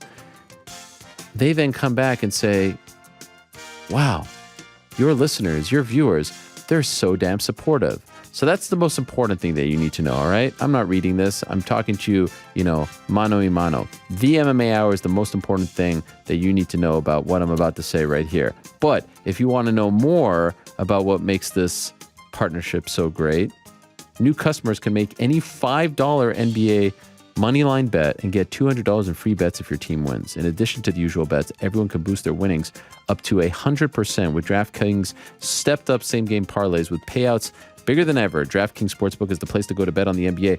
Download the DraftKings Sportsbook app now. Use code THEMMAHour. Make any $5 bet this week and get $200 in free bets if your team wins. Again, that's code THEMMAHour. Only at DraftKings Sportsbook. All right. Dun dun dun dun dun dun dun. Dun, dun, dun, dun, dun, dun, dun, dun, dun, dun. Been a while since I sang that song. Small tear coming down my face. Hello, GC. Look at you. Hello, Eric, as well. But, we've been talking about your looks for the past 2 months. Now it's time to focus on GC's look. Who does he look like right now? For those that are just listening, he is fully entrenched in Movember. You have shaved the beard, but the mustache is... did you not notice this, Eric? I feel like you're just noticing it right now. Yeah, so I can only see you. So I have to watch the got feed. it. Okay. Because I You saw want me to send you a selfie? Rick? Anytime. I got one right here. I'll send it to you. By the way, anytime you guys play packages and graphics and all these things, I'm 30 seconds, 40 seconds behind any of that. I can literally only see you. Feels like something we should address. No, feels like something we should fix on the back end. Very important to bring it up now, Rick. Wait, you guys don't know this. You don't know what you're sending out. That seems like an even bigger problem. I've never actually been in your chair, right? I've never actually been a guest. Yeah, but I'm talking to Frank. He's like, you're bringing it up now. Like, you don't know what you're sending to people? That's in a different lane. I stay in my lane. Yeah, he's an audio guy. Okay. I feel like we need to talk to that's perhaps problematic potentially. So GC, you are fully entrenched here. We're not going with the look where Arnold, who's also involved. And by the way, I think New York Rick once upon a time was involved in Movember, right? Back in the day, yeah. Yeah, I used to do it every year. Yeah, you're not doing the whole shave down, grow the stash. You're doing just keep the stash right off the bat. Yeah. So shave the beard down, just keep the stash. I'll keep, mowing down the beard as it comes along. And yeah, we raised $1,350 last year. Oh, we're going to kill that this year. That's what I'm hoping for. That's what I'm hoping for. It reminds you when you go to the page, what page? The Movember page. I'll plug it. I'll plug it later on after my picks. I'll do the same thing as last year. Any winnings I have from the bets, I'll donate those to Movember. If I lose, I'll match my losses, donate those to to Movember as well. So 1350 is the goal. It reminds you how much you got last year to kind of give you incentive for this year. But yeah, one of my favorite months. I mean, first thing I did yesterday when I woke up, beard gone. Oh yeah, I was looking forward to it, honestly. And why do you do this? So Movember is like an actual charitable cause, like what Arnold Allen was talking about. Like the donations is for a foundation called Movember, and it's, you know, mental health for males, prostate cancer awareness, testicular cancer awareness. It's really just all surrounding all aspects of men's health, suicide prevention as well, tagged along with the mental health. So I see it's a good cause. I love having a mustache. I get to do it for a whole month. I mean, I could look at this all day. You love it. Love it, dude. You shake up. Everyone you see, they're like, oh, a mustache. Like as soon as I walked in the control room today, like you forget that you have it too. Everyone's just You don't like, feel that you have it? Like you don't feel like a force on top of your lip there as opposed to... No, you forget about it pretty quickly. And wow. then, yeah, like everyone kind of reacts weird and you're like, oh yeah, I forgot I have this dashing mustache. Yeah. No, it's a solid mustache. I thought it was a caterpillar. Wow. Why don't you rock it the whole year if you like it so much? I like the 1 month special. Okay. I still think at the end of the day the beard looks better, but it's fun to shake it up. By the way, what does your girlfriend think of this look? Oh, loves it. Loves it. She counts the days down to November. Really? Oh yeah. I feel like most women would not like the stat. Wow. She loves it. She loves it. I don't know if I believe you, but she loves it. Really? Okay. Yeah. All right. Well, should we get her on the line? That's a keeper. Yeah. Line 1, Frank, why don't you call her up and ask? I feel like he's not telling us the truth. I think if I would have shaved my beard and kept the stash, I would have been kicked out. Yeah, I think she's learned to accept it. This is year 4. Year 4. Wow. To experience it. Well, I can't wait. You said 1,300 last year? 1,350. Yeah, I think that's the goal. Oh, I think you're quick getting involved too? Doesn't look like it. I'm not. It's November I'm not 2nd. doing the He's got a mustache, beard. Yeah. But I'll help. I'll contribute. I feel like you're now like I feel like the look is set now, right? Like the hair even has a little style to it. Me? Yeah, I feel like you're done. No. Yeah, This hair's got to go longer. Really? Gotta get an undercut going. Yeah. I feel like this is a great. I feel like this is it. No. This is still too close to a buzz. Like, this is a buzz. You even have like you have like a faux hawk right now. I know. I have like a what do they call that? A cowlick? I don't even. Yeah, I think that's called a cowlick. I've got like the hair. No, this is. No, I think it looks good. I think it looks great. I think it'd look a little bit better if you had a mustache to pair with it. No, we've seen how my face shape looks. So, but I need to get a little comb, enough length for a comb at least. You know, like I don't know about that, but all right. No, to each his own. All right. Well, this is all very good stuff. All very inspiring. Yes, stuff. good cause. Shout out to GC for that. Shout out to Arnold Allen. Shout out to Arnold Allen. Doing it as well. Right. Yeah. Jared Gordon has a great beard, by the way. Oh yeah. Asked him if he does. Very thick, very strong. What a story. All right, gents. Well, we got to get back on track. Is this just Groundhog Day? I mean, it just feels like every week I was telling GC before, I don't know about this week, and maybe that's the best feeling. Maybe we have been too confident. Yeah. I mean, maybe a little humility will do us good. We are getting quite close. I think if we lose 2 more, we're officially in the negatives. Oh my gosh, lost money on this endeavor. We won't though. I like that attitude, Rick. Let's randomize this order. Okay, here we go. Of course, the big one is Amanda Lemos versus Marina Rodriguez. Daniel Rodriguez also against Neil Magny. Rick first. Oh, we'll get the first pick, followed by Connor, followed by Frank, followed by Ariel bringing up the caboose. Yes. Now, there's several ones that you can choose from. There's the UFC, there's boxing. GC told me none of the other smaller shows have lines out, right? So I guess there aren't several. There's just basically 2. They have lines, but they're not going to be up on DraftKings. Right. Even WWE. Yeah, Frank's hankering for WWE on this. Oh, you want no. You want a little crown jewel? No. If you had WWE, then I'm adding Georgia football. All right. No, we're not. No, none of this. None of this garbage. There we go. All right, Rick, lead the way, man. You got a full empty slate. So the obvious move here is to take Miranda Maverick, but I'm going to leave that one on the table for later since I'm going first. I'm going to be courteous. Wow. And I'm going to take the adjusted over. Oh, yeah. Now we're talking. The over 1.5 in Polyana Viana and Jinyu Fry. Oh, interesting. You like this one? I mean, it's thrown a wrench into Oh. certain members of the. Oh, no. House Frankie? plans. Was that yours, Frank? All right. So do I need to No. and take? I mean, you come equipped with one pick. You kind of pay. That's it? You only had one pick in the back pocket? It was, I mean, I thought very specific. Listen. I'm very happy to take Miranda Maverick right now. No. Very happy. No I issues. think Ariel's saying no because he's looking to take Miranda. No. I will just say. Well, first of all, who's second? I like both of It's them. Connor as much. second. Oh, okay. So I mean, someone's gonna take it. You could take Miranda Maverick, and he could take that. I mean, I feel like it's like 6 and 1/2 dozen in the other. Right, this is Circle back to me if she's still there at the end. We'll swap it in. I'll take her, no problem.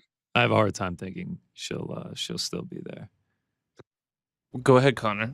Yeah, sure. So I'm actually going to go with the money line. I won't be taking Miranda Maverick. I will be taking my man Mario Bautista. I was looking at that one. I was looking at that one. All right, minus 285 against Benito Lopez, plus 240. Lopez, haven't seen I like the it. octagon in 40 months. Long layoff. Maybe he's leveled up. Bautista, he's already 2-0 in 2022. Think he's got advantages almost everywhere. Think he gets it done. I like it. I like it as well. That leads us to Frank. Yeah. This is tough. Wow. Lots of options. What a great card, by the way. Yeah, I think it's one of the better offerings. Yeah, I'm really excited to watch it. Oh, yeah. Going over to GC's there's some to watch that. There's some decent fights. Come on. I think I'm gonna do a money line. Okay. Miranda Maverick. Nice, Frankie. And that leaves us one. Yes, that is I. By the way, I want to look at the before I make my pick, which I have one. Yeah, a lot of old totals. What is Bivol at? November 5th here. Can't go with Inoue, minus 1,600. That would be right up my alley. Where's there's so many. In a way by decision. Well, where's do they not have him here? Let me just search for his name. Oh, there he is. Minus 550. Not bad. So we have that. Also, of course, I was burnt last time I did boxing with Michaela Mayer. I'll tell you one that I've got my eye on, but I think it's probably too risky for these purposes. I like Mark Madsen against Grant Dawson, even though he's an H-Dow. Yeah, I think he just stays your. Yeah. Just stay away from that. Okay. Can I tell you the one that I'm looking at right now? I'm looking at Marina Rodriguez, Amanda Lemos. Fight starts round 2. Wow, that's tasty. Minus 750. Wow. Now, let me just make sure that I'm reading this correctly. That means once the second round starts, I win. Correct. That's correct. If the second round starts. They have to actually start the second round. Right. It means there can't be a finish in the first, and nobody can not get off the stool for round 2. There must be 1 second off the clock. Yeah. The second round has to start. Second round has to start. Yep. Once we get to 459, I win. Right? That's right. That sounds correct. Yeah. 1 second into the round. Like if it's just 30 seconds into the round, if it's a half a second. Right. Yes, any seconds, any moments into the round. Not even the horn. As soon as the horn goes off. By the way, what if it's doctor stoppage in between first and second? No. Then you do You not don't want win. to just go over 1.5. Keep it simple. Why? I don't know. What, by the way, that's not even being offered here. It is. Oh, what is it? The difference in line is huge. Minus 750 for starts round 2. Minus 450 for over 1.5. I don't see it. I'm looking at best fight odds. Is that I'm looking at DraftKings Sportsbook. so that means sponsored by. Yeah, well, but I'm looking at the round. But that means I have to get halfway through. You have to get halfway through round 2. No, yeah. that would be the exact same thing that Frank did and got burnt. What? Yeah. We're still remembering that one. 2.5 minutes for 300 points. So guys, at the end of the day, we are not being judged on our points here. We're being judged on our Ariel wins and wants losses. to lock it up. I want the wins. I'm okay with the logic here. I'm going fight starts round 2. Lemos Rodriguez. We're just trying to get back on track here, fellas. Oh, okay, Let's you're just doing us a favor. Yeah, I mean, I feel like I'm on a bit of a roll here. I follow. I'm with it. I like it. So what are the odds for the entire parlay? That's what I'm figuring out as we speak right now. Can we make the case to the DraftKings guys that this is such a big card that we should get a boost for this? Yes. Yeah. I'm sure that'll go over swimming for us. They should double. There's fights on this that I like. I gotta be honest. Name me 3. I mean, Magny and Rodriguez is an interesting Okay, fight. 3. That's why I said 3. I like that fight. The main event's interesting. I think people are docking it points, obviously, because it's the main event. But that's an interesting fight. I'm all in. Rodriguez on gets his title Rodriguez. shot on a win. Magny Rodriguez is the best fight by far. I do like the Dawson-Madsen fight. And I was going to say that one too. Like it. Obviously, I love MMA. Of course, there's a lot to, but like we have to admit, this is a pretty thin card, right? Yes, I think. Don't make me sound like a hater here. Everyone believes the last 4 fight nights have been subpar. But yeah, that's the thing. Is this any worse than some of the last couple? They're all kind of equally bad. In the muck right now. Actually, DC and I were arguing this. He actually said that this card was better than last week's, and I said this is my point. No, I could not disagree more. Here's the thing: Alan Kattar going in was that's a potential number 1 contender fight. Is that alone raises the profile of everything? Rodriguez and Limoges is a potential number 1 contender fight. Are you really comparing in terms of stature and star power, Alan Kattar? You're also comparing one fight to one fight. It's I think top to bottom. Also, Rodriguez has a loss to Esparza. I know it was split decision. Very contested split decision. Esparza Rodriguez too, or Lee Rodriguez for the title. Depth wise, I think. Look, you know what hurts a lot of these cards when it doesn't feel like the main event has the juice that people want. They're gonna look at it. I don't love it. It's not bad. But losing jails on I'm comparing it to the rest of the not bad. Yeah. I'm comparing it to the rest of the muck. I mean, this is only my second fall watching every single UFC event from start to finish, but feels like the fight nights definitely get phoned in a little bit more once the fall months come around. It's just the sound of the crowd. By the way, wasn't always the case. Hate to bring it up. Like we were wasn't always the case. We were having we had a stretch over the summer that it was just like every week they were bringing it. But no, I'm saying it wasn't always the case. Pre-pandemic, it wasn't always the case. It's they don't have to sell tickets. Well, they sell those $2,000 VIP. I was about to say Arnold Allen revealed the price tag on those. Jeez Louise. So the final parlay. Yes. Polyana Viana, Jin Frey over 1.5. Mario Bautista money line, Miranda Maverick money line, and the main event, Marina Rodriguez, Amanda Lemos to start round 2, plus 114. I want to say this is our shortest odds yet. Let's do it. Let's get back in the win column. We just need to shake the losing streak. Plus 114. Did you say? Just as an exercise? What does it become if we go over 1.5 in the main event? I feel like plus 114 turns to plus 131. Negligible. By the way, it's still an H-Dow. Yes, it is.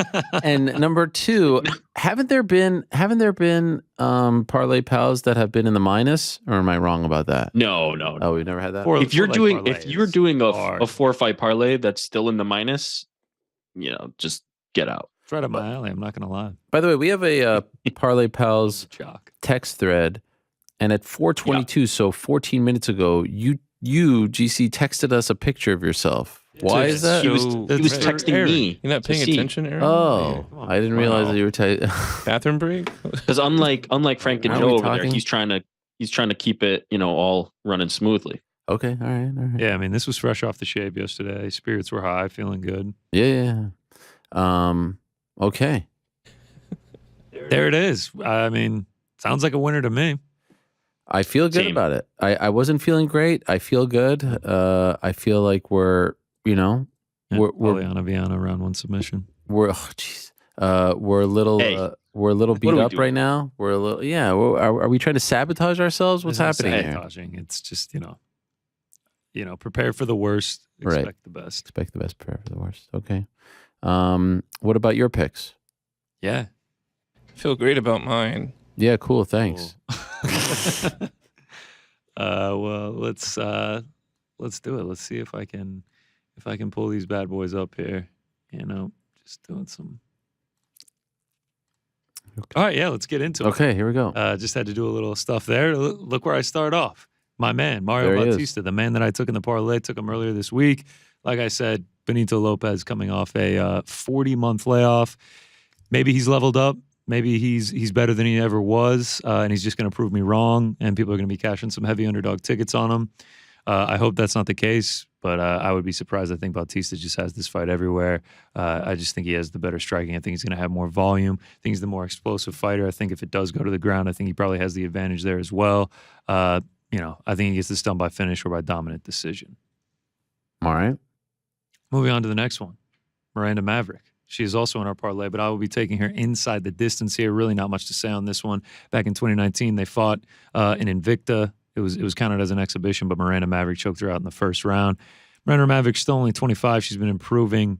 She's still got that great wrestling. What does Shanna Young struggle with? Wrestlers. Since she got to the UFC, she's 1-3. She's been taken down in every one of her fights, choked out, pounded out, 30-26 by Macy Chiasson.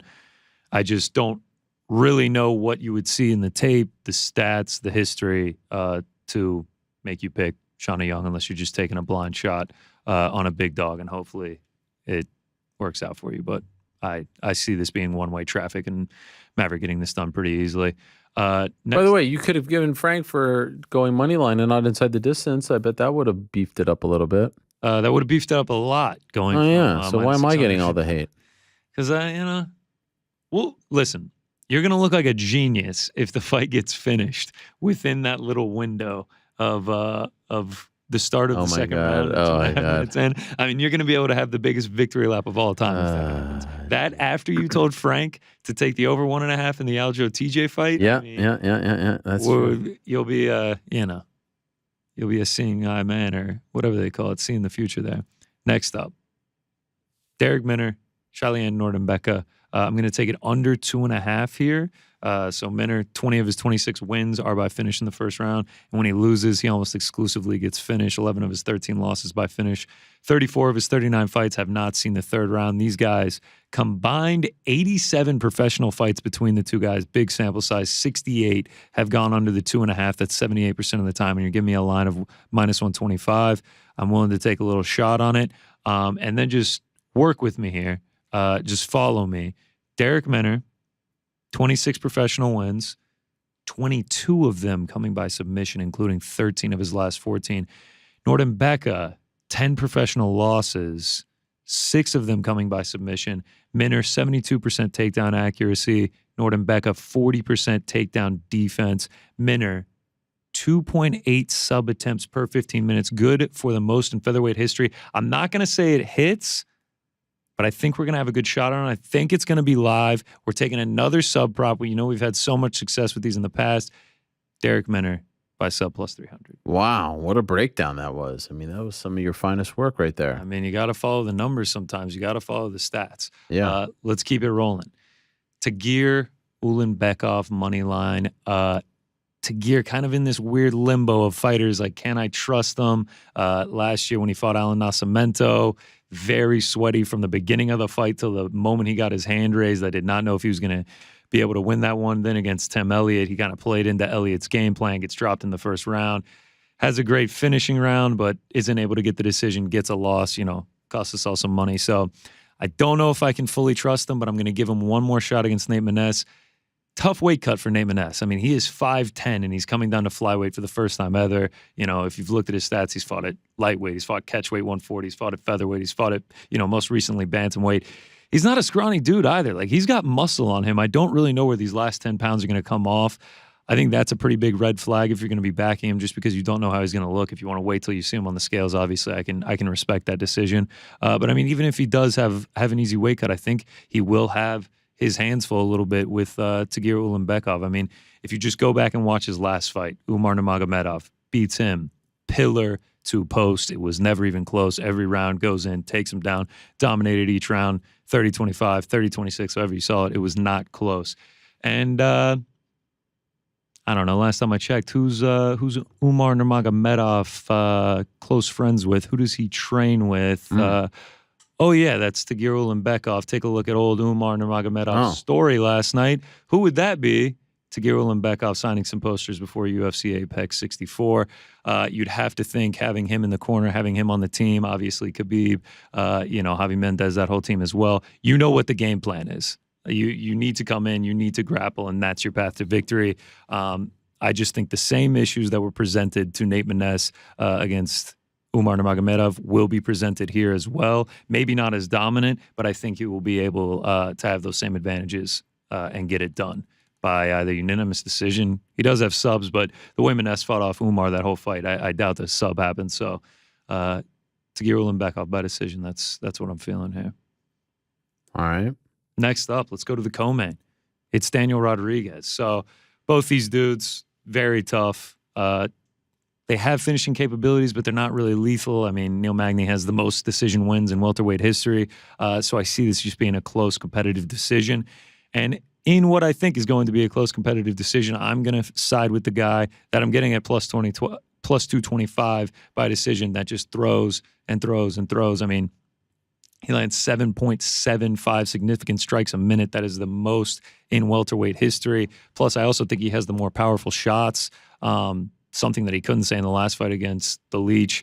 A little bit of cause for concern, the staph infection on his elbow that moved this fight to this card. Magny's got a huge reach advantage, but I do think just D-Rod's going to have the better boxing here. I think it probably will stay on the feet for a majority of the fight. I know Magny has the potential threat of the takedowns, but I see this being a boxing match.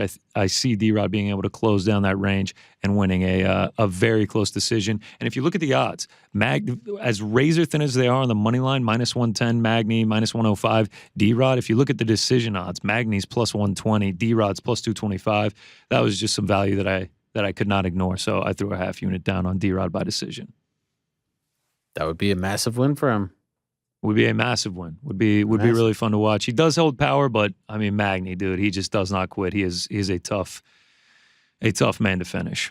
Last up, main event, back-to-back weeks that I kind of get, my biased main event pick. I mean, it was Arnold Allen last week, big fan of his. Now it's Marina Rodriguez. I had the future on her to maybe be the flyweight champion by the end of 2023. Obviously, that is not going to happen, but I think she's going to get that shot.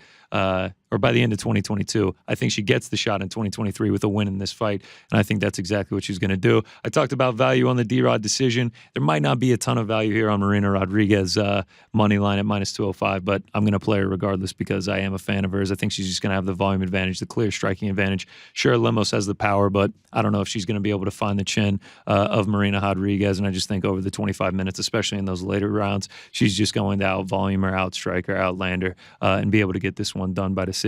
If you look at when she struggles, it's usually against women that rely on their wrestling. Obviously, we talked about the Carlos Esparza fight, Cynthia Calvillo, Randa Marcos. They all went for takedowns, relied on racking up control time.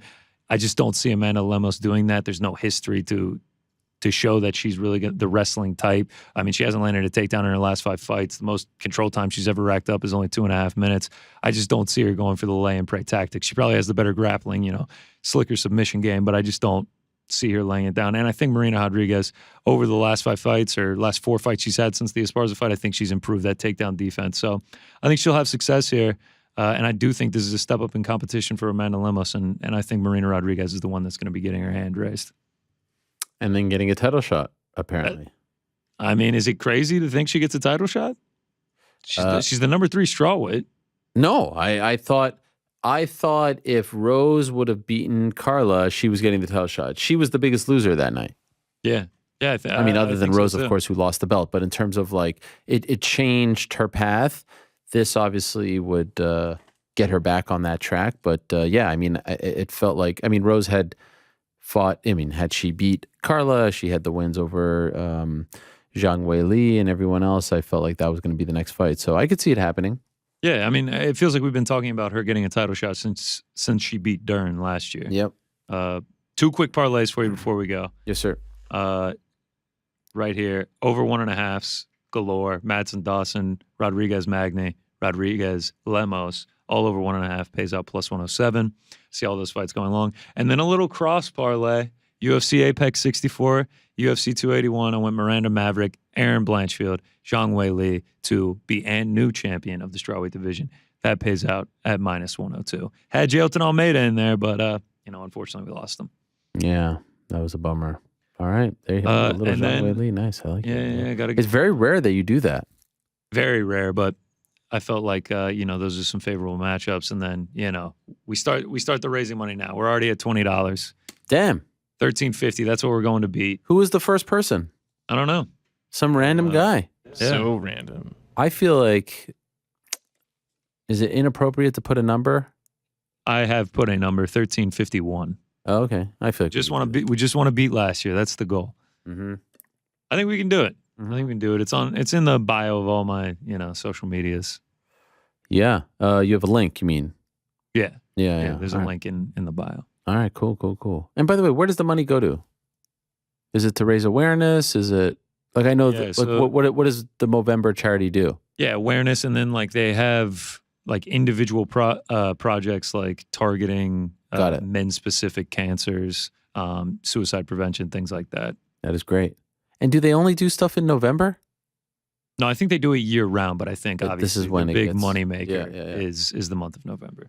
All right. Best of luck to you. Best of luck to us.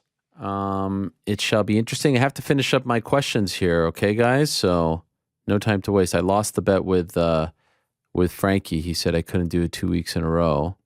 Yeah, well, these things happen, right? These things happen. By the way, let me just add quickly before I go to Mr. New York Rick, our social media expert. How do you feel about my comments regarding Twitter? Yeah, I feel like you're personalizing it, if I'm being honest. Well, all social platforms are this way. No, I just said I want Twitter to get swallowed up by the ground and burned to hell. Yeah, but that's because that's your experience on Twitter. You're saying all have this ability to be toxic. You don't think Twitter has gone worse? No, I think social media in general is just. I feel like the comments in Twitter and the toxicity in Twitter is a lot more prevalent than in Instagram, because when you're going through Instagram stories, posts, you're not scrolling through comments. You're just looking at what that person is posting. Sure, but there's solutions for that. Blocking, ignoring, blocking, muting, following different people. Yeah. You are the master of this domain. You are allowing your experience to be tainted. That's on you. Yeah. Okay. Enough about me. How do you feel about all this like charging for verification and all that? Yeah, that's going to be interesting. I mean, I'm not speaking as the MMA fighting account. I'm speaking as of course. Eric Jackman, New York Rick.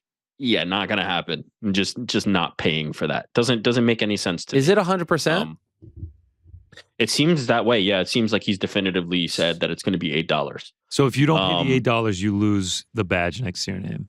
What an unfortunate turn of events for GC, who just got the badge. I mean, it would be 1 month. We worked hard. We worked hard to get it. And I mean, honestly, like now, I feel like, paying $8 a month, like I feel like having the badge next to your name now will be like a little bit corny. It's like paid for it. It's like being a member of UFC gym as opposed to like your local gym. Like only like the real whack jobs do that, right? Let me say this. No comment on that. Let me say this. I get it. Why shouldn't there be levers to make Twitter additional money? Like this makes complete sense. 100%. But charging. Doesn't he say we need to do this to try to like weed out the trolls and the fakes and whatnot? And isn't the whole point of the verification thingy to do just that? There's there's two things that are happening. Verification is also being tied to Twitter Blue. I'm not sure if you're aware of Twitter Blue, but Twitter Blue, there is a service right now that people pay for Twitter. There's a premium subscription. What do you get from right now? Access to certain media articles, priority on certain things. Like it's essentially what he's describing. He's combining the two. Twitter Blue and verification will be one package, and it will be $8. And I get it. To the point about separating out the bots and trolls, I think you'll actually find he's probably more aligned with you than I think you'll think. Like I think he is very pro weeding out the bots. He is very pro making it necessary for people to show who they are. So I would imagine I think that he gets an infinite amount of them. I'm just wondering why you would want to charge people to have the thing that was put in place to weed out the imposters from the real ones. Like, let's just say some, Woj, right? Woj breaks all this news, and there's all these fake Woj accounts. Woj is like, I'm not going to. Now we're going to have a very hard time knowing what's real, what's fake. You're going to have to look at the followers. People fall for it now. Is there going to be like a vetting process? Like, I think that there will be a million Wojs that are verified. Yeah.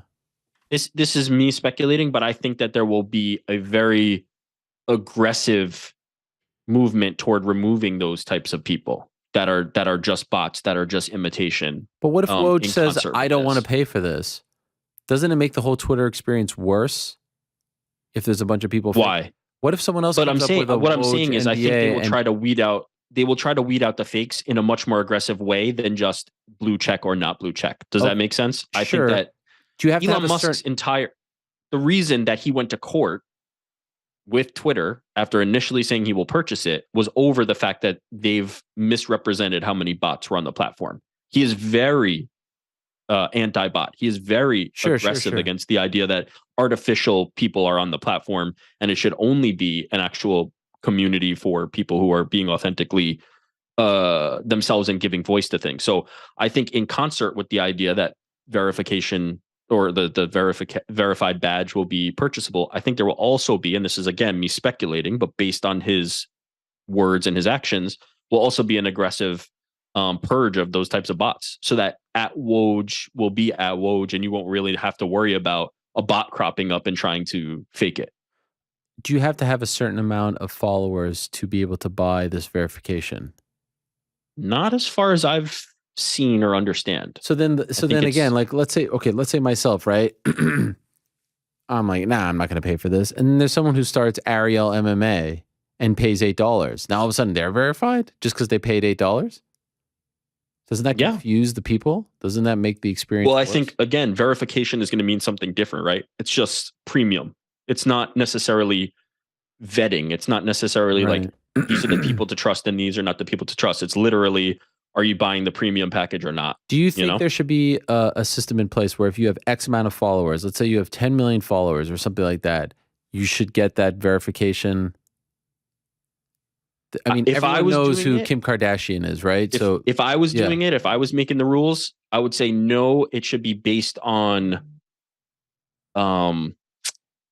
like companies. Like I think companies should be verified. I think news outlets and things like that should be verified. Okay. People I'm not as concerned about and don't think necessarily. I like that. I think a news outlet should be verified. Yeah, ESPN, but an individual person Fox, like a Kim Kardashian, doesn't matter. Not particularly concerned. Do you think this will end up being a good thing for the experience or a worse thing? And by the way, my comments about it being swallowed up have nothing to do with Elon. Like it just it's not specific to it's Elon about Musk. But what the I think experience his vision become. of Twitter Yeah, is probably closer to your vision sure, of Twitter. Maybe if I'm being he's honest. doing that. Maybe he's doing that. Do you think that Twitter should be a paid service? Everyone has to pay. Like that's essentially what this.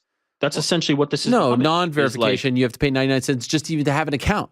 Oh, yeah. That's now you're really changing the base, and I don't know if that would be successful. I think Twitter is still going to keep a lot of users for free, and then there will be some that they're able to shift to premium. Do you like users. this? But I think if you charged completely, that'd be tough. Do you think this is good? Don't know. Too early to say. Is there a Twitter competitor right now? Like, you know how everyone says like, oh, Reels and TikTok, this and that. Who's doing something like Twitter? Twitter's very unique. I wouldn't say there's a Twitter competitor, Who could but I stand think to gain from all social this space. Right. Other social platforms. Okay. For sure. So TikTok and there's Instagram an are over opportunity, there being like, charge $15. Yeah, the models are different. Every social platform is going to have a different model. But yeah, if there's an opportunity, then I think, in change is where those opportunities can be most taken advantage of. So if it is ultimately for the worse, and if it is ultimately changing the experience on Twitter in a way that Instagram or Meta, now the parent company of Instagram and Facebook, can take advantage of, they will. They definitely will. And so I've always been a big proponent of social media, and it certainly helped me out tremendously. But it doesn't feel as fun. I'm telling you, man, you have to take some authority. And the problem is people use the block as a badge of honor. So then you don't want to give them that So satisfaction. why does that matter to you? Let them. Yeah, who cares? Because then they You'll never post hear it. from 'em again. Look at this soft ass mofo. Look at this That's guy. all right. And who You are they bought them saying for that a to? reason? Who cares? I don't Their know. buddy? Who No, are they so saying that to? I enjoy the idea of muting them and them just speaking to no one. I feel like that's So funny. do it. No, I Do do that that all the too. time. But then when you mute someone, they still pop up. So then it's like, oh, it's not really. It's like there and Block them. You can always take the post and run strategy. Think- Like, that's post think the real about what problem. you That, by the just- way, that's how I use TikTok and Instagram. So then you're literally saying I what know, I'm but saying. for Use some it the reason same on way, Twitter, but it's so there. Like the comments are just there. think about the psychology of what you just said. I know. You don't want to give this random loser I personal know. satisfaction of the block. So you're willing to sacrifice your own happiness of not blocking them and not seeing them ever again. Do you think I should just so block? that they can't have the satisfaction? I only have one block worthy type of thing, right? Like one thing that is worthy of the block. One trigger for it, one like automatic. Yeah. What is It's it? when people disrespect the guests, when they say shitty lineup, boring lineup. That's the one thing. I was like, yeah, fuck. I like that you have a that's system my only for line. it, though, Now, a one could bar. say like, when they call you a dirty Jew, that should probably be the line. I'd say that's block yeah. worthy. Yeah, that's probably a good line to have. Yeah. But to be honest, I'm like, oh, okay, cool. I have a no block policy. You're telling me to block and you don't have a block policy? Yeah, but here's the difference between you and me. My experience is very curated. I only follow people I like. Right. I only read things like if somebody's giving me feedback and I don't care for it, I'm just gonna ignore it or move on. Doesn't stick with me. GC, do you The random block? eggs don't Now get that you've me. become like so that. much more famous? There's a few people that I've blocked, but it's like making ridiculous claims, like where it's just like there's no positive at all coming from this person's account towards me. I'm a pretty big muter as well. Mm-hmm. Just like I we'll advocate just go for this. mute these Yeah. people. Yeah. I mean, You like should.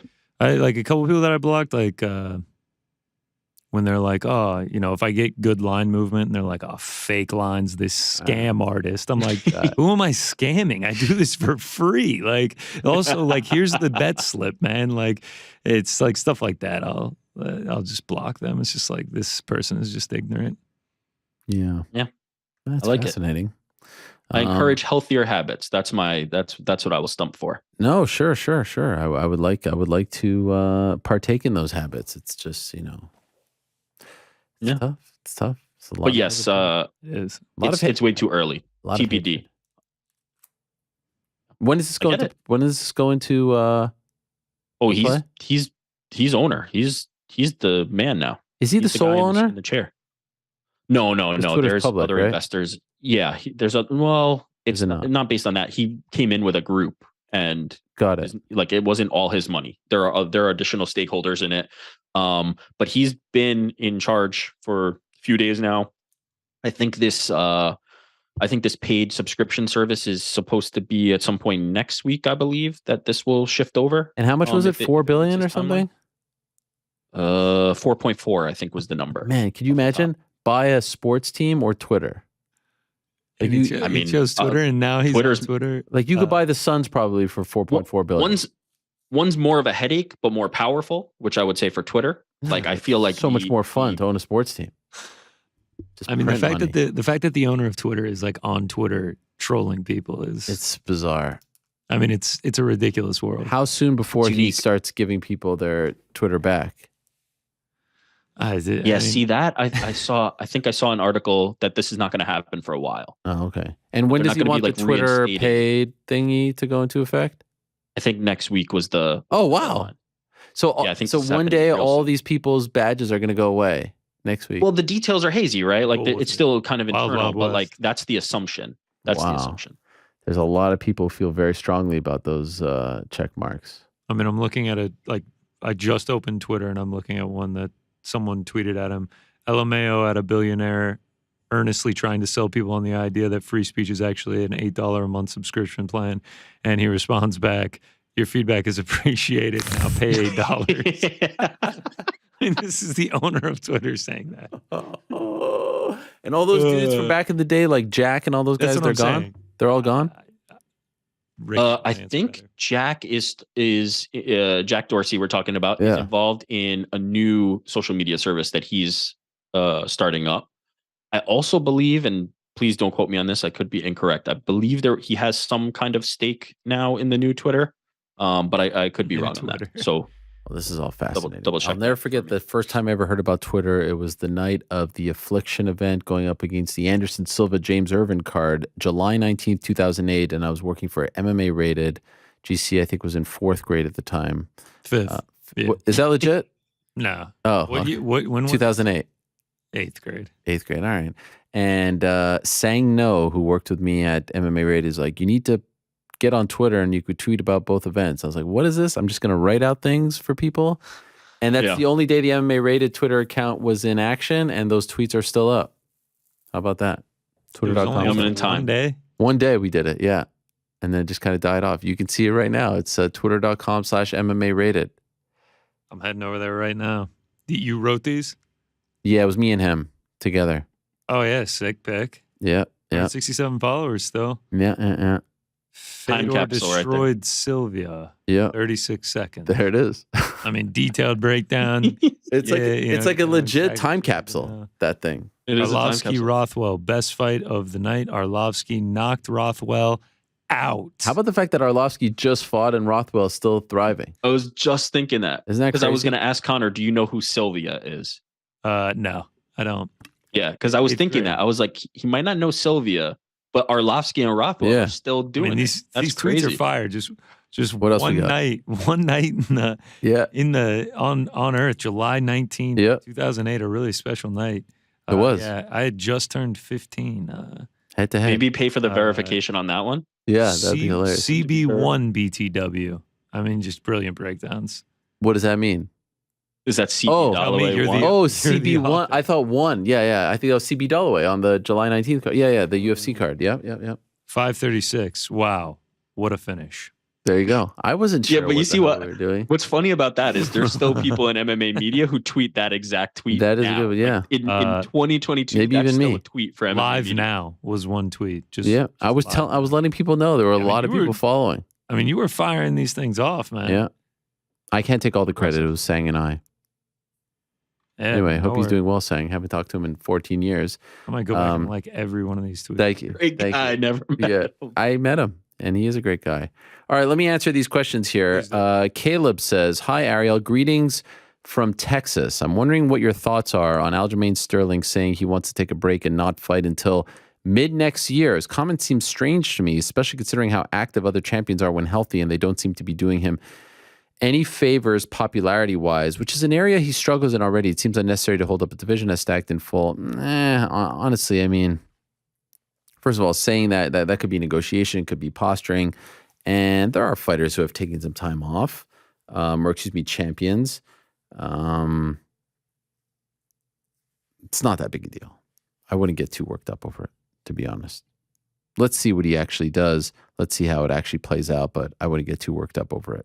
Grant Young. Hi, Ariel. What are your thoughts on ringside judges watching fights via monitors/screens instead of live, or at least having access to both? They have such a limited vantage point from where they're sitting and surely miss exchanges that might affect how they score the fight. I know the commentators are often looking at monitors rather than the live action in front of them, so why can't the judges? Yeah, I think you can make a case that watching via the monitor would give you at times a better vantage point, but I do like the fact that they're watching with their own eyes. They are deciding, because then you could say, oh, the director showed this angle and the cameraman shot it like this, and this is your eyes, and that's why there's 3 different vantage points. Now, could you make the case for more judges, maybe 4 around the 8 sides, something like that?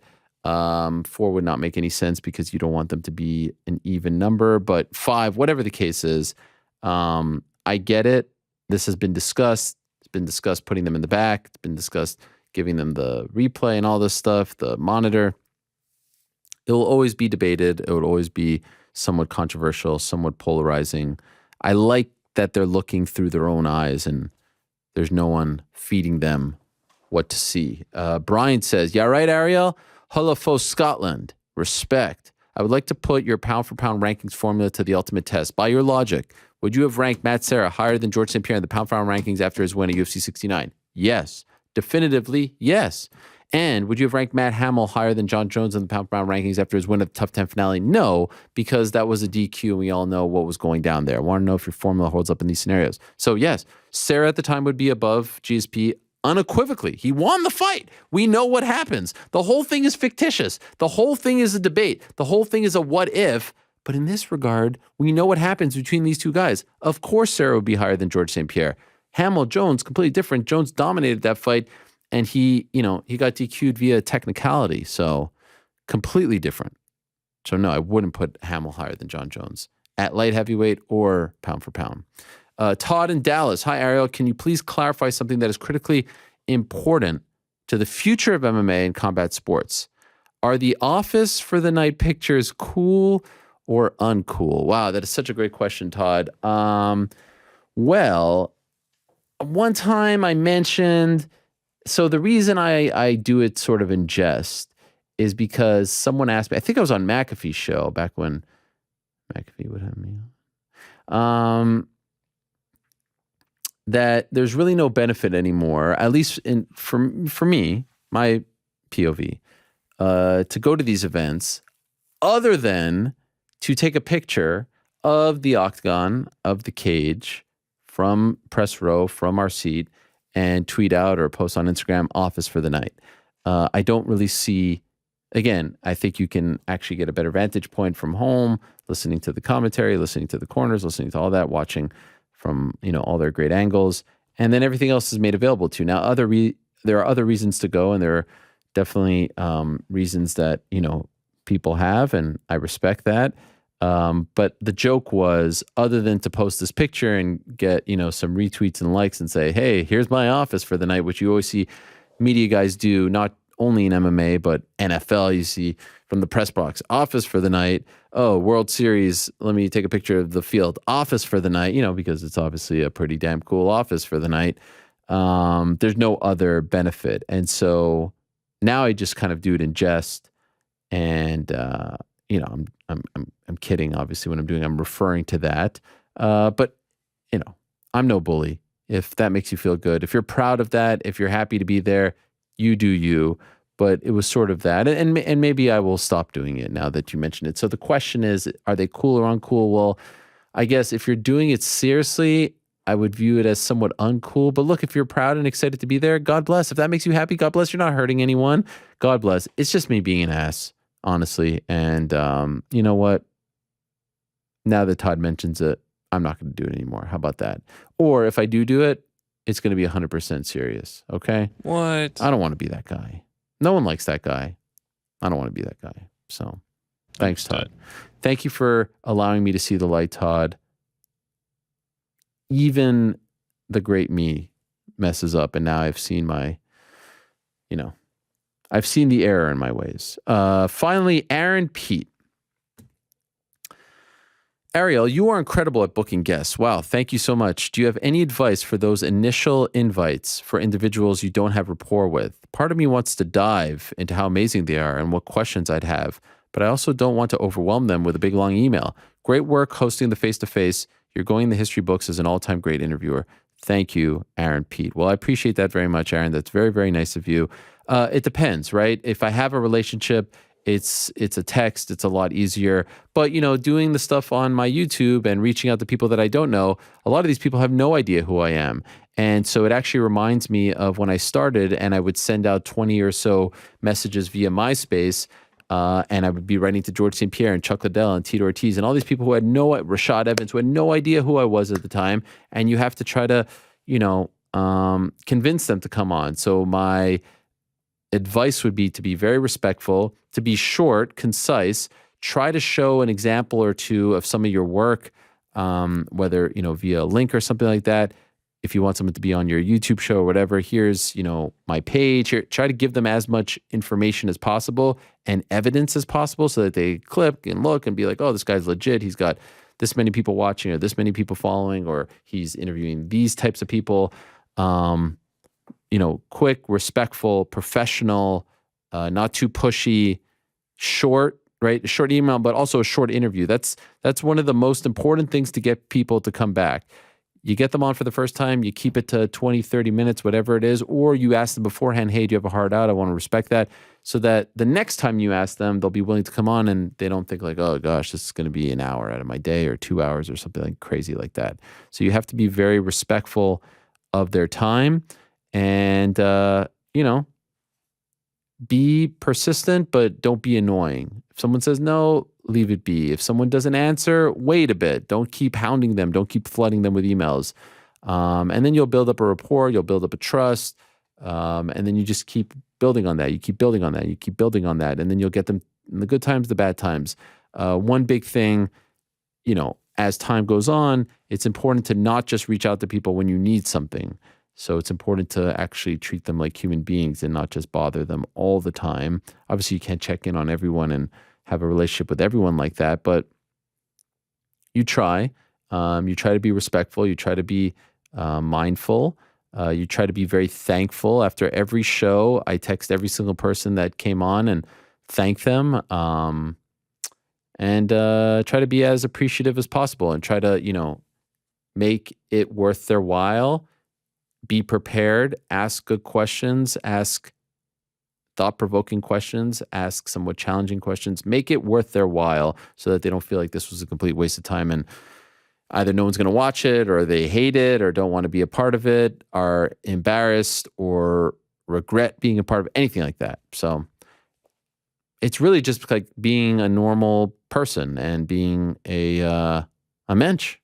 The best way to describe it is be a mensch. Be a mensch. Before, during, after, and you'll have plenty of people who want to talk to you. All right. That's that. It's been good. What do you think, Frank? You did a great job. I appreciate that. That's very nice of you.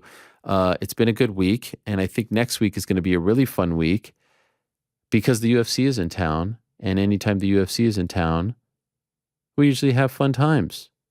So I'm looking forward to that. For now, though, it is time to say goodbye, Frank.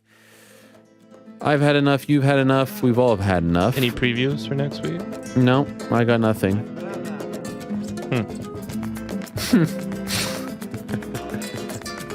Are you going to watch Hereditary tonight? Not tonight. No? No. Why? I have other plans. What do you got? Not watching Hereditary. Wow. You're going out? Maybe. Wow. You going to the Mexican place next door? It sounds fun. Yeah, it is fun. It's a great place. They love you over there. We walk in with you and everyone's like, hey, what's up, Frank? It's amazing. Thanks for exposing all of this. This is great. By the way, maybe when Mexico plays in the World Cup, we could go watch it over there. I don't think they have one TV in that place. We still have to figure out our World Cup plans. I mean, there's going to be games going on as we are speaking here on the show. I thought we agreed that we weren't doing the show. I don't know. I'm very stressed about all of this. I mean, Canada's playing first time since 1986. What am I supposed to do? We need to figure this out. We need to have a powwow over this. It's big time stuff. Can't wait. Going to be Morocco, going to be Croatia, going to be Belgium. It's going to be amazing. Thank you to everyone who tuned in today. Thank you to all our guests. Thank you to the crew, of course. Thanks to all of you. Thanks for all the great questions. Moderator Lewis did a great job. I'm sure there were many more, but those were great 21 questions. Thank you very much to Jared Gordon, Arnold Allen, TJ Dillashaw, BJ Flores. And once again, thanks to all of you for tuning in for another edition of the program. Back on Monday, same time and place. Until then, I say peace.